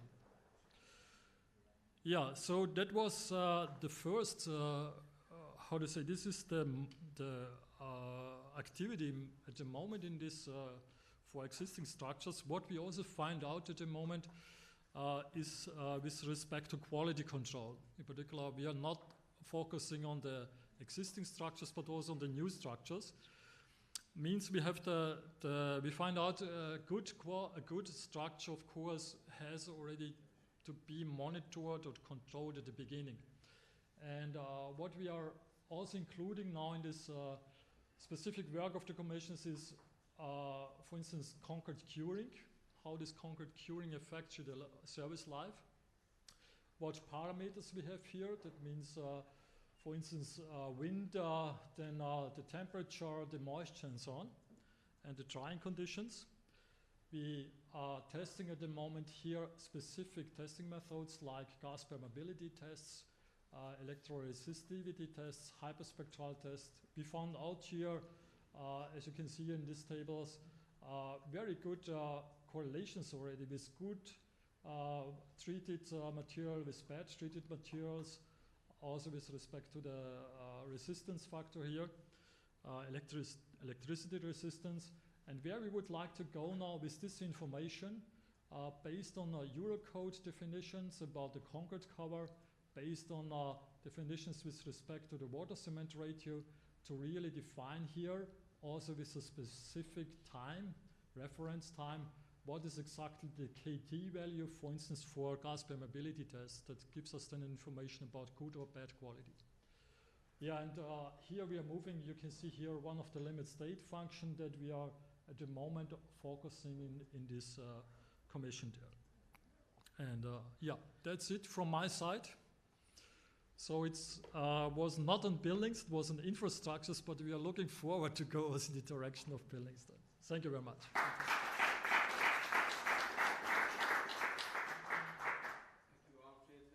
Very interesting presentation. you presented very complex situation, differences in different countries and so on. There is a lot of work already dedicated to this, yep. So we hope that we go in a right direction and enough safety is provided as well. So we know situations when we were waiting too much for the maintenance or strengthening and so on. So this has always a limit, so we should be careful. Thank you again. Thank you. Thank you. Francesco Romeo from the Sapienza University of Rome, please.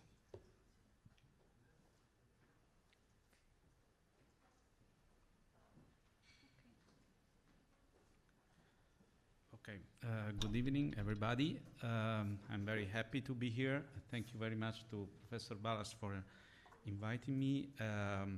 It's a privilege to be here and to talk about these issues that we are dealing with since a few years. And actually, the previous presentations pave perfectly the way to what I'm going to talk about, because I will give you some insights on some practical issues that you have to face when you are dealing with historical reinforced concrete structures. And if you want to really act on them with our perspective in a, let's say, striving to find a balance between safety and conservation. So we have a narrow path. The narrow path are given by the codes. And actually the whole goal of our main part of our objective is related to the development of some guidelines that could I don't think it's a matter of widening the path, but maybe to make the path clearer. Okay, so to add some clarity and less alternatives to the designer. I don't know how to go further, maybe this way. Okay, so basically I will deal with these topics that are that you find here. The structural analysis phases and codes, the modeling assumptions and validation, safety assessment and deterioration influence. As you might imagine, this will be a bird's eye view for clear reasons of time. And I will talk about Stadio Flaminio and Palazzetto dello Sport that happen to be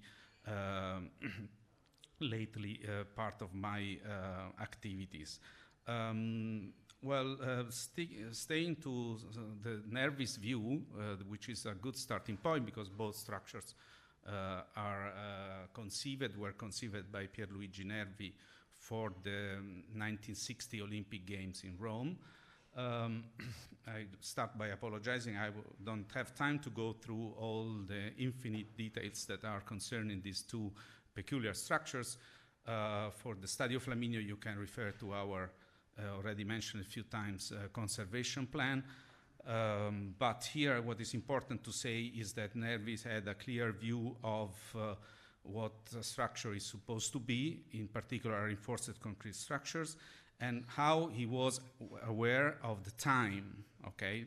And actually this brought him to say that the fulfillment of this condition, which means to keep in good condition over time, is the primum vivere of any architecture. So that's why I think in the general portrait of conservation is important that the structural engineers tune their attitude to be able to also discuss about this topic, somehow a little bit deviating from a pure rational approach in order to be sensitive to a series of ingredients that are part of the whole problem, and which make it very challenging and difficult to pursue.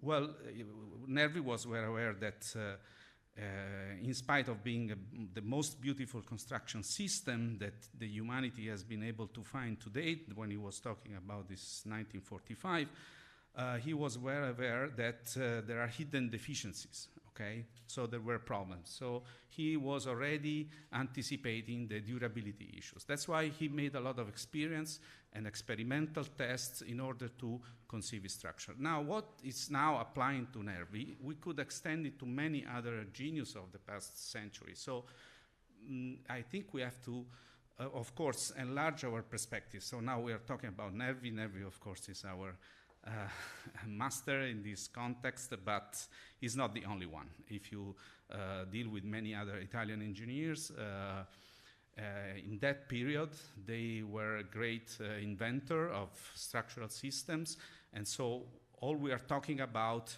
is very difficult to be standardized. This is a key point also that has to be addressed, that for each of them there are peculiar aspects that need to be covered. So this is the main phases that we are dealing with usually. So the key point is that we have to carry out a structural survey, as we know.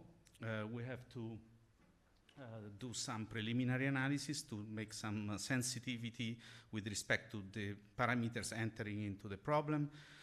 We have to do, now the example is for the Flaminio, but it holds for any structure, a complete analysis trying to replicate as the structure was in the original state based on the archived documents and whatever we can derive from the initial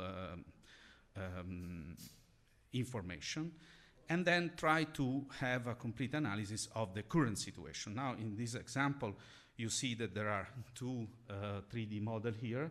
So this is how it used to be with the Nervi design, and this is how it is now, the area underneath the grandstands in the west grandstand of the Stadio Flaminio. So a completely different structural organism. So these changes occurred over time, have to be carefully taken into account. So what do we have now? If we are in Italy, this is more or less the general constraints that we have. So we have the Italian code, the NTC 2018, the Eurocode, the Royal Decree of 1939, which was the basis of the document based on which the design was originally performed. We have some guideline, the 2011 for historic building, but only in masonry. So this is a clear, how can I say, a declaration that reinforced concrete structure do not belong to historical construction, which is kind of at least bizarre approach. Then we have the FIB Bulletin 80 that we have already listened, and the FIB Model Code 2010 and the 2020, which is about to be released. So we are within this framework. And so we have to carry out our evaluation from the structural point of view, that in order to be valid from authorization point of view, they have to fulfill these codes, and in particular, the one that is framed in green is the one that holds. So if you talk to the authority in Rome or wherever you are in Italy, you have to stick to this one. So if you talk about FIB pre-codes and so on, they don't care. Okay, so a professional needs to stick to this one. So these open a lot of issues currently that we are trying to somehow to change or to improve. So here is the summary of the material properties, for instance, for the Flaminio Stadium. Here, this is a brochure for the producer of concrete of the time. In this brochure, when they were sponsoring and marketing their products, they talk about, in the 60s, about this reinforced concrete rhapsody, and referring to Nervi and so on. So this is very interesting. And then you have the model code. So here you have this step. So you have to define the historical critical analysis, the geometrical structural survey, the material mechanical characterization, and you end up with the level of knowledge and confidence factor, which is a key factor because it is in the denominator of this ratio with the material strength. So it affects strongly all the calculation that you do afterwards.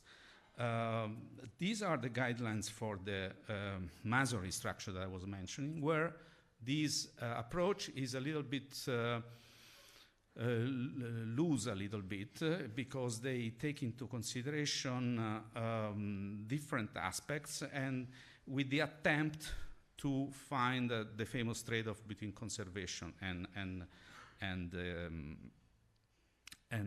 as I was saying, the safety. In this case, what is important is that they take into account the fact that you have to rely on less testing and basically on non-destructive testing, because of course you don't want to damage to know better the things. This is the Italian code and so on. This applies to the load combination, and so here there is a nominal life of 100 years. Is it good? Is it bad? So there is a question mark here. I'm posing a lot of questions more than giving you answers, as you might see.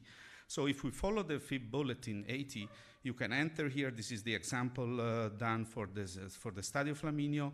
You can carry out a better estimation of the load for the static loads, but we are not ready for the dynamic loads so far for the seismic actions. So they are not included in this, at least so far. And then you can carry out the linear dynamic with structural factor Q, which you usually put set with some reference numbers like 1.5, and this is also debatable. So, and then you have different levels of structural verification, depending on the assumption that you use. And of course, based on this different alternative, you get different results. So this is the main goal. So if we talk about now the two structures that I mentioned before, I have to fly. So the Stadio Flaminio basically has three key aspects. One of them are the three key structural elements. One of them are the main cast-in-place frames. There are three types. Again, I cannot go into the details, but basically these are the three types of reinforced concrete frame that we observe. So they are very different in size. Unfortunately, this plot is not in scale, but the one for the curve are half the height of the one on the tribune. These are basically more than frame, I would say. Then they are blades because they can be 20 meters height and 40 centimeter width. There is a tie beam to connect the base point, and there is a completely different rebar schemes for these elements because they actually have different roles in the structural organism. Then, okay, we did some mainframe modeling and we did the finite element modeling. We followed the linear dynamic analysis in the elastic region. Usually, we did it for the initial configuration and for the final configuration to see what changed. So, and as you can see in the spectrum, there are some slightly different position of the main frequencies. Then what we did, once we had the finite element model, we had to calibrate it. So what we did some dynamic testing on the roof, which is the most delicate aspect. The roof is another key structural element. Is based on these ferrocement waves, which are put next to each other. And these are precast in ferrocement on the construction site, and they are connected to the backspan, which is cast in place. The span is almost 15 meters, and they are basically the waves, an evolution of the waves that we have seen before with the Turin case. So we did some accurate modeling, and we found the good trade-off between computational costs and results. And then we found out that basically we could, thanks to the dynamic testing that we did on the roof, we calibrated our model. So we did with the OMA technique the assessment of the main frequencies, and we did the calibration, the model updating for the key parameters.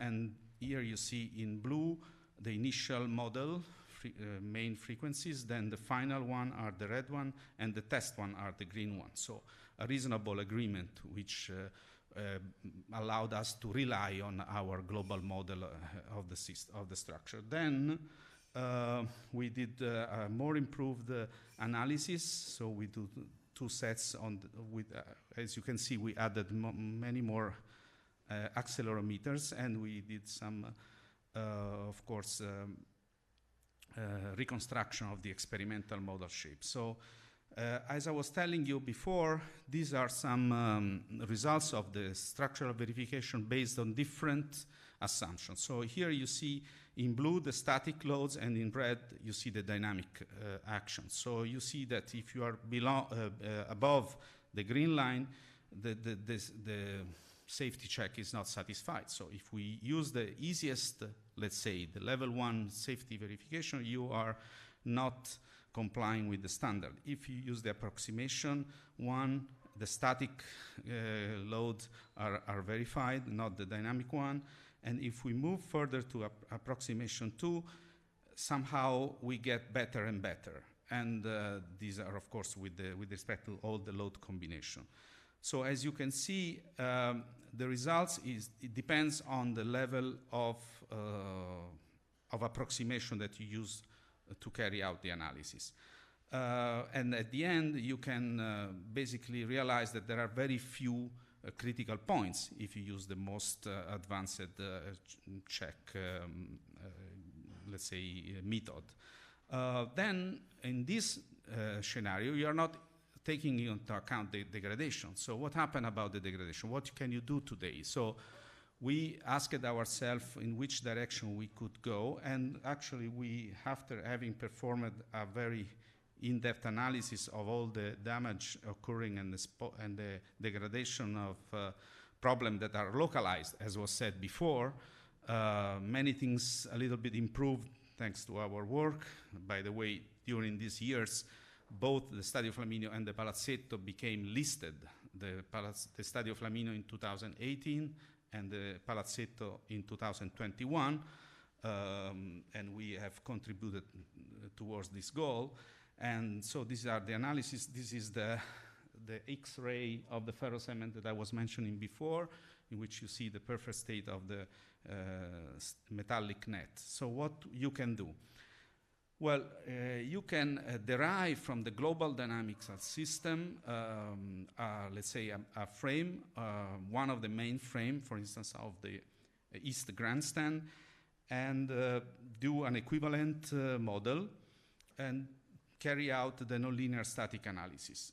With this approach, you can, of course, it's not easy because you have to construct a fiber-based model on this section that is varying cross-section, so it's a very demanding computational task. But then you end up with this simplified system in which you apply this distribution of load that comes from the dynamic analysis, the global one, so you have this equivalent system, and then you can carry out a nonlinear static analysis. So this pushover analysis, basically what does, it allows us to go beyond the elastic regime, of course, but then to take into account the current models of degradation. So if we consider different scenarios, for instance, here we are choosing we have this element which is degraded, or this part of the structure, or this part. This is based on the observation that we did in situ. And then we have 3 patterns, which are spatial patterns, and also we have a different intensity of damage. So the basic case, the A1, let's say A with intensity D1, correspond to the actual state of the Flaminio Stadium based on our consideration. And then we make a sort of prediction of what will happen if the corrosion, let's say, evolves. And this is the force-based fiber beam column elements, and these are the degradation law for the concrete by Coronelli and Gambarova, and the other one is for the steel, for the rebar steel by Imperatore. By adopting their law, degradation law, we end up with different curves according to the deterioration pattern that we use and the intensity that we use. So here we can see the different curves that we obtain, and based on these curves, basically we see that we have the results are in terms of ductility, so which brings us very far from the Q1.5 that we were considering before. We have the base shear, the maximum base shear, and the what we lose by the intensity of damage and the displacement loss. So this allows us to study the seismic performance based also on the Italian codes. And so here we have some, let's say, representation of the demand with respect to the capacity. And if you think of the out-of-plane situation, the capacity with respect to the demand is almost 10, so we are in good condition. Whereas here we are in 1.42. So we focused on the in-plane case. And here, for this different damage scenario, we studied the influence on deterioration on the seismic performance.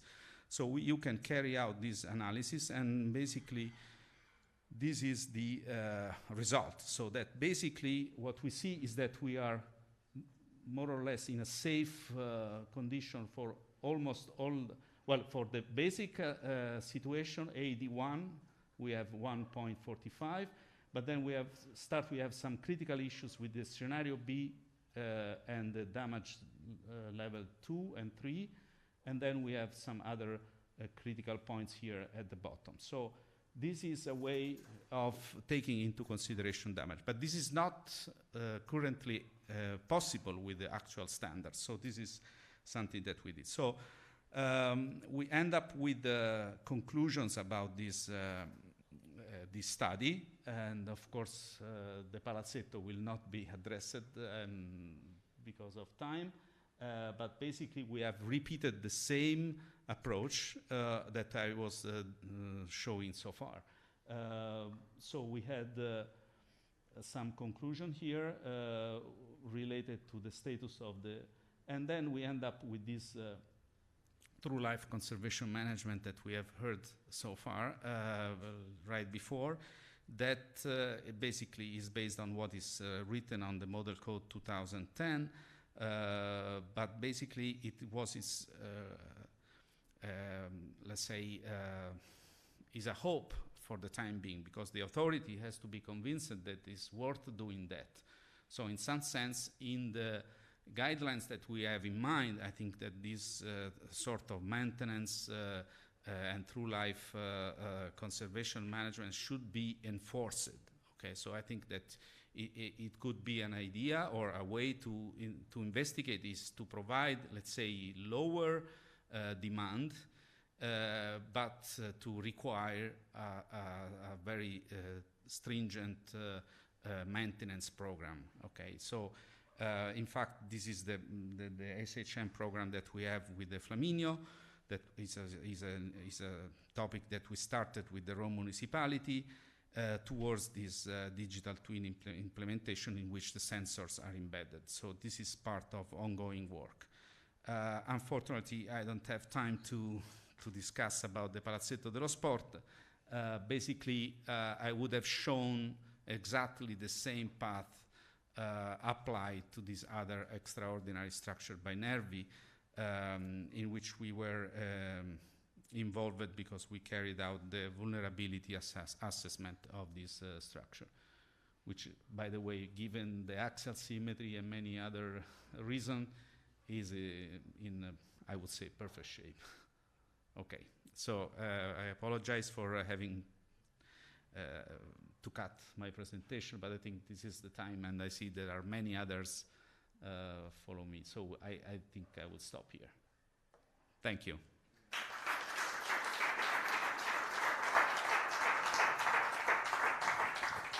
Thank you very much for your very interesting presentation. Everything what you mentioned here is very, very important. So we need all the information, all the details, all the diagnosis details to find the safety and the maintenance what is needed and so on. So very important. Thank you very much. Maybe we shall continue in the evening what you did not have chance to speak about. Thank you very much. Okay. Thank you.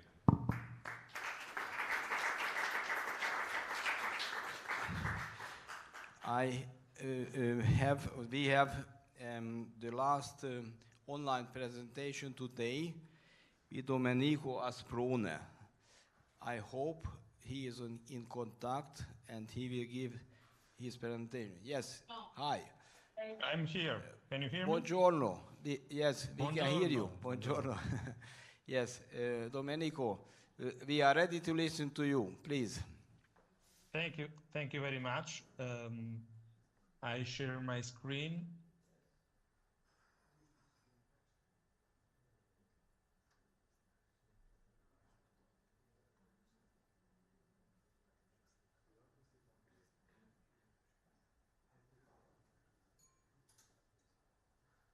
Okay.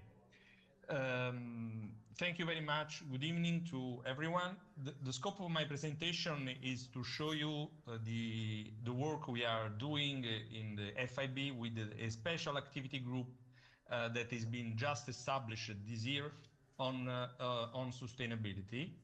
I have the honor to chair this group, and we have started our activities with the contribution of a lot of people that are strongly motivated to contribute to this group. The background and the motivation that have motivated this decision, the objective of the work we have just started is here presented. As many of you probably know, many countries, including EU, Japan, and others, are willing to force their policies to have carbon neutrality by 2050. And CO2 coming from concrete structure is an important ratio of the emissions that we have in our society. So we have to work to reduce the emission coming from concrete. And FIB is strongly committed to contribute towards this direction. Some data to set the scene of the background of our work. Concrete and mortar and cement-based material are basically have a basically low intrinsic environmental impact. If we plot in this graph the embodied energy and the embodied CO2 per mass, per amount of material produced, we can see that concrete and cement have low embodied energy and have low embodied CO2 if compared with plastics, with glass, with timber, with steel. Concrete and mortar, based on this data, can be considered a smart solution for doing things, for doing structures, for doing infrastructures, because in terms of amount of embodied energy and embodied CO2 per kilo, we can say the amount is low, but is largely used, and this make concrete and cement one of the most important direction we have to work to reduce the total amount of CO2 emission we have in our world. But replacing concrete and cement and other materials to do the same things that we typically do with this kind of material It's a very complicated task, and discussing on replacement of concrete with other solution need to be managed very well, and the topic of feasibility of different ideas and solution should be crucial, should be addressed with particular attention. Just a consideration to stress this kind of discussion. If we would imagine to replace 25% of cementitious materials with the timber, we would require a huge amount of timber, with planting a forest that is 1.5 times the size of India. So a lot of discussion on possible alternatives to cement and concrete should be addressed with particular attention. Another data also goes into this direction, that alternatives are not so feasible in many cases. If we consider the amount of CO2 embodied per square meter of structure made with concrete in the first column of this graph, we can see that the amount of CO2 is not different, is an average with the amount of CO2 per square meter that is embodied in structures that are made with different technological solutions, such as brick or wood or steel. So replacing a structural approach with another one to do the same things is not, again, this appears to be not a good idea. So we have to work with what we have, concrete and cement and structural concrete, and try to address the aim of reducing the embodied CO2. Then another consideration that is very important and it needs to be in the background of any discussion on this topic. That we have a huge demand of structural concrete, of cement consumption that will increase in the future and will come from not developed countries. And this is, of course, a demand that will press our society, will press our society, and we have to deal with this aspect, to let the not developed countries to develop their infrastructural systems and building portfolios and so on. So we need a solution for people in developing countries. Then, looking at what we can do, I want to show you this is a very interesting graph that synthesizes some considerations that have been developed within the Global Cement and Concrete Association. A roadmap to identify what are the directions we can work on to reduce the embodied energy of the concrete structure that we will develop in the next future. If we look at the concrete, the CO2 emission that we have today in 2020, and we envisage what will happen in 2050, we have this normal increase on CO2 emission. But we will work on different ratios to try saving CO2 emission, and the most efficient ratio we can work on is on carbon capture. A lot of technologies are developed and studies to work on this direction, to capture CO2 emission and use CO2 emission to avoid global warming with the emission of CO2 of this gas. But the second ratio we can work on is working on efficiency in design and construction. So an important ratio on CO2 emission can be reduced if structural engineers optimize concrete structure and optimize the use of cement materials within the concrete structural design.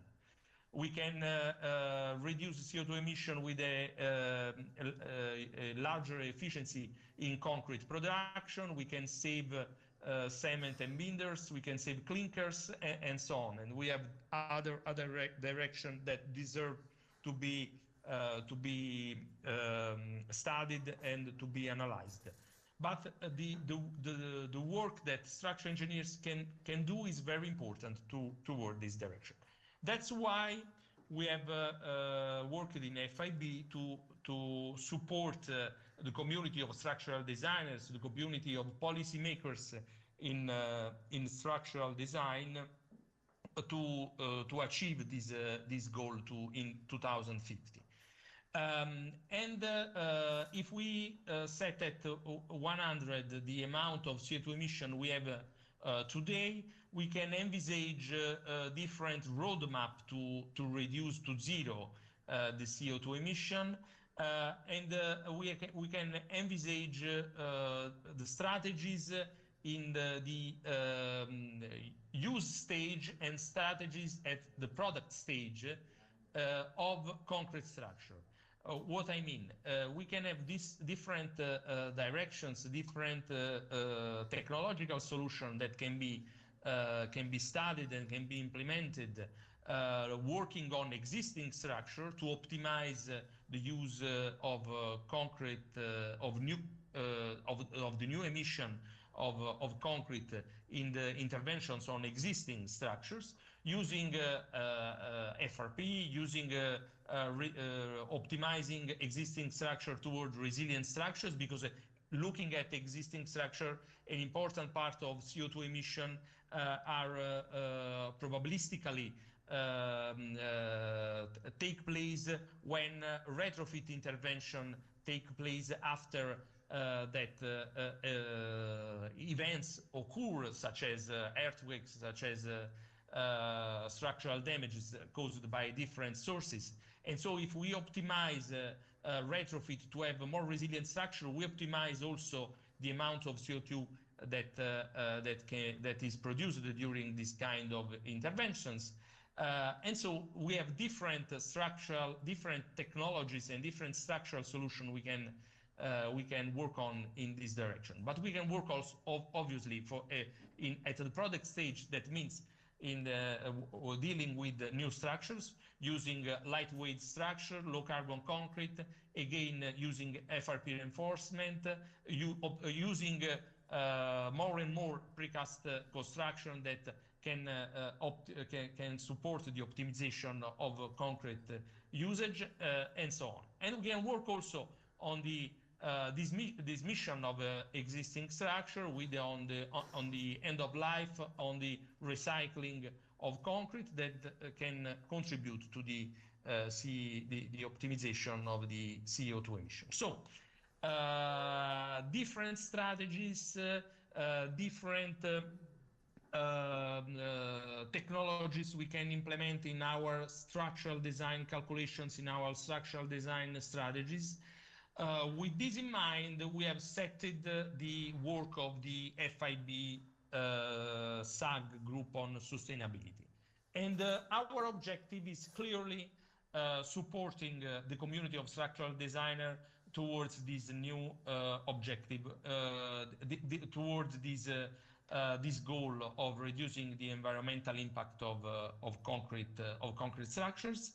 And we have clearly identified 3 objectives of our work, of our SAG. We want to set a comprehensive database of the environmental impact of concrete structures, because concrete community, the community of concrete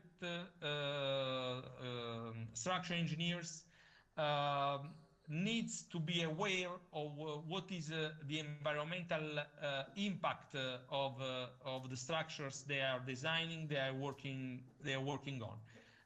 The availability of clear data, of reliable data, is not yet a starting point today of any structural design that wants to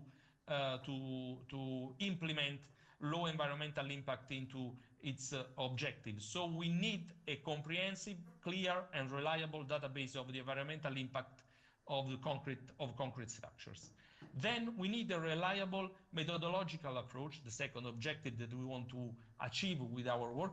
We need a reliable methodological approach to support designers in quantifying the environmental impact of concrete structure projects, because we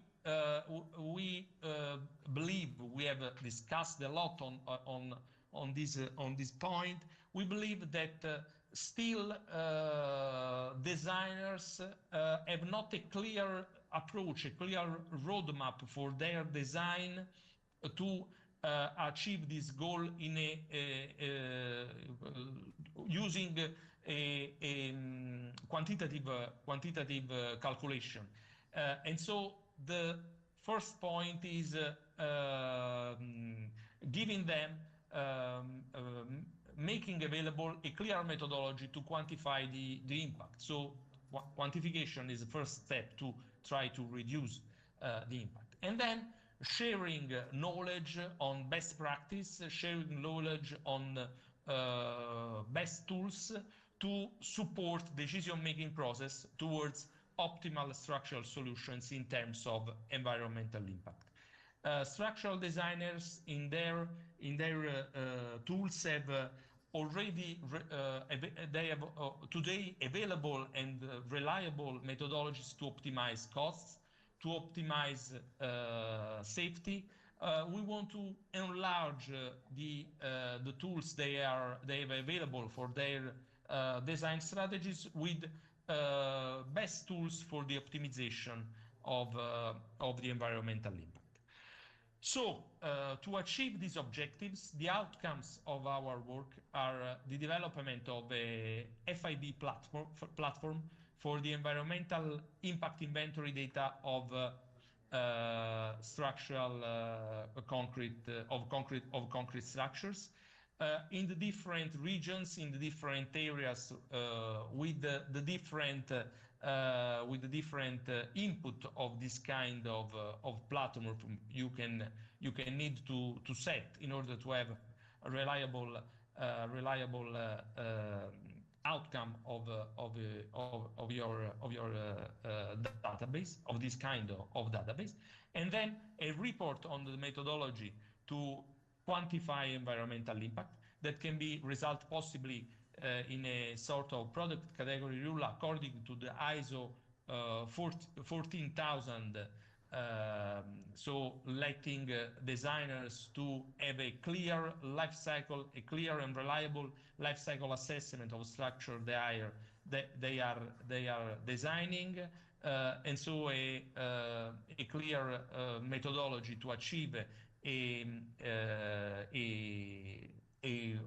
reliable quantification of the impact, and then a report on the optimization strategies, on best practice and best tools to support optimization of concrete structures. The target of the audience we want to talk to in our work is clearly the community of designers, the community of policymakers, and society in general. So scientific community will be in the background, will be crucial for the development of this work, and a lot of members coming from the scientific community are giving in these first phases a very important contribution, but scientific community will be not the main audience, the main target audience of our work. The platform, the database structure we want to set up will be a dynamic data platform that will be fed by suppliers of concrete technologies, by data coming from designers, by data coming from builders and from owners. We expect to interact with existing database on environmental impact, general database on environmental impact, such as EcoInvent and others. We want to dialogue with other communities working on the same topic, such as EPD communities or GCCA community and others. And we want to enable certification of reliable certification of this kind of data, to establish possibly a golden standard for designers to support their own design and their own quantification of the environmental impact of the structure they are dealing with.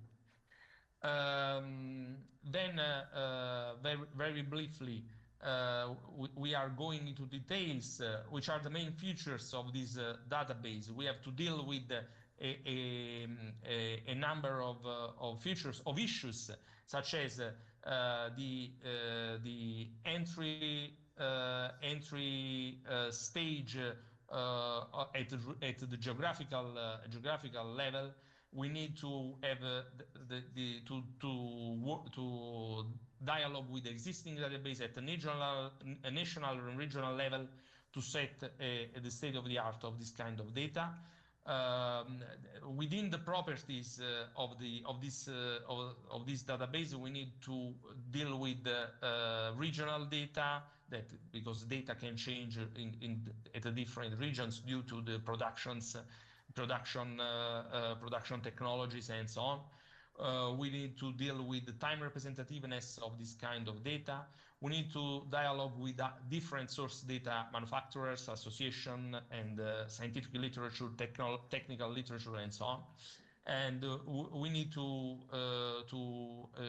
set up this kind of platform so to be used within existing design tools, such as building information modeling or bill of quantity software and so on. About methodology, we need to have possibly a methodology that can be coherent with existing guidelines and existing codes, such as ISO 14000, and we have different issues we are dealing with. And then related to best practice and best tools to be shared, we can work on materials, structural and technological innovation, best practice at the different target of concrete structures, such as infrastructures, buildings, in the different areas they are built. Domenico, I apologize. Yeah. We are very much interested in, but the time is running out a little bit. Can you come to the conclusions, please? Soon. Of course. I think this is the last slide. This is the workflow we have established. We expect to finish a first phase where the first version of the outcomes are set by mid 2024, and then an update version of these outcomes in 2025, and then as for the database, we expect to have a continuously update of this kind of work. Anyone interested the contribution of anyone that is interested in working on this is very well appreciated. You can contact me if you want to contribute. We had just the kickoff meeting in April, so your contribution is very appreciated if you want to work on this topic. Thank you very much for your time, and sorry for Thank you very much, Domenico.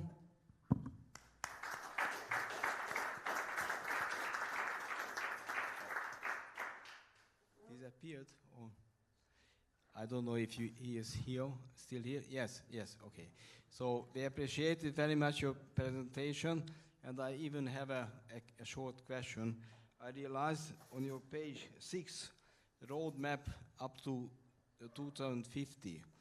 The largest portion at 2050 was carbon capture in the diagram.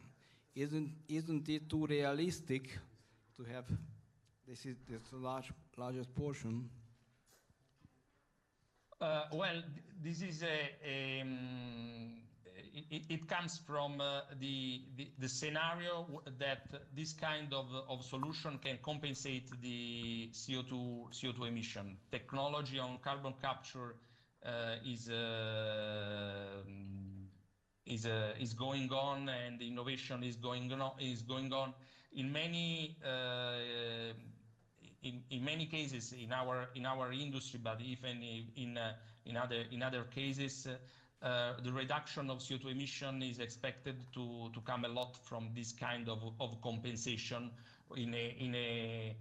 Imagine that this optimistic scenario where this kind of technology will be available will come true, and so this is why in this roadmap Thank you very much. This ratio is large. We understand. Thank you. Thank you again, Domenico. Thank you. Thank you. Thank you very much. We have the last presentation online. We are looking for Orsolya Gáspár. The contact from US, we hope it is already developed. Yes, very good. She is here. We apologize for some minutes delay. We are looking for your presentation. Please, Orsolya.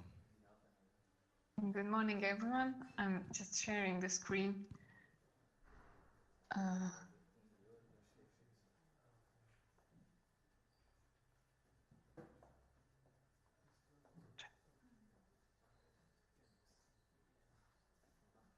So I hope that it's on. Can you please confirm? All right, that is all right. Can you see? Yes, Perfect. we are. And can you hear me fine? I hope so. Good afternoon, everyone. I'm very honored to be here. And part of this research was done in collaboration with Péter Haba, who is an associate professor at Mohynegy University and is my co-author on this project.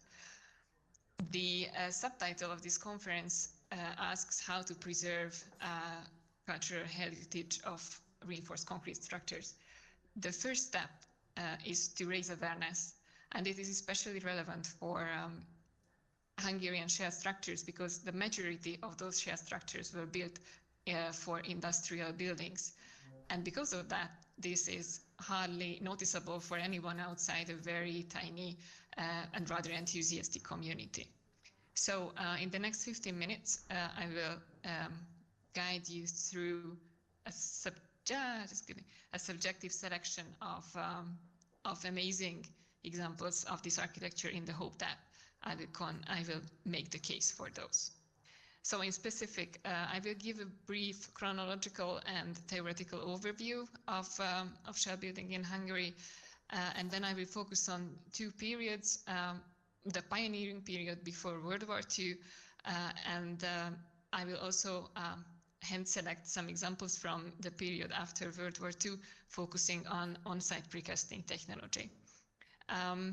The title of my presentation was Inspiration and Influences, and because of that, the way knowledge was transferred between Hungary and the rest of the world is a relevant topic. However, due to the time constraint, I will not talk about that too much.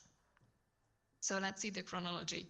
In general, the 20th century of shell construction can be divided into three periods from the 1920s to the 1940s, late 40s. That's the pioneering period.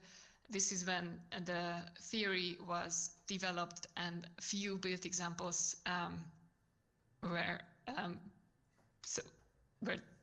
built. There are also some in Hungary. I would like to highlight that. István Menyhárt, who was one of the first to build shells in Hungary, already did quite a few of his remarkable works then. The heyday of shells is usually considered to be between 1950 and 1970. The 1970 is an important kind of endpoint of the era of shells, because by then the economical situation of building shells changed radically. While at first they were very relatively cheap to build because they are very efficient in the use of material, but by the 1970s labor costs and design costs raised considerably, making them less efficient. So in the late period, less shells were built, but they were usually more formally rich. There is an important distinction made between national schools of shell building. If you would put them on a scale from very analytic to rather pragmatic, the scale would go from the German school through the Italian school to the Spanish school. This scale was kind of established by David Billington in his seminal book, The Tower and the Bridge. If we use this classification, the Hungarian school would be in the same box with the German school. This is partly due to a very similar educational system and partly because of personal connections.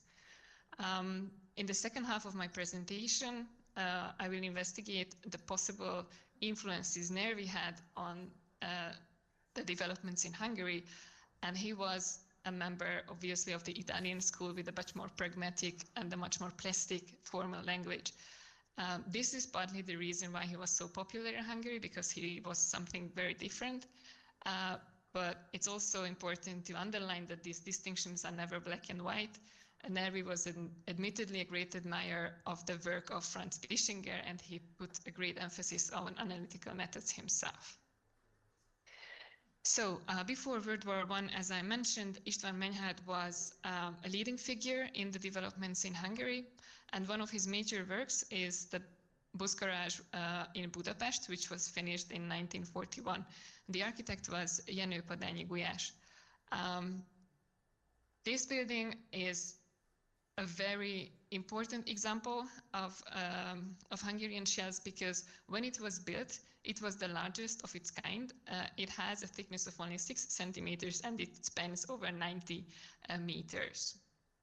Luckily, this is still in use today, and through repair and retrofit, it is in an acceptable condition. But one of its major influences, which was the large market hall in Budapest, finished 10 years earlier. The architect here was Aladár Münich, and the engineering was done by the German Divida company, is in a less good state. It's rather fell to decay.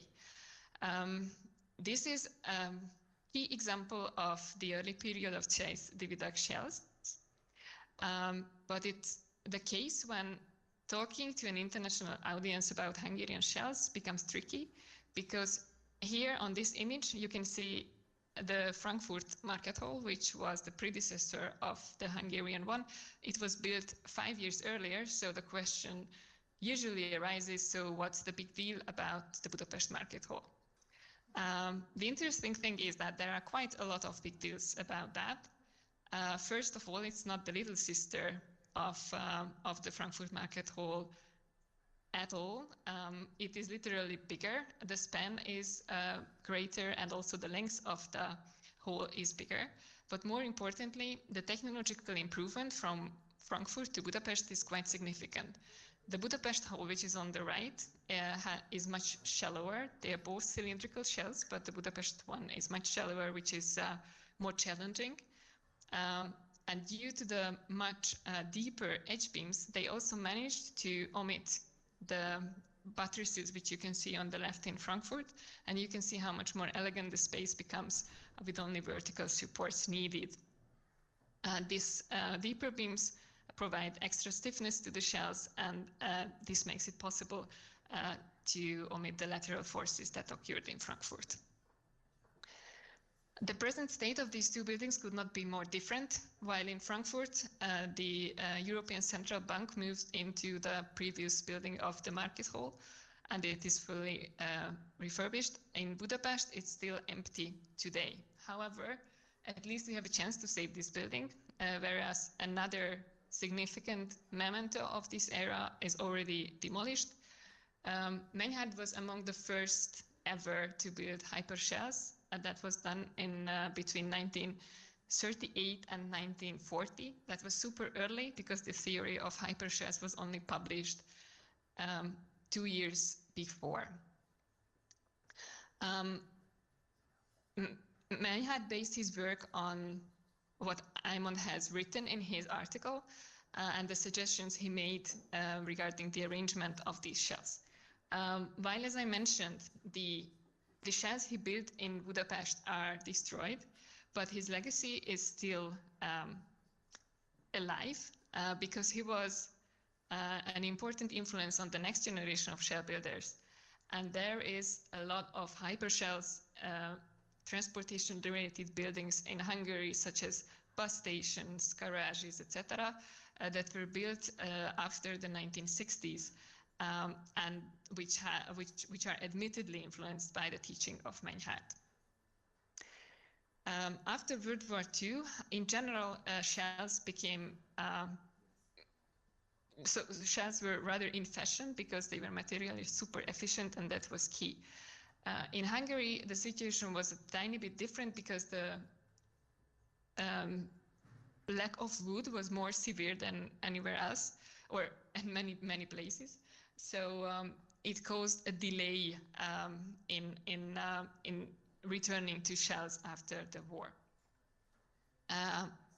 And also, since Hungary became part of the Soviet sphere of interest, it was a centralized building system with its own economical logic. What it meant is that industry was pushed as above everything else.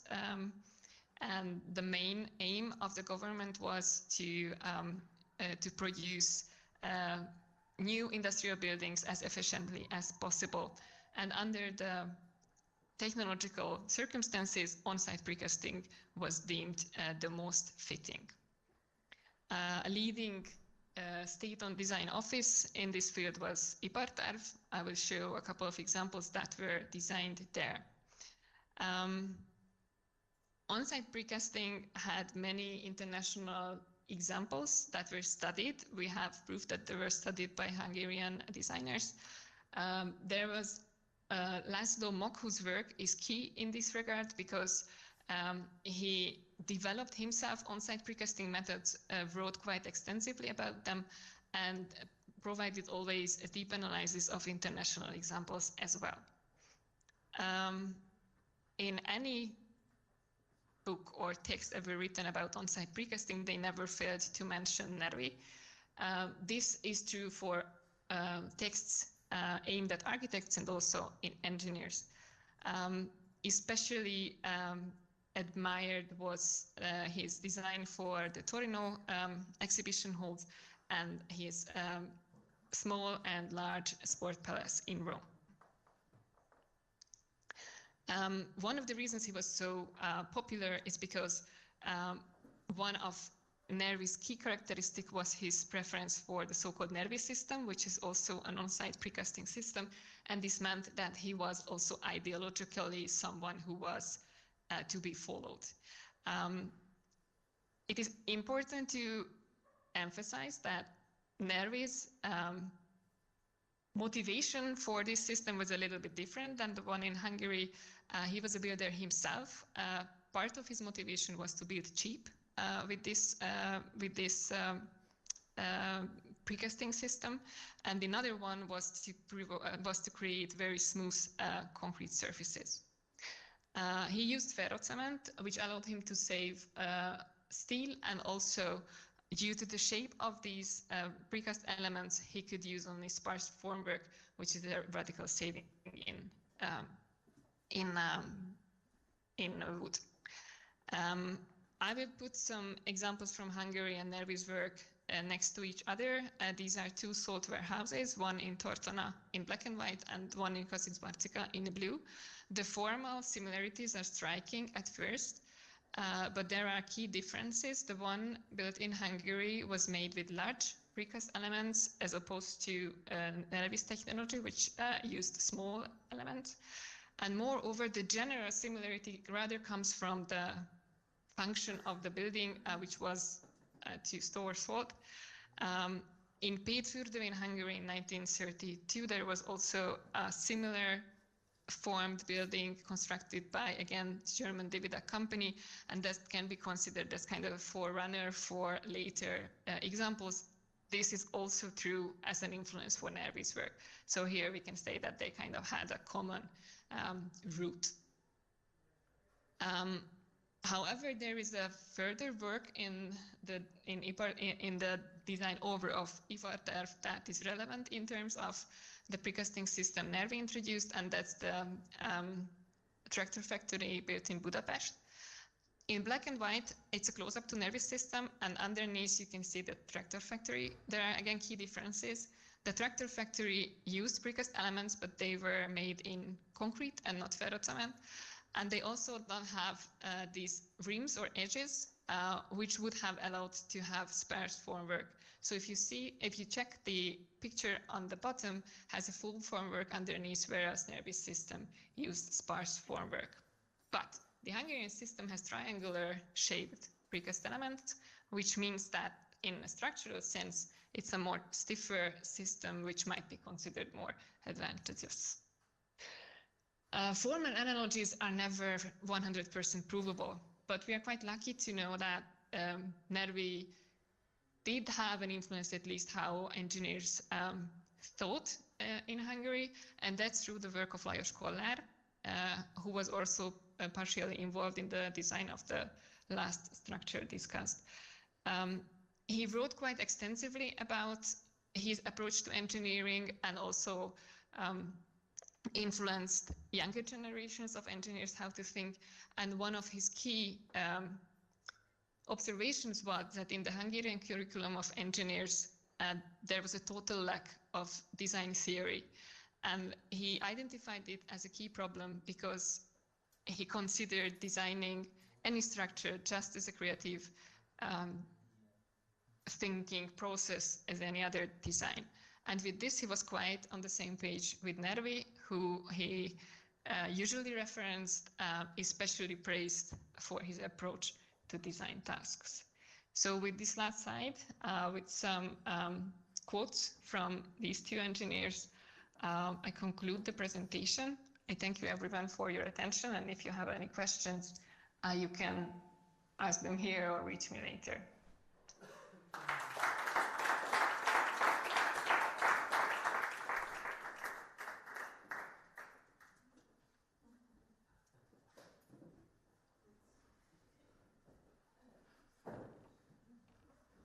So, Watcher, many thanks for your interesting presentation.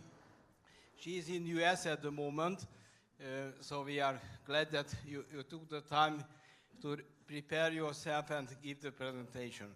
Any questions of you? Because we are not sure that she remains or not, but I asked the colleagues. Everything was clear. So it was a very nice presentation. I have seen already before that, because we have received earlier. Thank you again, Osho, and have a good time in US. Thank you so much. Szerbusz, köszönjük. So, now we continue with the presentation of Kálmán Kóris. Please come and give your presentation. Is he a good example for Recube as well? What happened? Thank you. Good afternoon. My name is Kálmán Kóris. I'm from Budapest University of Technology and Economics, Department of Structural Engineering, and Professor Balázs asked me to talk about this case study, which we did in connection to a historical national monument in Hungary, which was made of reinforced concrete, and it was actually the grandstand of the former Kerepesi race course. So we had a grandstand already today. This will be another one. Just a brief introduction to this topic. We did this project several years ago. As you can see from the dates, actually close to the center of Budapest there was the horse race course called Kerepesi Ügető, which was an important place for Hungarian horse race courses, and it was serving as this function for over 60 years. Around 2000 they closed this facility, and they sold the land for an investor who wanted to build and did build a large shopping center here, and horse races were moved to another location. Actually, all buildings, facilities on this place were demolished, except one grandstand, which was declared as a national monument, and such must have been preserved, and we were taking part in this work, so this grandstand could be preserved for the prosperity. Actually, the task of the university were two main things: to perform complete static investigation of the structure, and after that to recommend and develop the methodology of strengthening if it was necessary, and we will find out soon if it was the case. You may see a couple of historical pictures when this race course was still active. There were a lot of, I don't know if it works, there were a lot of facilities, including several grandstands and other buildings to store the horses and so on. And actually it was place for many, many horse racing events. You can even see the grandstand we were dealing with here in the background. So these pictures came from many different times from the past.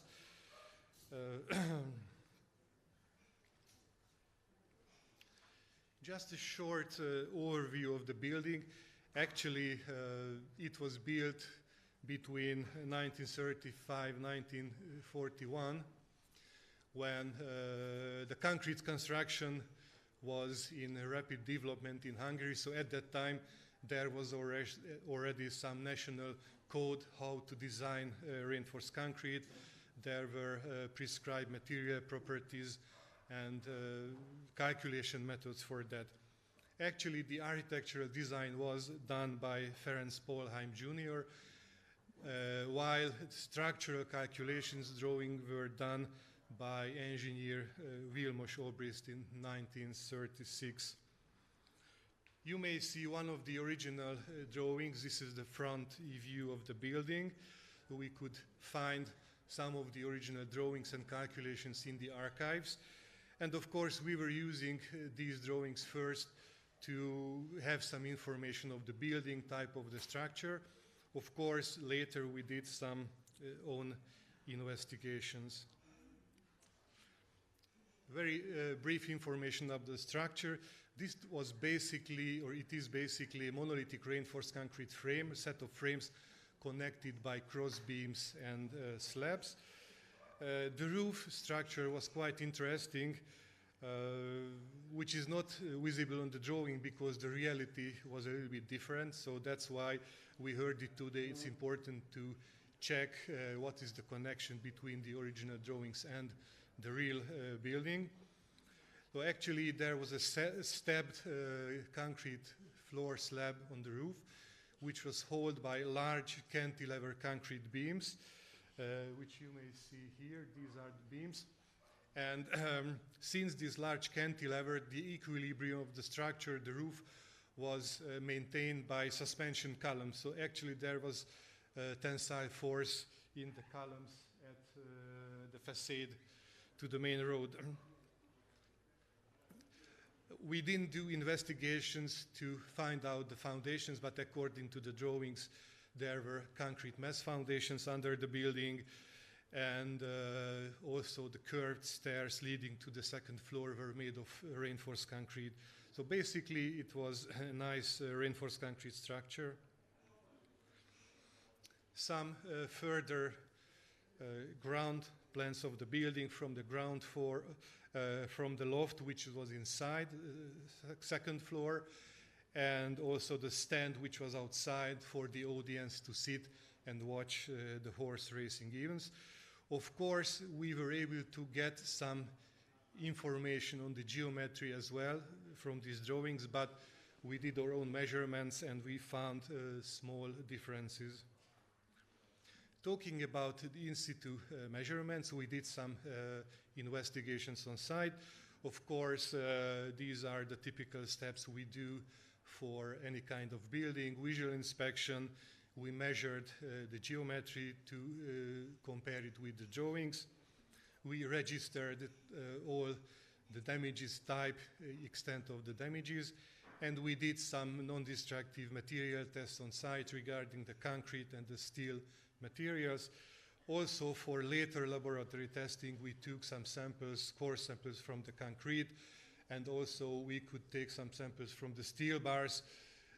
They were analyzed in the laboratory. So all these processes are typical parts of the investigation process. You may see a couple of pictures from the conditions of the grandstand at that time. There was place for the extraction of the concrete core, and another picture showing the structural condition of the building at that time. And having a look at other pictures, you could see the conditions from year 2000 and a little bit later. At first sight, maybe conditions seem to be bad, but to be honest, we couldn't measure any significant deformation of the structure or relocation of structural elements, which is a good sign for this kind of buildings, because it means the stiffness and global structural integrity was maintained.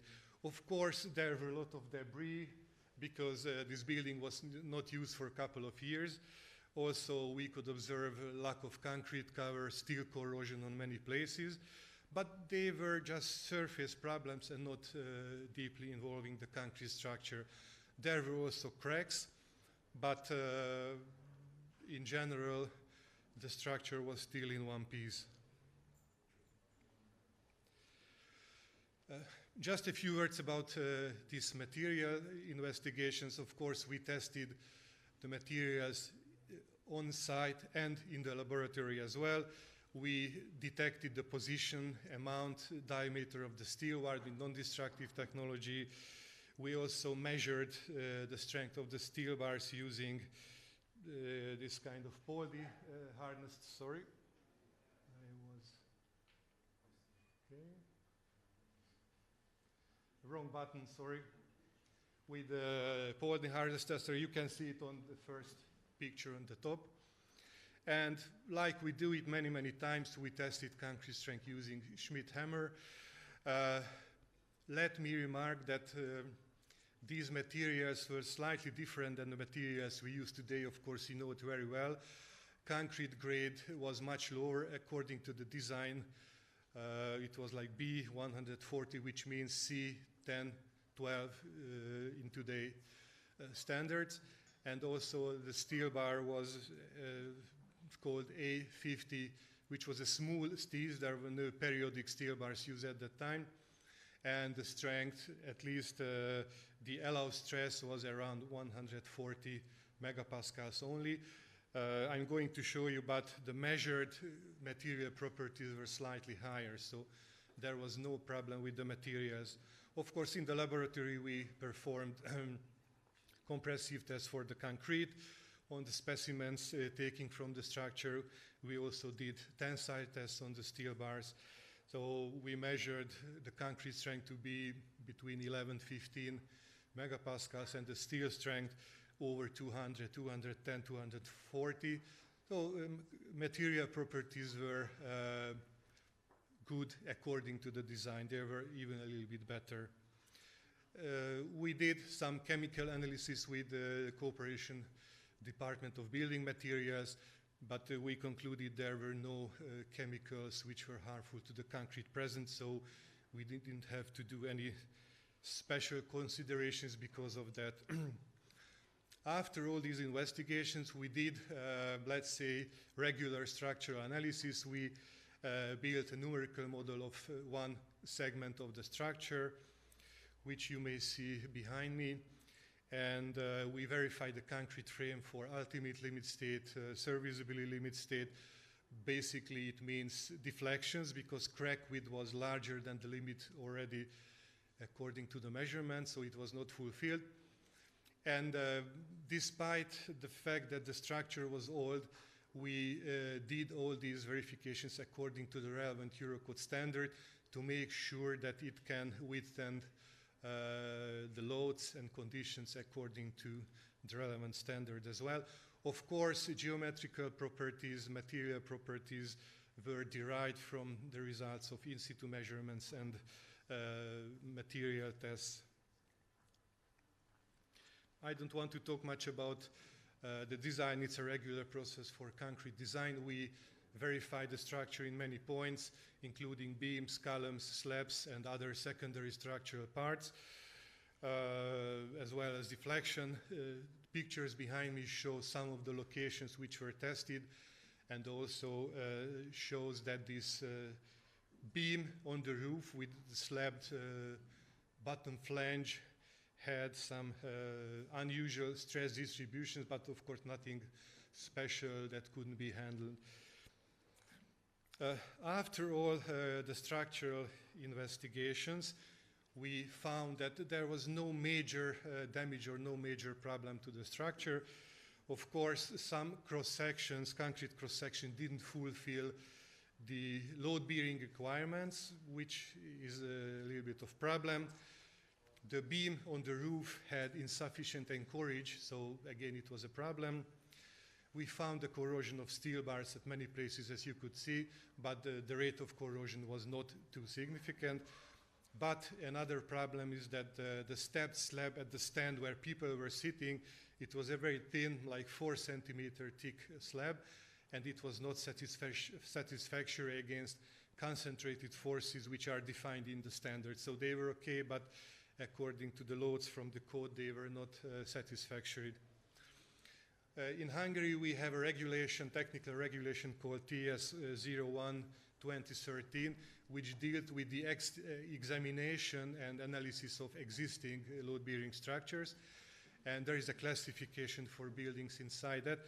According to this regulation, we concluded that the structure is dangerous, and basically because the load-bearing capacity was not always satisfactory.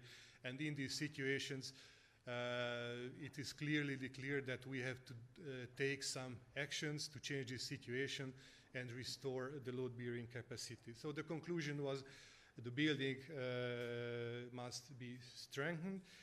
And actually, we were working on the methodology for the strengthening, but we did it in cooperation with an industrial partner who did the actual design of the strengthening.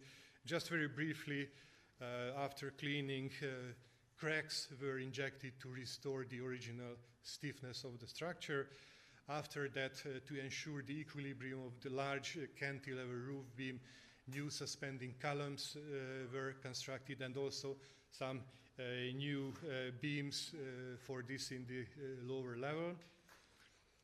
Some of the columns were strengthened by concrete jacketing using sprayed concrete technology, and also we were using FRP, it's actually CFRP, carbon fiber strengthening on the top of the cantilever roof beams to ensure appropriate bending capacity.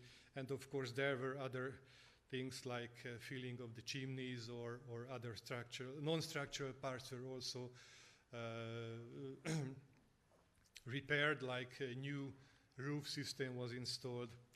This is one drawing which was designed by this industrial partner, which shows the locations of different applied strengthening techniques. So I don't want to list all of them again, but here, for example, on the roof, carbon fiber strips were applied, bonded strips to ensure the flexural capacity of the beam, or that's a new suspending column and a new anchoring beam for the roof system. Maybe it's more interesting to see a couple of pictures which were shot during the strengthening itself.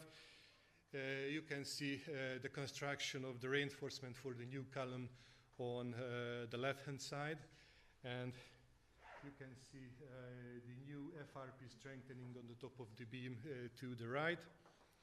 Some further details. The anchorage of these suspending columns was provided using U-shaped links on the top of the beam, and you may see the construction of the new roof. It's just a roof sheeting, of course, to ensure proper waterproofing for the structure, which can improve the durability in the future. And the last picture shows the injection of the cracks using some kind of epoxy mortar material. After all these steps, these are the pictures of the grandstand after renovation. So actually, they are a little bit more dirty today, as far as I know, but after reconstruction they were quite nice. But the structure is still okay, so it works fine.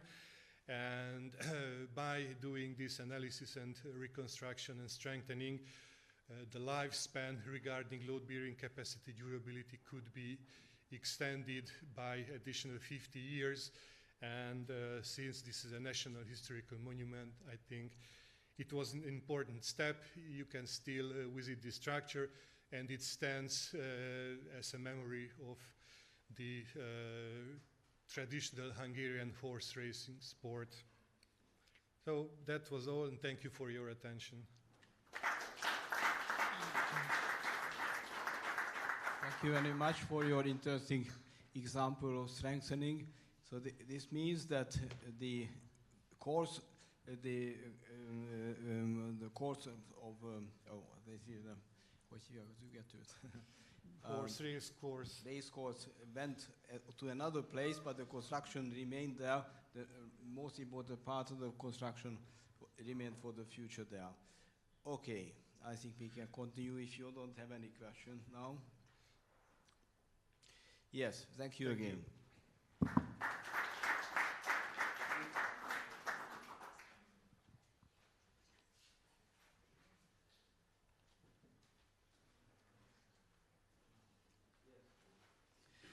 So,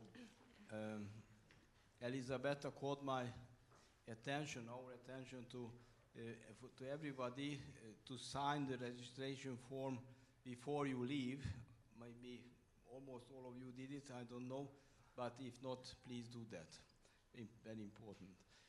We have our speaker, Zsuzsanna Szalai. Please start your presentation. Maybe another announcement before she can start. You can go anytime to take coffee or drink or sweets in the neighboring room.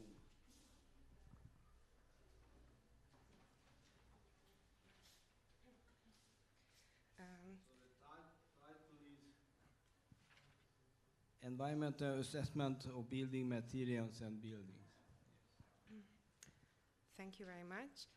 So back to the sustainability topic, I would like to speak a little bit in general about the importance of environmental assessment of building materials and buildings. So first of all, you know that we have this huge challenge in the world to keep the global warming below 1.5 degrees or maximum 2 degrees, because this is what the scientists say, that if we manage to keep this temperature rise, then maybe our climate is still can still survive as it is today. So we have this huge challenge, and we need to reduce the CO2 emissions and the greenhouse gas emissions of the world to a very, very low level. Maybe you can see it from far away, that this is our ambition here on the bottom left side. We have to go down to net zero global CO2 emissions by 2055. And if we manage this, then we may have the chance to keep the temperature below this limit. This is a huge challenge because the whole global CO2 emissions must go down to net zero.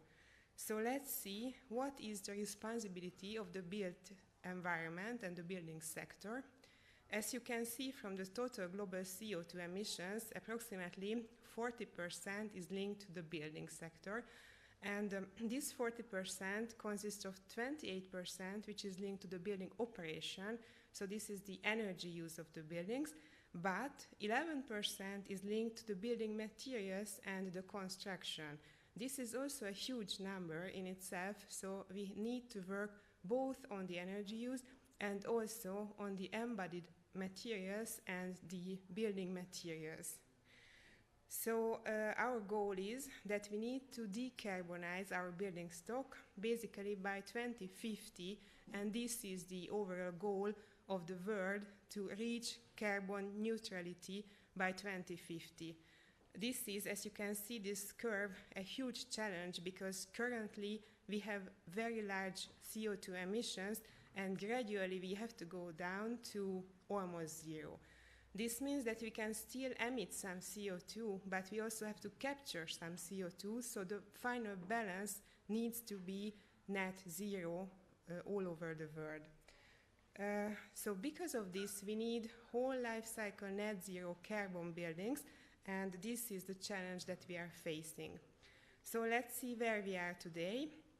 If we look at a new building, a new nearly zero energy building in Hungary, then approximately 50–55% of the CO2 emissions is linked to the operation, which is the green color in the small graph, and approximately 35–40% is linked to the production of the building materials and the construction of the building.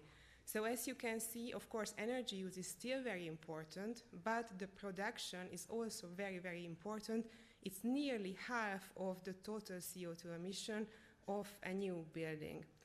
So we need to think about the life cycle of a building. It's not enough just to consider the energy use of the building, but we have to think about the full life cycle, considering also the construction and also the operation, the demolition of the building, and the end of life.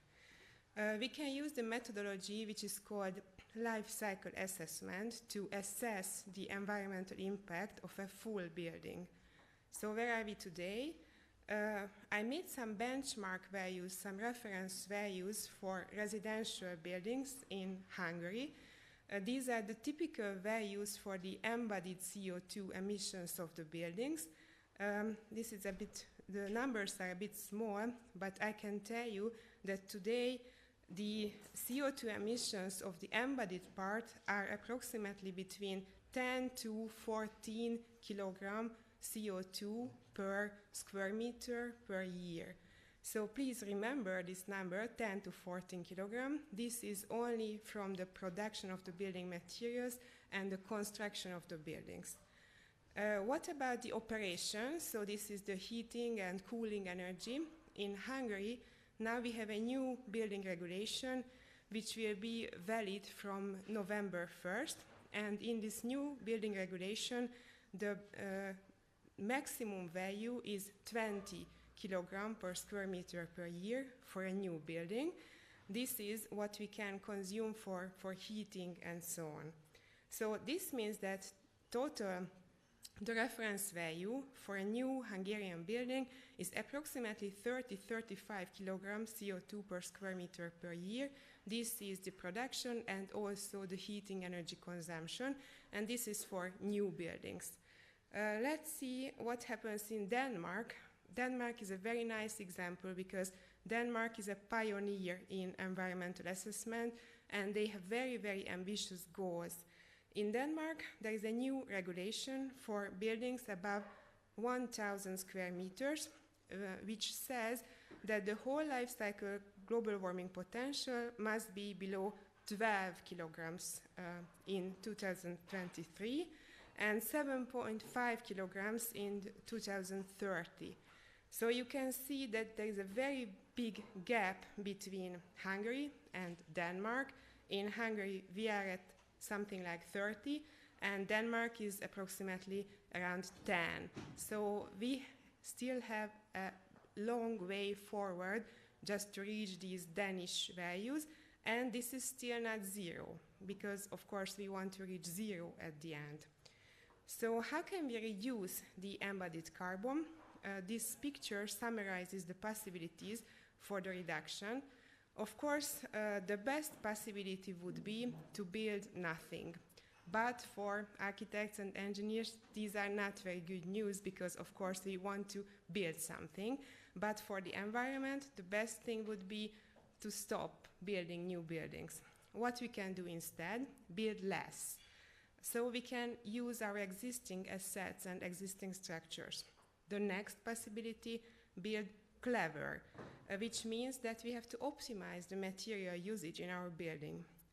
And we can also use some low carbon technologies. And the final possibility is to build in an efficient way with good construction works and small energy use and small emissions at the construction site. I would like to show you some examples of these possibilities. First, demolish or retrofit. If we have an existing building, it would be a very important thing to try to preserve our existing buildings. For example, this is a reinforced concrete structure in Budapest. It's not a very special building. It was not designed by Nervi or Megyeszai. So it's just a common building. It used to be a telephone factory, and it has a very good structure, and it was possible to reuse this building for an office building. And as you can see, the architects decided not to demolish this building, but use the existing structures and design a new office space in this building. And by this decision, they managed to save 923 tons of CO2 emissions, which is equivalent to 923 trees in 100 years. So basically, by this decision, we managed to plant a small forest, basically. So this is a very important possibility just to preserve our structures and to extend the lifespan of these structures. I would like to show you another example, which is a very small house, a very typical Hungarian building. And I made a small calculation. What happens if we keep this building and we just heat as it is today? This is a very energy inefficient building. It has a very high heating energy consumption. So you can see that the CO2 emissions in 50 years would be very high.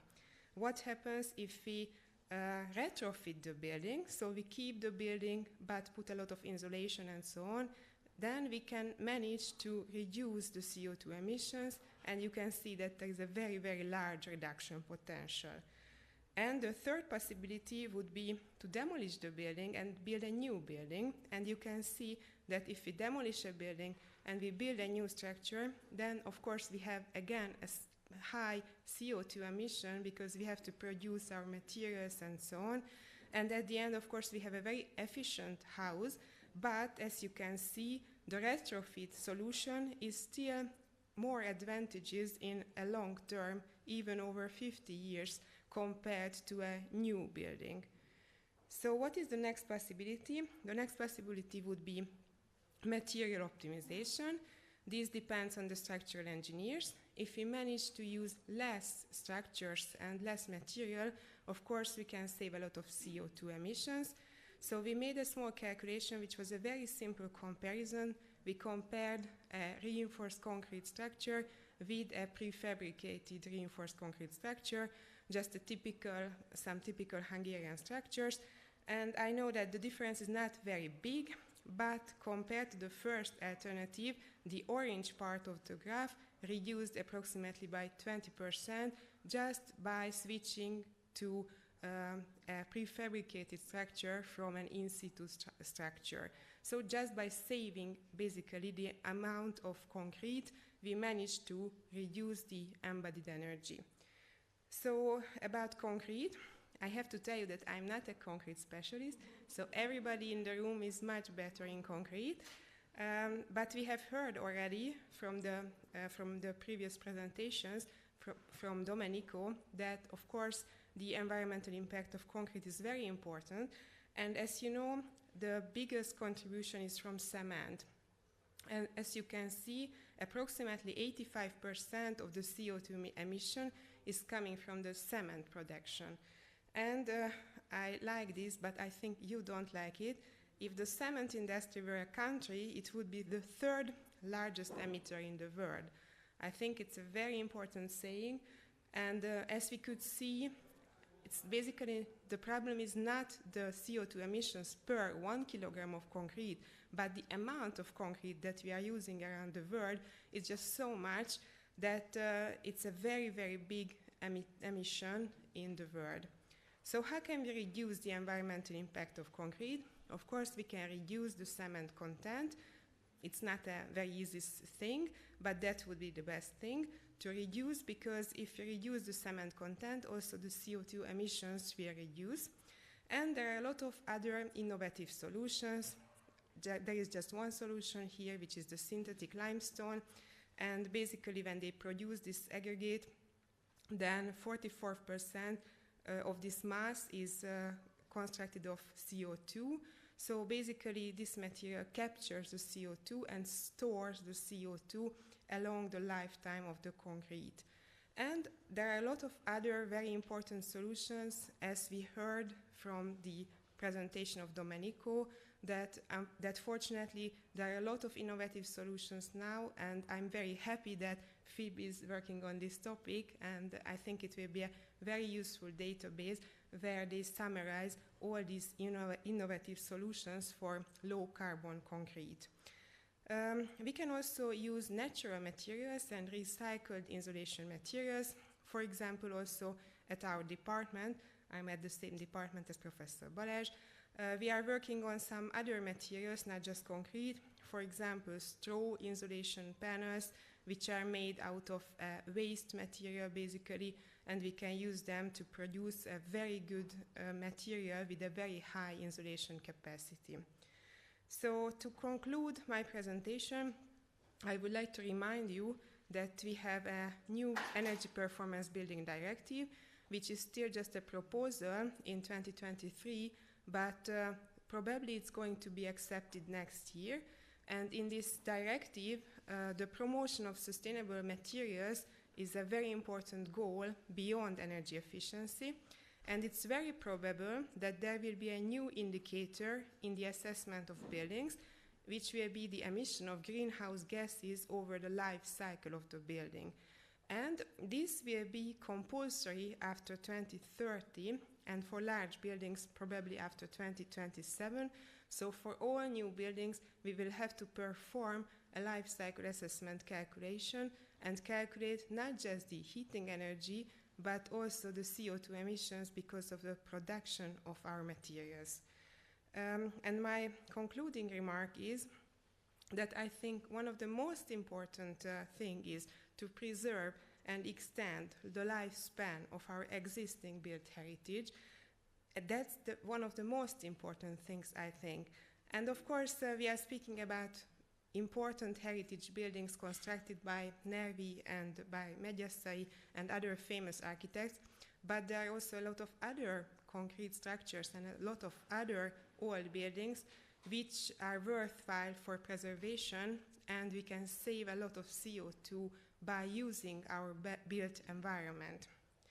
So I hope that we can keep these important and nice, beautiful structures, and they will have a very long lifespan, because this would be the highest CO2 emission reduction.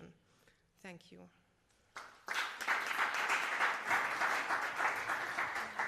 Thank you very much for your interesting presentation. Marco, please.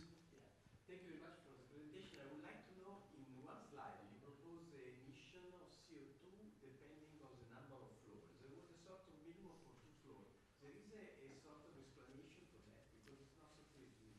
Yes, this was actually, I didn't have time to explain this graph. This graph was based on the calculation of a lot of buildings, a lot of typical Hungarian buildings. So in the small category, 1-story detached houses and 2-story detached houses were considered. And I assumed some typical structures. For example, for two-story constructions in Hungary, normally we have an attic which is used. It's a built-in attic, which is normally a lightweight construction. And because of that, the embodied emissions were lower. Yeah. Thank you. Thank you. Thank you. So there were examples to encourage us for low carbon technologies. Thank you again. Thank you.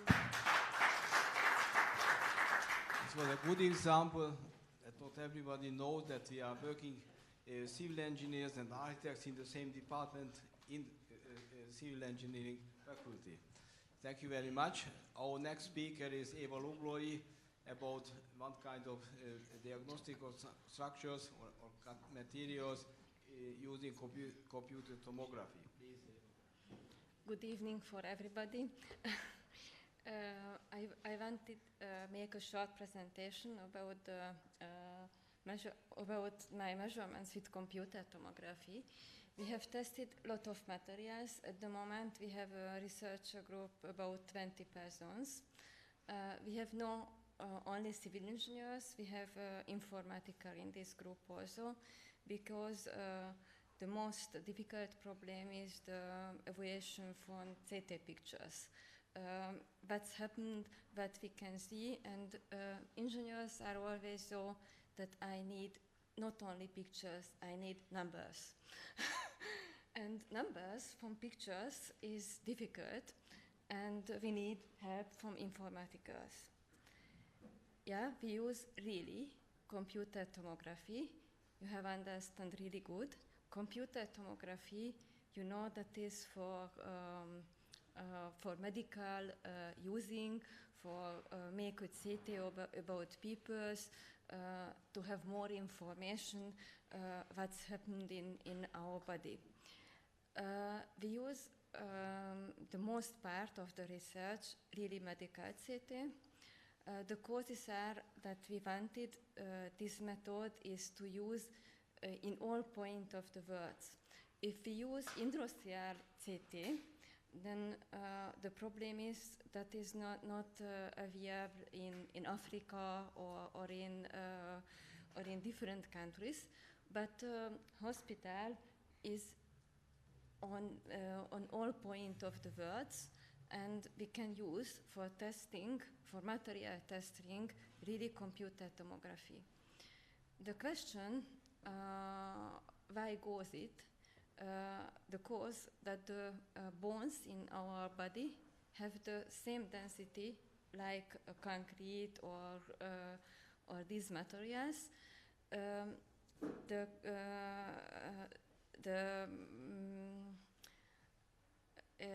The border is if you use steel. If we have only steel, then we cannot use medical CT. Only 30–40% steel is good for medical CT.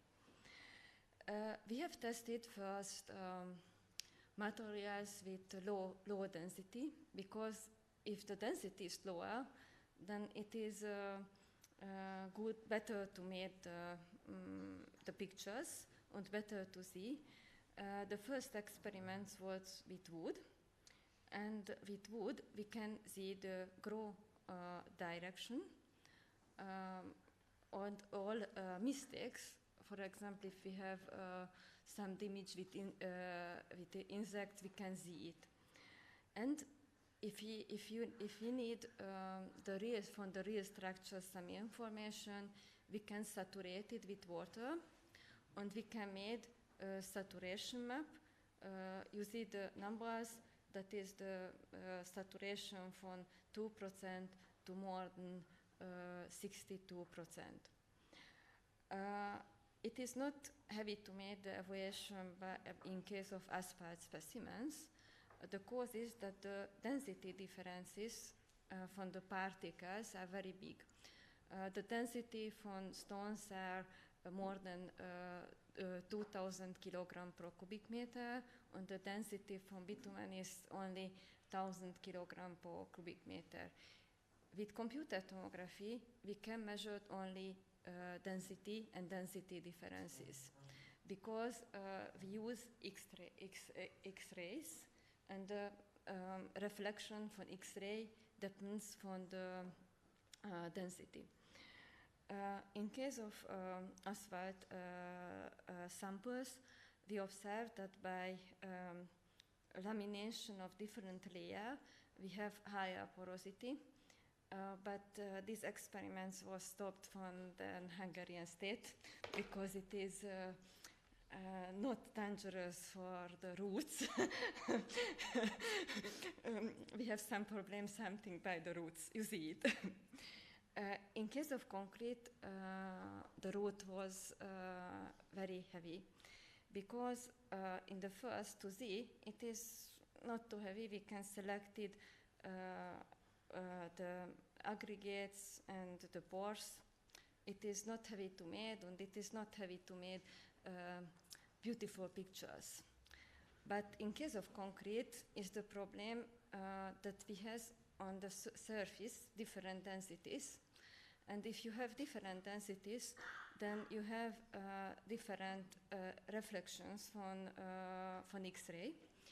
And we have developed a method to reduce the X-ray things with Fourier transformation, and it observed the density on the surface, and we can select it, the aggregate particles, the cement particles, and lot of things.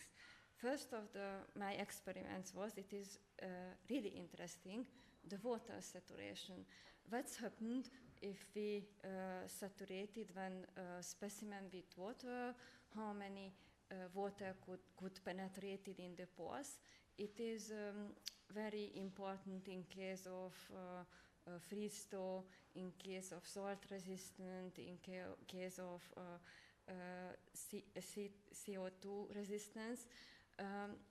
I think that was my beginning of my experiments, but I moved back to this because it is very important how goes the water between the pores in the concrete structures. Not only the porosity and amount of porosity is important. Important is also the closed pore section and open pore section. Maybe somebody from you know that my first experiments was in fire. I make a lot of experiments with fire, and in case of fire dimming structures, it is very interesting problem in case of concrete fire dimming structures that we have no non-destructive methods, because Schmidt-Hammer, ultrashell are not good for this, because you have a lot of mistakes by the measurements. And my question was, if we have some specimens from fire dimming structures, could we make diagnostic with computer tomography? And we made some experiments that is not too detailed because the time is too short and it is evening and everybody will eat something. We made experiments with wall panels. The first question is why are the temperature very different? My answer is the loading from the panel elements. What is under, we have more load over this, and they is spoiled. And the spoiling from concrete cover is bigger if you have more load on the elements. That could we see on this picture also. The first is from under, and the last is from up. And we have measured with computer tomography that is presented only the Hansfield values, but it is good to see that the F1, F3 or 2 specimens have higher Hansfield value. There was up of the specimens, and the A is with ethanol, and you can observe that is lower, the density is lower, the reflection is lower, and the image is the concrete, desto lower is the density. If we have more detailed experiments also, we can see the most image zone. They are over 500 degree, that is to the mold. But I have not the pictures. But one picture, what is interesting, we have made the selection from aggregate particles that see you on the first picture, and we have made the selection for cracks and pores. And that is heavy to make the selection from cracks. What is the first question, the mathematical was, what is a crack? How can I make a function about the crack? And we made a definition for this. We observed the form from this, that is oval or not oval, and if you have not oval, then that is pores, and more ovalis, then you can define as crack. Yeah, we have made the crack maps and the pore maps from these fire load structures. That is very interesting in case of spalling of concrete cover.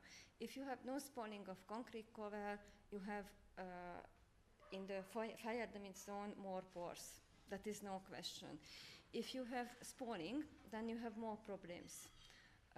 Because the spalling is explosive spalling, they leave cracks in your structure.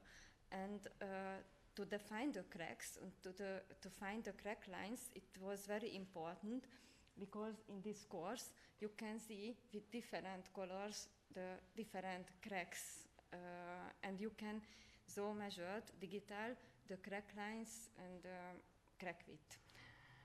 Yeah, we have made in Hungary, there are a lot of asbestos pipes. I don't know, in our country maybe also. They are very interesting, this asbestos pipe. If you make non-destructive measurements, then you have no really results. And we have made experiments with computer tomography. You can see there the CT picture and the photo from the pipes, and you can see that in this line is the damage zone, but the damage zone, the deep of the damage zone is very different in all points. And we have made, so with color, that is better to see, the different damage part, and you can see if I make a measurements there, then that is different if I make a measurements there, because the damage zone, the damage width is very different. We have. It is very interesting, but we have to. Okay, 2 minutes. Okay.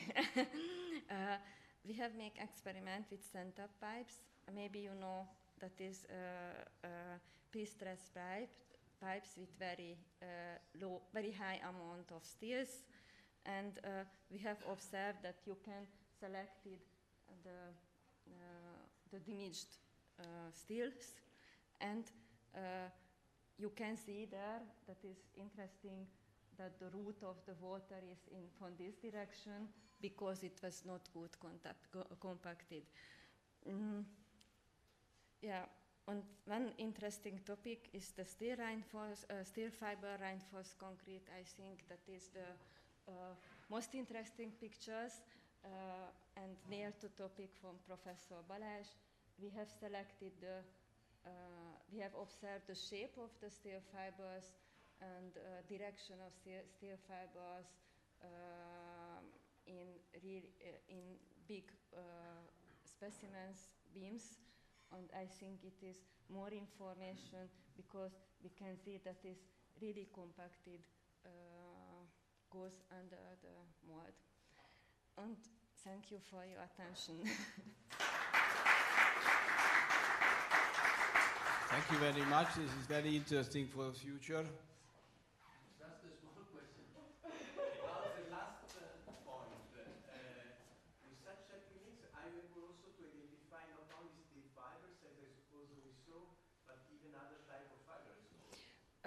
Yeah, we can see other type of fibers, but I have not finished the experiments. By the evaluation, yeah, we can see because that is from density also different. The plastic fibers are to see. The problem is if they are too small. Small fibers, it is heavy because you need to this micro CT. And if you use micro CT with high resolution, you have smaller specimens. And what can I make a specimen with 1 centimeter to 1 centimeter cube? That is not relevant. Thank you very much. Thank you. So we were lucky with the help of Eva. We had already almost 15 years, 12 or 15 years. Research was very interesting, extremely interesting. Also concrete element, reinforced concrete elements. Yes, Zoltán Orbán is the next one, please. Thank you. Good afternoon, everybody. My name is Zoltán Orbán. I'm from University of Pécs, Faculty of Engineering and Information Technology. First of all, I would like to thank Professor Balázs for inviting me to this very interesting conference. I'm very happy to be here. And in the next couple of minutes, I would like to present a case study on the reliability analysis of an early reinforced concrete building by integrating numerical calculations and non-destructive testing, and also used the instructions written in the FIB 80 bulletin. So the building in the case study is the theater building in Kaposvár that was built in 1911. A little bit younger building than the Veszprém Theater. It could be the younger sister of this building, but not from the same father. The refurbishment of the building was carried out between 2016 and 2019, and I took part in the structural analysis and diagnostics project of the building, and also in the design of the refurbishment and strengthening in some of the part of the listed building. So this photo is from the beginning of the refurbishment project, just 1 year before, and an apparent signs of deterioration can be seen on this picture, mainly because of the water ingress and lack of proper maintenance and insulation problems, which is quite common in buildings that are lacking proper maintenance. And to that level of deterioration, we could suspect that there might be some problems with the structural materials and the load-bearing structures as well. And that's why we decided to carry out a comprehensive analysis and diagnostics on the building. So why is it interesting for structural engineers? So for us, not the architectural value was the highest, but the structural value. And you can see there's a monolithic reinforced concrete roof slab with a very large distance. And I wouldn't say that it will be a world record holder, but in Hungary, that was the largest reinforced concrete frame with horizontal beams that were acting as tie bars. You can see some photos on that. And also, these are hangers of the rabbits just above the audience. It's quite similar system that we've seen today here in the building, but they used only circular steel bars for that purpose.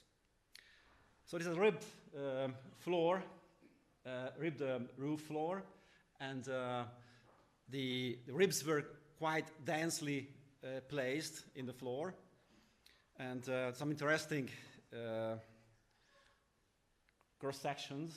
There are wedge connections between the columns, and there were some very interesting connections because the ribs were converging into single nodes in some locations of the buildings. You can see as it was a carpentry connection, not a reinforced concrete, and would be imaginable today. So they were thinking in a quite different way as we do today. It was interesting for us, and even you can see as it was a carpentry connection, not a reinforced concrete. If you look at the whole, it was before the refurbishment project. It was a surprise. We thought that these are wedged connection between the beams and the columns, but after removing the decoration, which was a gypsum stucco, it turned out there was no wedge at all, and the level of the beams were much higher than as it was seen from the surface of the gypsum stucco. So we find a lot of surprise during the investigation project. In similar buildings, in any kind of historical buildings, it should be the first step to get information about the contemporary design and construction practice. It's very important to start collecting information on that. The first Hungarian standard came out in 1909, and it was not quite sure whether this building was designed according to the first standard or not. We consider it wasn't, because they followed some very, very interesting practice during the design and in the construction. And I forgot to mention that there was no plans, no data available in the structure, because they were lost somewhere. There was no available plans, original plans. So we collected some static design principles related to the era, the beginning of 20th century. They used the principle of permissible stresses, and here we collected from the old code some data on that. So on concrete, compressive stress limit was around 4.5 megapascals, which is combined with the safety factor. So it will relate to a concrete grade of C10 or C12 maximum.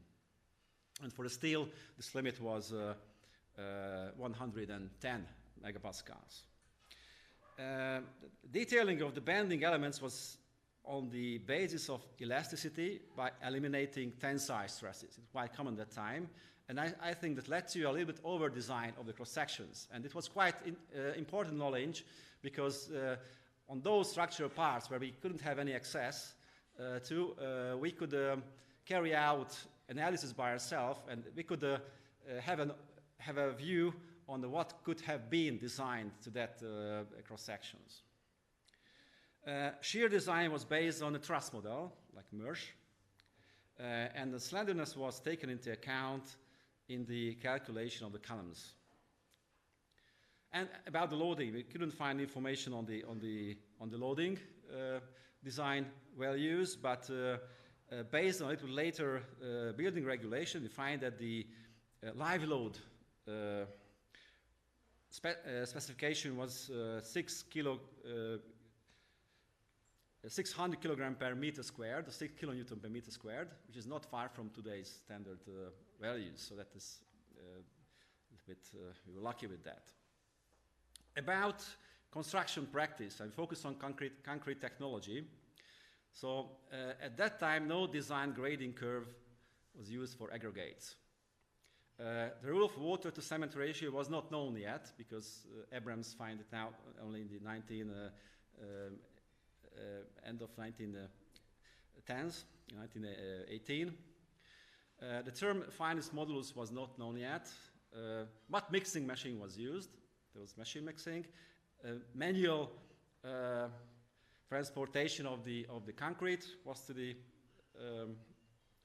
place of the casting, and compaction of the concrete was carried out with tamping, with manual tamping. And you can imagine, if you learned concrete technology, that based on these assumptions and in the circumstances, it was not possible to create concrete with a high quality and high strength. But surprisingly, the measure of strength was quite good compared to these kind of restraints. And some other interesting details regarding the reinforced concrete. The stirrups were very rarely spaced. It's not a surprise. There was only, in some cross-sections, there were only one single bar in the middle of the cross-section, which is quite unusual. Why didn't they put two other rebars in the corners? In some cross-sections, the stirrups didn't go around the cross-section. This is a negative connection in the upper part of the slab, and this is a rib.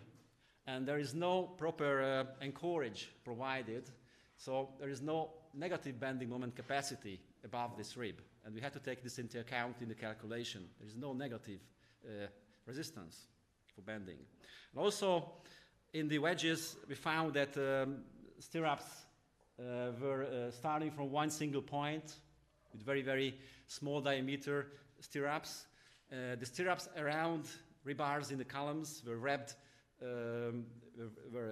single wires and wrapped around the main rebars. And the whole structure were full of uncertainties. So the aim of the survey was to determine the load-bearing structural system itself, also to get information about the facts, measure the strengths of the materials, investigate structural properties, dimensions, reinforcement, concrete cover layers, chemical properties, etc., and also durability properties. We used destructive methods, non-destructive and semi-destructive methods, but focusing on mainly non-destructive methods. We'd like to eliminate the use of destructive methods. But I had to admit that today it's not possible to rely only on non-destructive methods when we need accurate or reliable parameters for strength properties. So based on these investigations, we provided basic parameters for the structural analysis and assessment of the structural reliability, and also we helped prepare the strengthening and repair measures later on. To achieve the most possible reliable value for each parameter, especially in the strength parameters, we combined testing methods, and by this combination the time that's needed for achieving the answer was reduced, and also the reliability of the test was increased. And two examples, we could combine, for example, rebound hammer test with the ultrasound pulse velocity test, what was a common practice. Also combined non-destructive tests with destructive tests. So we compared some values, and based on the comparisons between the destructive results and non-destructive results, we shifted the non-destructive test evaluation curve accordingly. And we could derive a project-specific evaluation curve for the non-destructive test methods. Also, we use GeoRadar and GeoRadar test for analysis of the layers in the slabs, and also reinforcement in the slabs, and the system of the floor slabs, and it turned out to be a very effective tool, but not by itself. We had to combine it with an endoscopic survey, because the GeoRadar test holds a lot of uncertainty, and just to make the depth scale more accurate, we combine it with an endoscopic test, and based on that we could determine the layers of the floors quite well. So the analysis was carried out in multiple steps or phases, starting from analyzing historical data. Then after the phase 1 diagnostics, which is a general diagnostics, carried out approximate calculations with conservative models, conservative calculation models. And in the second phase, we carried out more detailed diagnostics, created a three-dimensional numerical model, and carried out assessment based on the Eurocodes and the old Hungarian standards that dated back in the 1980s. And of course, it was not possible to confirm carrying capacity by the Eurocodes, and we continued with a refined model based on additional diagnostics, focusing on some critical parts of the structure, and we created a refined model and carried out assessment on reliability basis using the FIB Bulletin 80. And after conclusions, repair and strengthening solutions were designed. I'm lucky because today it was mentioned many times, and we received several information about this FIB Bulletin. This is the adjusted partial factor method, which is based on the first order reliability method.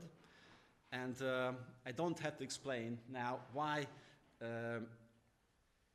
the optimum reliability index, the beta, can be different for existing structures compared to new structures. We'll save 5 minutes now. So for new structures, we can rely on the value 3.8, but for existing structures, we can reduce it for the reasons, mainly because of the very costly strengthening measures. We can reduce it for a value between 3.1 and 3.4. And based on that calculation, we can derive new partial factors. If we are lucky, they are lower than the original ones, but in some cases they are not, because we determine these values based on the measured parameters, measured values of parameters.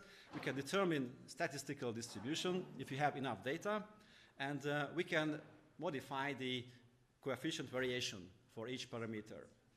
So based on this information, we could reduce the necessary amount of reinforcement in the structure. And we arrived to the conclusion part. So I am presented a multi-phase analysis and assessment procedure for an early reinforced concrete structure. We mentioned that the knowledge of the historical data on the structure, materials, knowledge of the contemporary design principles and construction technology is essential. And especially if we don't have data on the structure too much. And already we saw that the ideal combination of test methods can contribute to improved analysis and assessment, and also that the optimum target reliability level for existing structures can be different compared to new structures. And also mentioned that the reality-based adjusted partial factor method described in the FIB Bulletin 80 can be effectively applied to historical structures. But the calculation was carried out in 2017, and that time the knowledge of model code 2020 was not known, so we're waiting for additional information and research.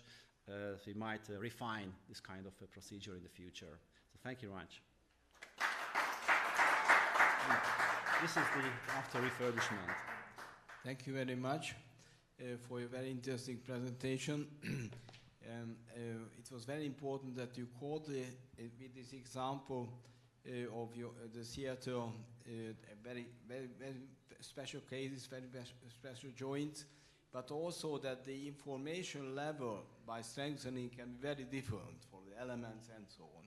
That is very important. Sometimes we have good knowledge, sometimes we are far of good knowledge. Very important. Yeah, thank you very much. Thank you. Zoltán Berecki is the next speaker. Please come and make your presentation from the University of Debrecen, please. Good evening for everybody. At first, let me introduce myself. My name is Berecki Zoltán, and we made this presentation together with my colleague, Dr. Lovra Eva. We are lecturers of the Department of Civil Engineering at the University of Debrecen. Dr. Lovra is not able to be here, but she sends her greetings to all of the audience. A disclaimer, I'm neither a structural engineer nor an expert in reinforced concrete. I am an architect and architectural historian, and the topic of our presentation, or my presentation, will be the use of the reinforced concrete in the architecture of the historicism in the Austro-Hungarian Empire. As you can see, it's a very broad topic, but I promise that I will keep it very, very short.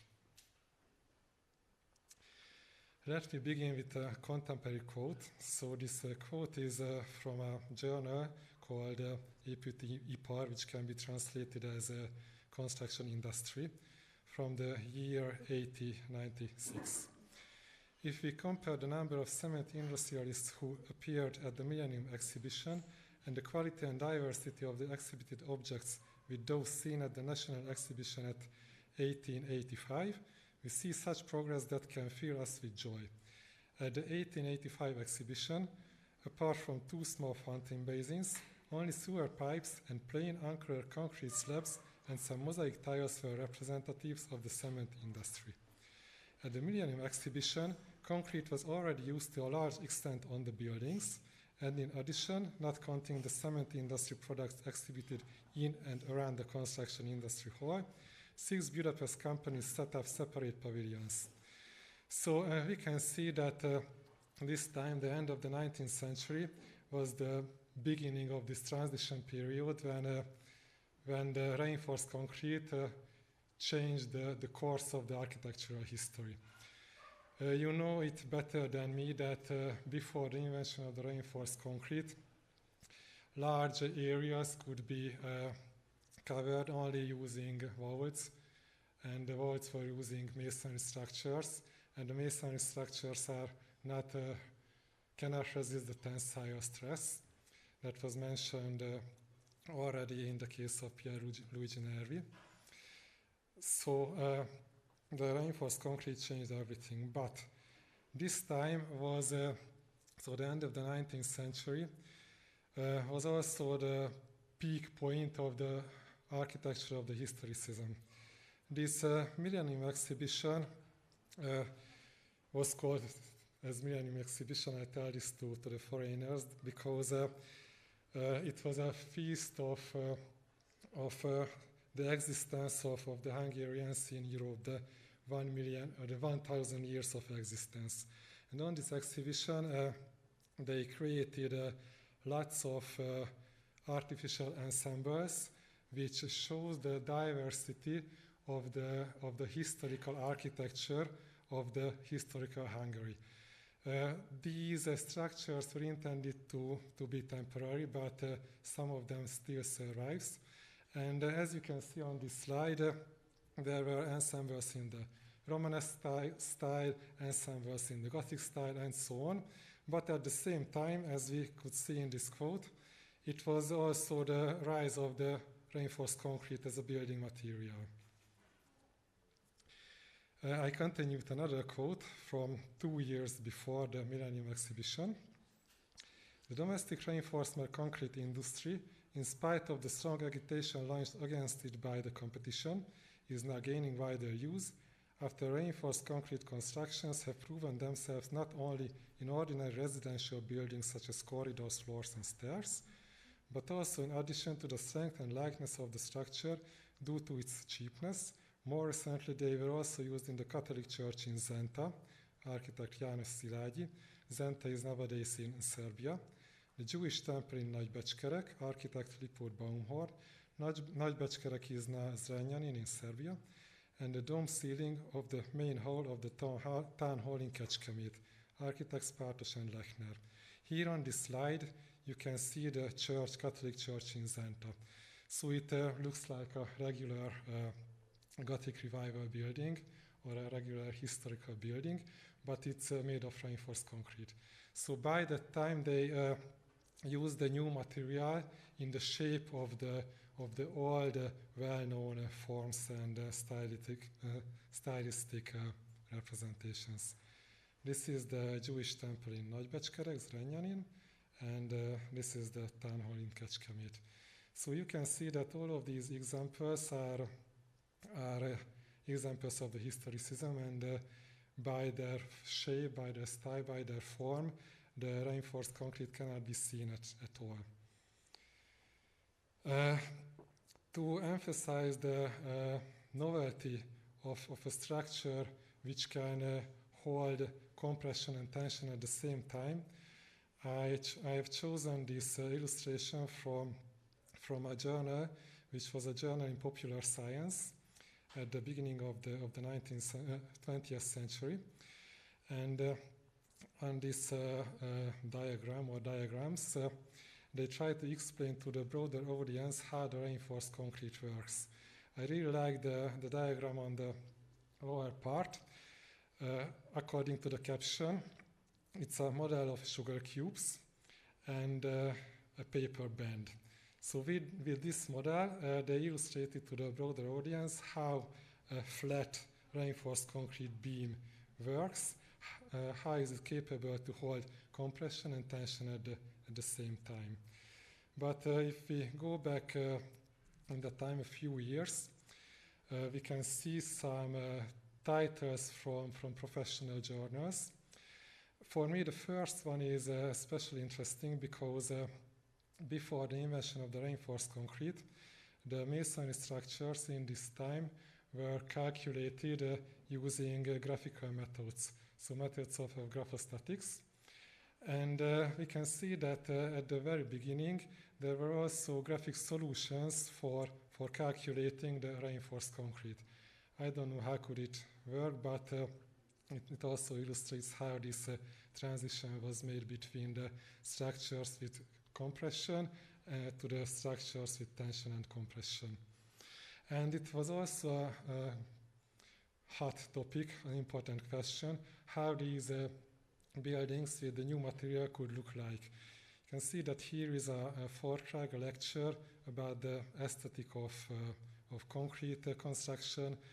Also another article about the anatomy of the reinforced concrete. But this illustration is from this article, and you can see that by the anatomy of the reinforced concrete, they were thinking something very different than us. So it's also a building in a historicism style. Another important article is from the journal called Wiener Bauhütte, and it discusses the art and technology of the reinforced concrete construction. And all of the illustrations show building parts, building elements in the style of the old architecture. So at this period, the reinforced concrete industry tried to prove that this material is capable to build buildings in the old manner, in the old way. This illustration is from this article, from this Kunst und Technik of the reinforced concrete, and this one also. This example is also from that article, and as you can see from outside, it's not visible that this is a reinforced concrete building, so it looks like a traditional masonry building. This is a hotel in Merano, in Italy. A little bit later, or not too much later, in 1911, the structural engineer Új Károly published an interesting article where he argued that a superstructure of a building should consist of three main parts: the outer shell, the roof, the core, so the load-bearing parts, and the inner shell. So in the historical architecture, in the masonry architecture, the core and the inner shell was usually the same, the masonry vault. But thanks to the reinforced concrete, the core and the inner shell could be separated, as we can see here in this building as well. As an example, I can show you a refurbishment of an old church which was designed by him, by Új Károly.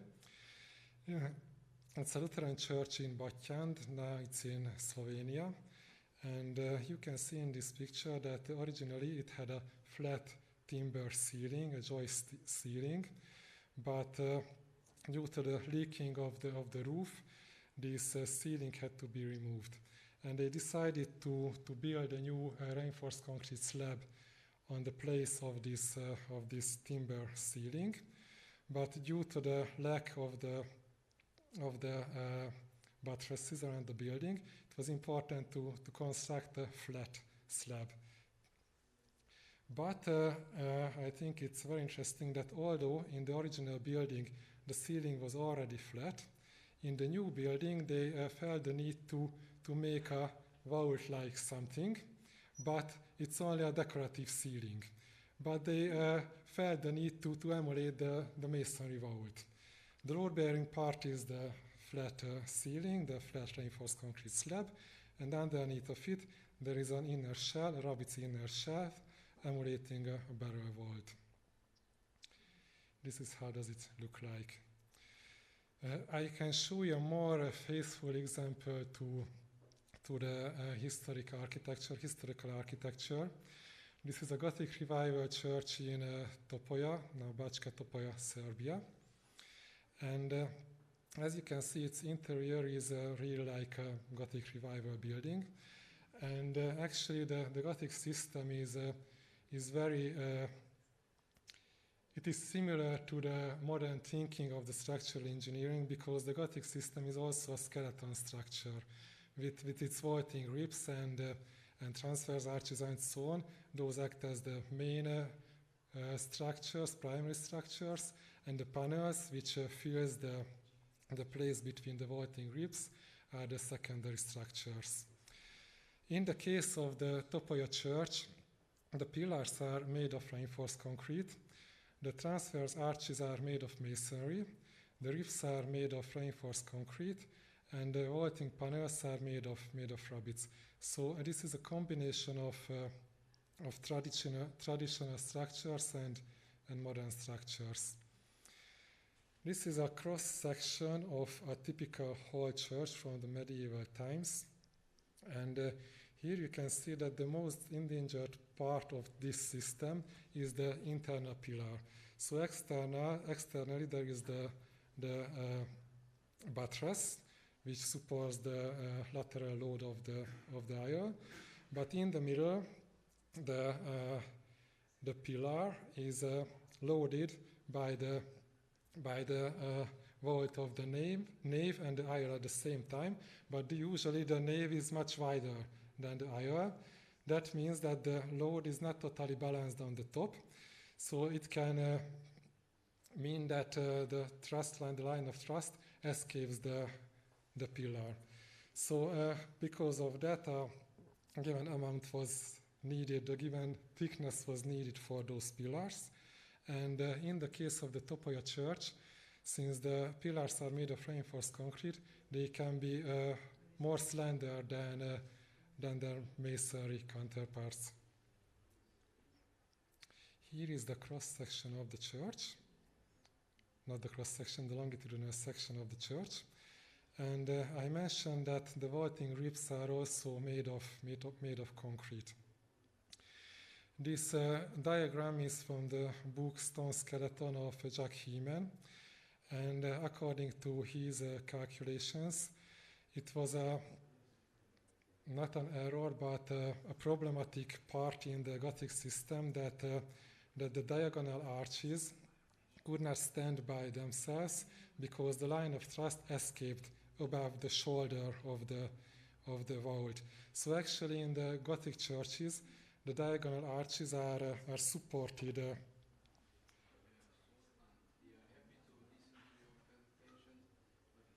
Okay, it's done. So they have to be supported here. And this problem can be eliminated when we use reinforced concrete at the position at the vaulting ribs. So this photo shows the attic of the Topoja church. And here you can see the masonry transverse arches, the reinforced concrete diagonal arches, and the rabbit's vaulting panels. So this Gothic skeleton structure has the same structure, or can be very good transfer to reinforced concrete. Another example from the use of the reinforced concrete in historical shapes is the St. Nicholas Church in Murasombatna. It's in Slovenia. It was refurbished in the beginning of the 20th century, but in contrast to the Topoja church, it has a very different structure. So actually here, only these parts or these pillars are supportive pillars. This vault is totally made of reinforced concrete, and the vaults here above the aisles are actually hanging from these cantilevered structures. So these walls here are not load-bearing at all. So this is a really modern structure, but if we see the photo of it, it is not visible at all. So by that time, the architects were not brave enough to show how the reinforced concrete works structurally. So although here a new kind of structural behavior was designed with these cantilevered parts here, it is not visible from outside at all. So there had to be a little bit more time when the architects could do it honestly, the structural behavior, to show the structural behavior of the reinforced concrete, as you have seen in the works of Nervi. Thank you for your listening.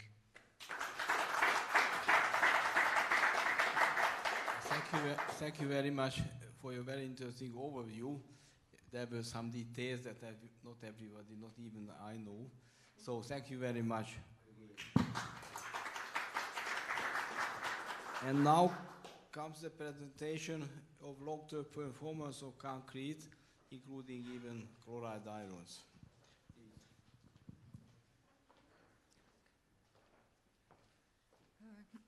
Good evening, ladies and gentlemen.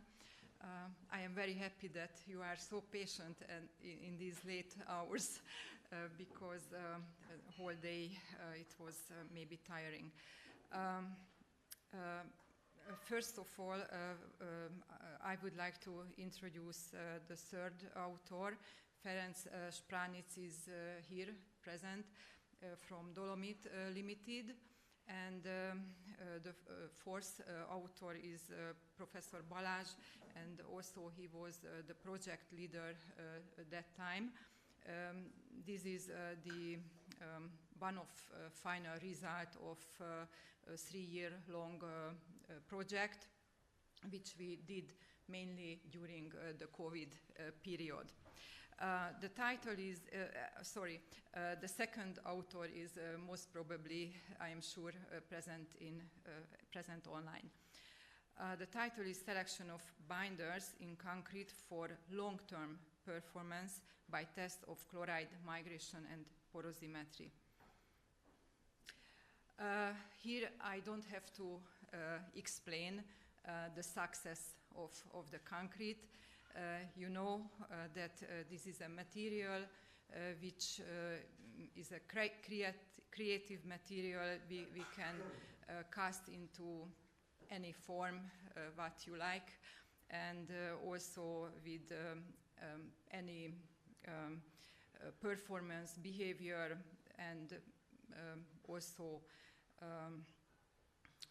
tailor-made material.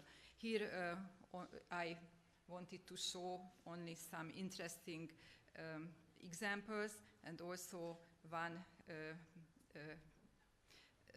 emblematic structure from Pierluigi Nervi. Why durability is so important? Durability is also part of sustainability, and with the correct design, specification and construction, the concrete structures can provide high performance and durable structures with long service lives. Here in this picture you can see a typical example for the bed material choice. Left hand side you can see a complete structure without any visible damages, and this was the first what they built in the 40s, last century. And left hand side you can see only some remained parts of the other pier, in which they used the cheap carbon steel instead of stainless steel. So here we can see how the durability is important, also because of economical aspects. This is the pier, which can be visible nowadays also, and from the satellite there is no more sign about the other one. there is a strong relationship between durability and performance.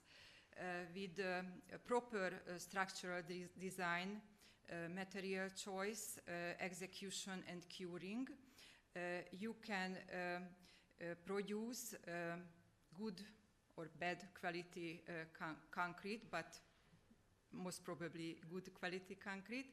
And with these parameters, you can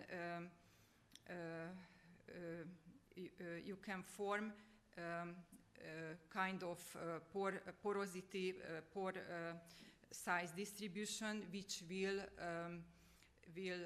determine the transport properties. Transport properties are very important. Anybody knows carbonation, freeze-thaw attack, and so on.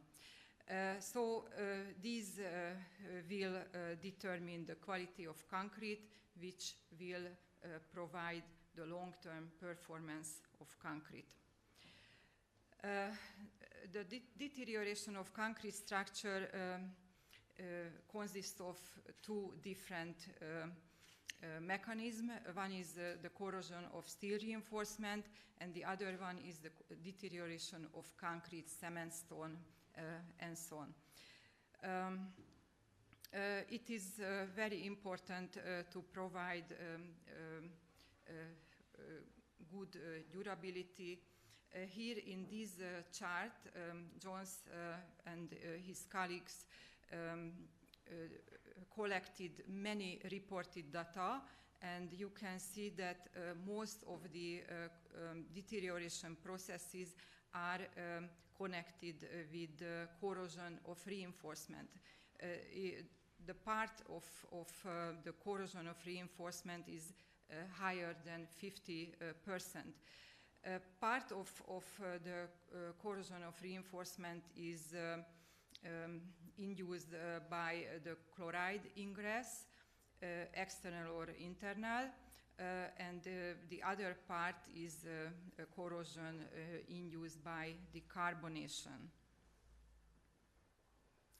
And the process factors contributing to inadequate durability are, for instance, inability to withstand the environmental impact, and so this is the purple part, and for instance low cover, and also poor workmanship and so on. And finally, here you can see at the end the wrong material selection. In this slide you can see many environmental effects which can influence the durability of concrete structures. And these environmental impacts act in different mechanisms, and the final results are different.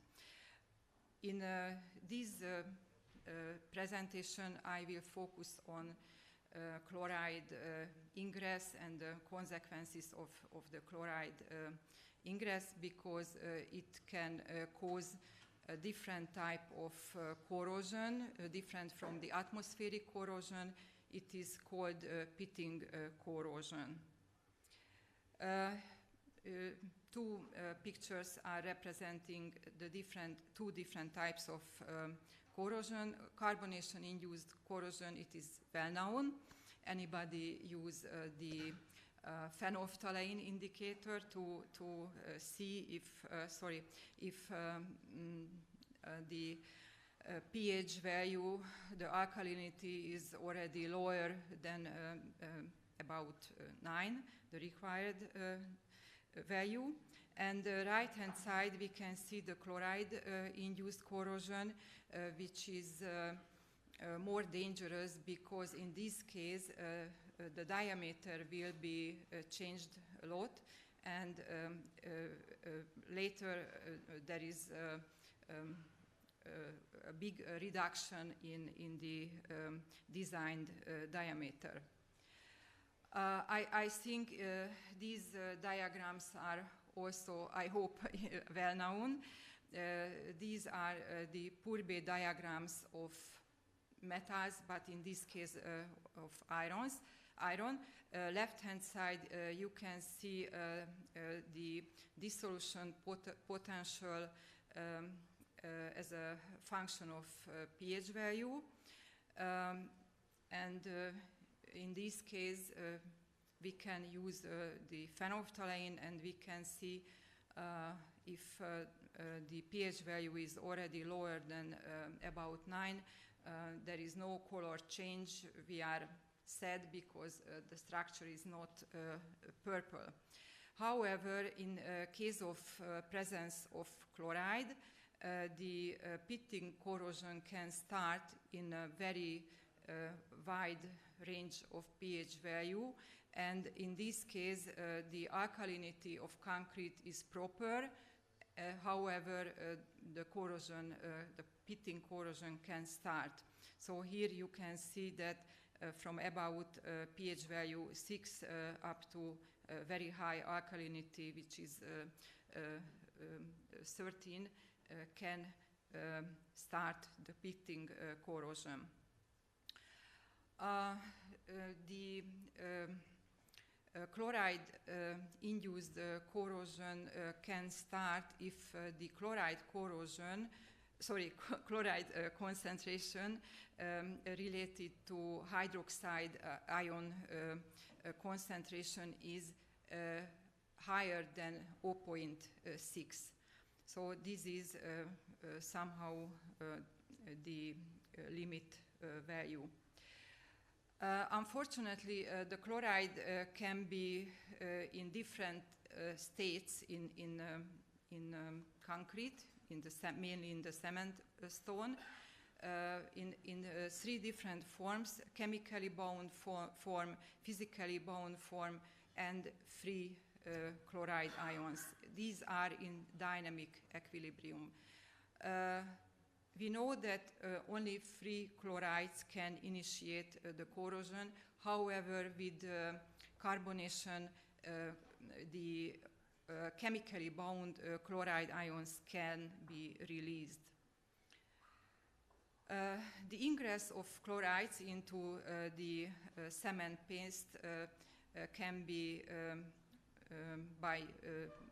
happen by diffusion, capillary absorption, and hydrostatic pressure.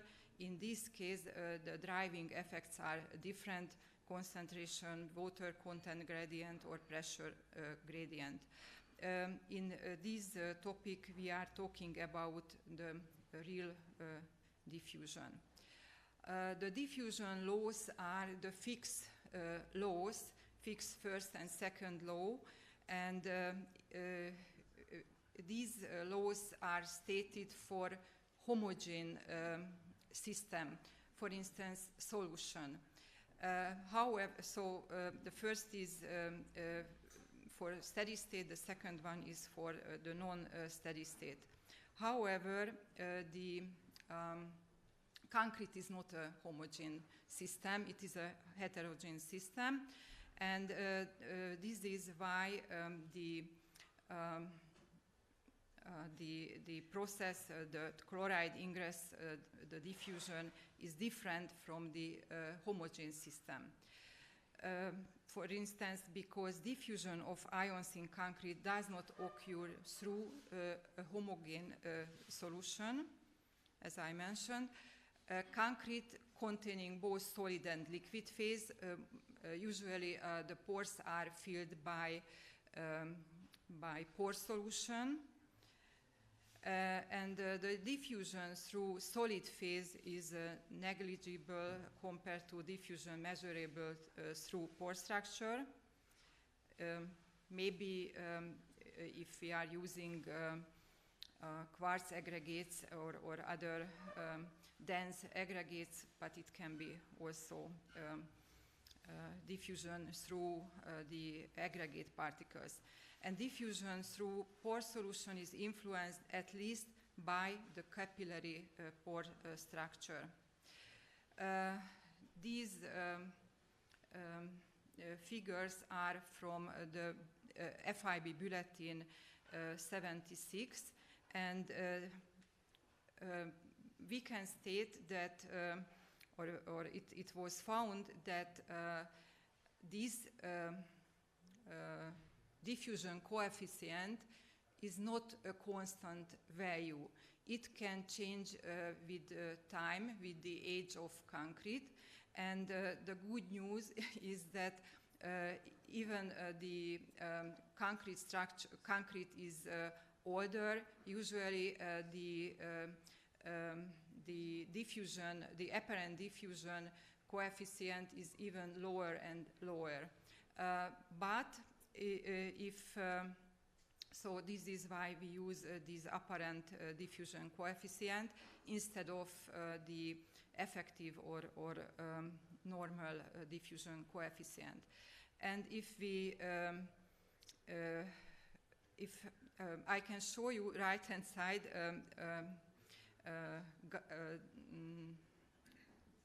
a graph where in log-log diagram is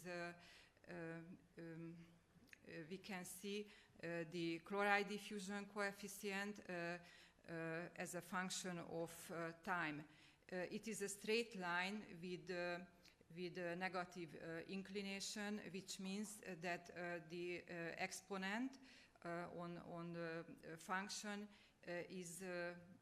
will show us how the diffusion coefficient can be better with time. So this means lower with time. This exponent is the aging exponent, alpha.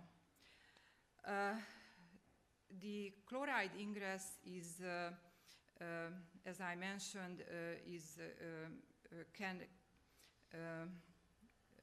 happen in the pore system, and it is well known that mostly in the capillary pores has a very important roles which are interconnected. They will provide, unfortunately, high permeability. If the capillary pores are segmented and or only partially connected, the permeability of the concrete is low. Purpose of our research was to know the material, which is the resistance side, and the environmental, which is the load side, to know an engineering estimate to answer for some questions. For instance, how long will stay our structure? Only 5 years long, or 50 years long, or 100 years long? And can structures with a service life of hundreds of years be made with a small concrete cover? So our conception were here listed. Since chloride causes the fastest and more dangerous deterioration in the reinforced concrete structures, reasonable to know the relationship between the individual binders and the speed of chloride ion migration in order to plan the service life.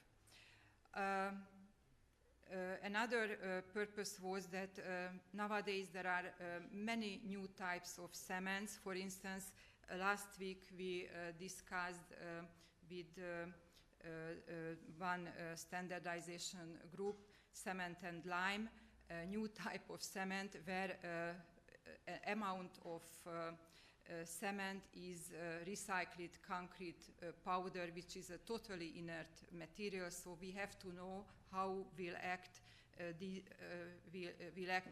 type of cement, new type of cements.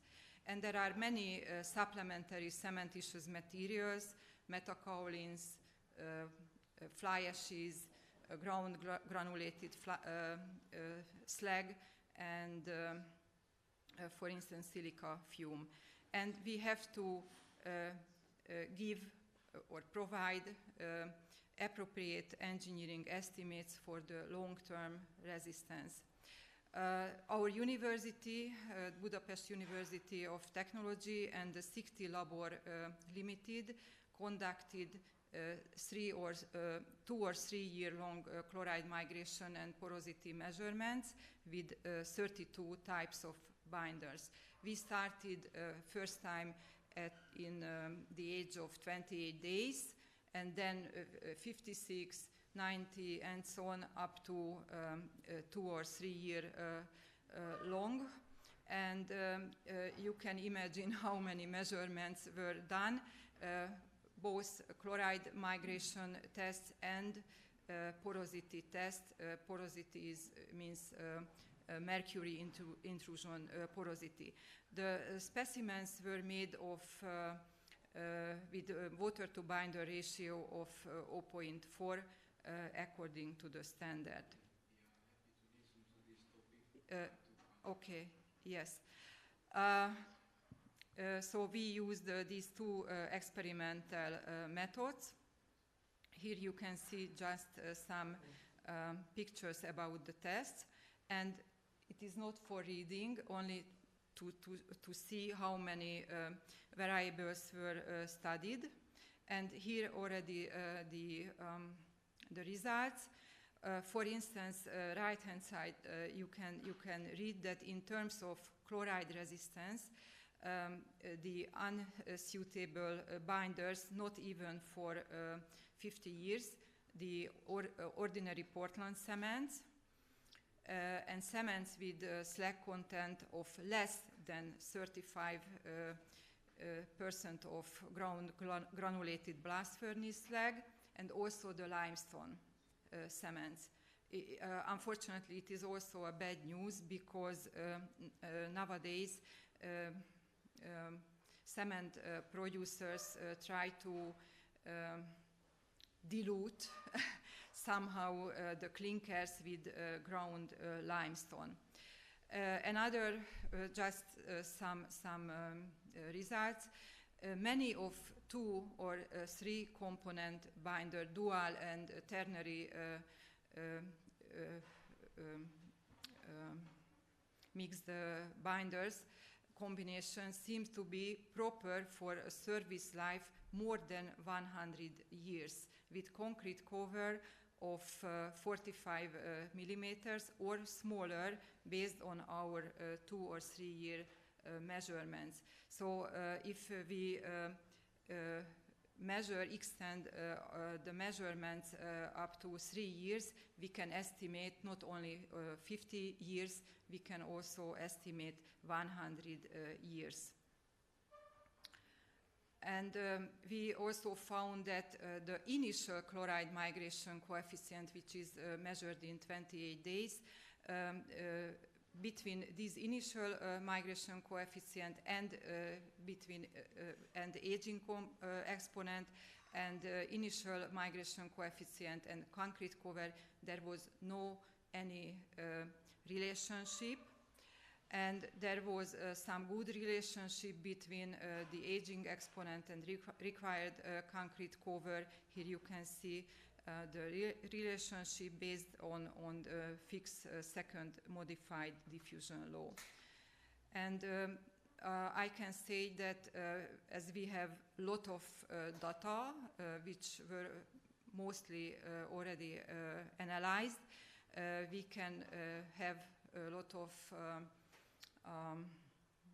estimation, and it will be finally published. It is already published. I will show you. Just scroll. Sorry, here, if I can have one more minute. Here you can see the mercury intrusion porosity, just to show the bad and the good porosity. Even if the porosity can be low, the pore size distribution can be poor. And even if the porosity is high, the pore size distribution can be good, and it is mainly the the influence of the pozzolanic materials, the use of pozzolanic materials. And instead of repeating the main findings, I can show you that this research was already published in Hungarian. So you can find here, you can see the digital object identification, and we will publish soon also in English, because I think we can contribute in the international research, where we would like to give an estimation for the engineering service life design, which is very important in the future, when we would like to change the type of the standards. So thank you for your attention. Make your concrete durable.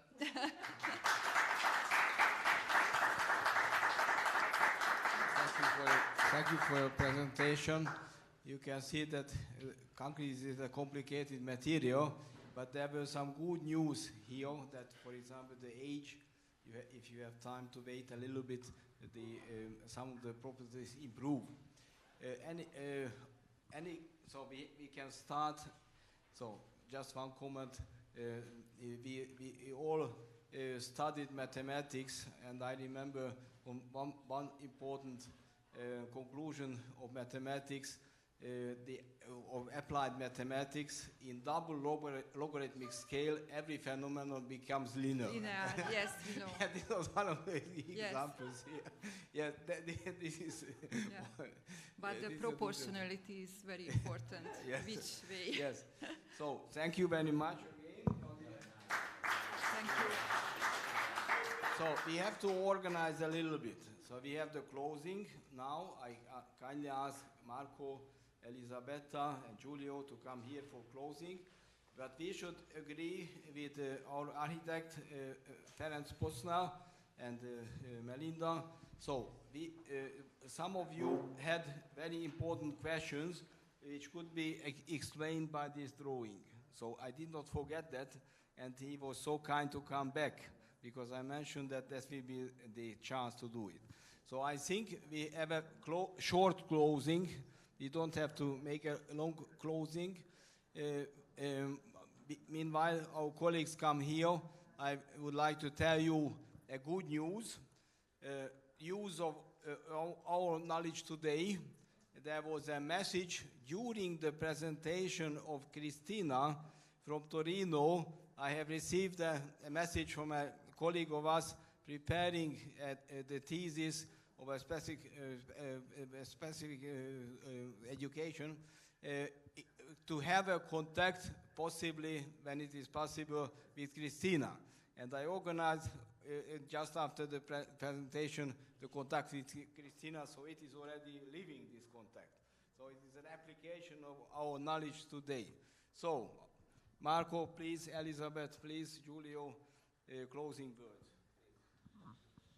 First of all, I would like to thank you also for the sharing all the session with a lot of questions, with a lot of remarks that were very helpful for everybody to understand the matter, which is very wide. And we could observe even with the last lecture that the problem of concrete and durability is a very complex concrete matter. And I think that I was really surprised by the number of applications at the beginning of the last century of reinforced concrete structure here in the zone and close to this zone and so on. So I have to admit to be very ignorant about it. And so it has been for me very, very important day, because I was able to learn a lot of things. And the only doubt that I have is that in that short period, they were able to invent a lot of different techniques to work, you know, without any code, without so exactly. And now, in order to do just an improvement, we need a lot of time in order to check with the complex equation what we are doing. Anyway, I believe that the heritage needs our efforts, because now it's more than 150 years that this material can be applied. And so I think that our project could be helpful for the new generation. And so I would like to invite everybody, and I saw that I'm very glad that also FIB has a strong representancy here in this workshop, and I hope that many of other people, due to this multiplier event, can join us in this project. So please, Giulio, if you want to add something. Okay, I just join Marco in thanking you and all your staff for the organization of this event, and I think today we saw many things that will be very useful for our project, because we saw many topics on which we need additional knowledge and also the involvement of additional people that could join us in this journey.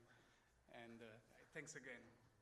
Yeah, thank you very much, Georgi and Dora. Thank you very much for assisting us and the development of this multiplier event. And I think this was an occasion that once again underlined and made clear how lucky we are to live in Europe all together, and the variety of the cultural and richness of Europe once again surprised us, because we didn't know about this incredible heritage you have here in Hungary. And I think really the spirit of the ReQ project is to bring us together and once again to share the complexity of sustainable and green and ethical approach to the renovation of this historic building is relevant, is important, and we really have to feel the responsibility of that. So thank you so much for sharing this day with us. So my thanks to you to organize the whole project, all three of you and some more colleagues probably in Lecco and Politecnico di Milano and BLG Lucinevi Foundation and so on. So thank you very much that we were also able to participate. Dora, please stand up. She helped very much for organizing the conference day today and projection and so on. Very Shandor, please stand up. He helped me very much again to organize the conference today and with different respects. And Ferenc Posner would like to thank again, and Melinda, who was the translator, because we had several discussions, and he encouraged me about the conference very much, and he was a very important contribution several times of this event. Yes. I would like to thank, unfortunately, the director is not anymore here, but the theater, Petőfi Theater Veszprém, because they were really helping us to organize the whole thing and help to be able to realize it. So we did not know how to do it, but finally it was excellent to have the whole conference day within the theater with almost 1 hour visit of the different parts, even the top part of the building. That was very remarkable. I would like to thank our colleagues from Veszprém TV, maybe not exactly Veszprém TV, but close to Veszprém TV. So please stand up, because they were very productive. They helped us really many things. So we did not realize at the beginning how difficult it is. And my colleague András Bíró is in our office in Budapest all the time. He helped me to have the contact with Veszprém TV and to have the idea how can we do it at all. And I hope that he can hear that.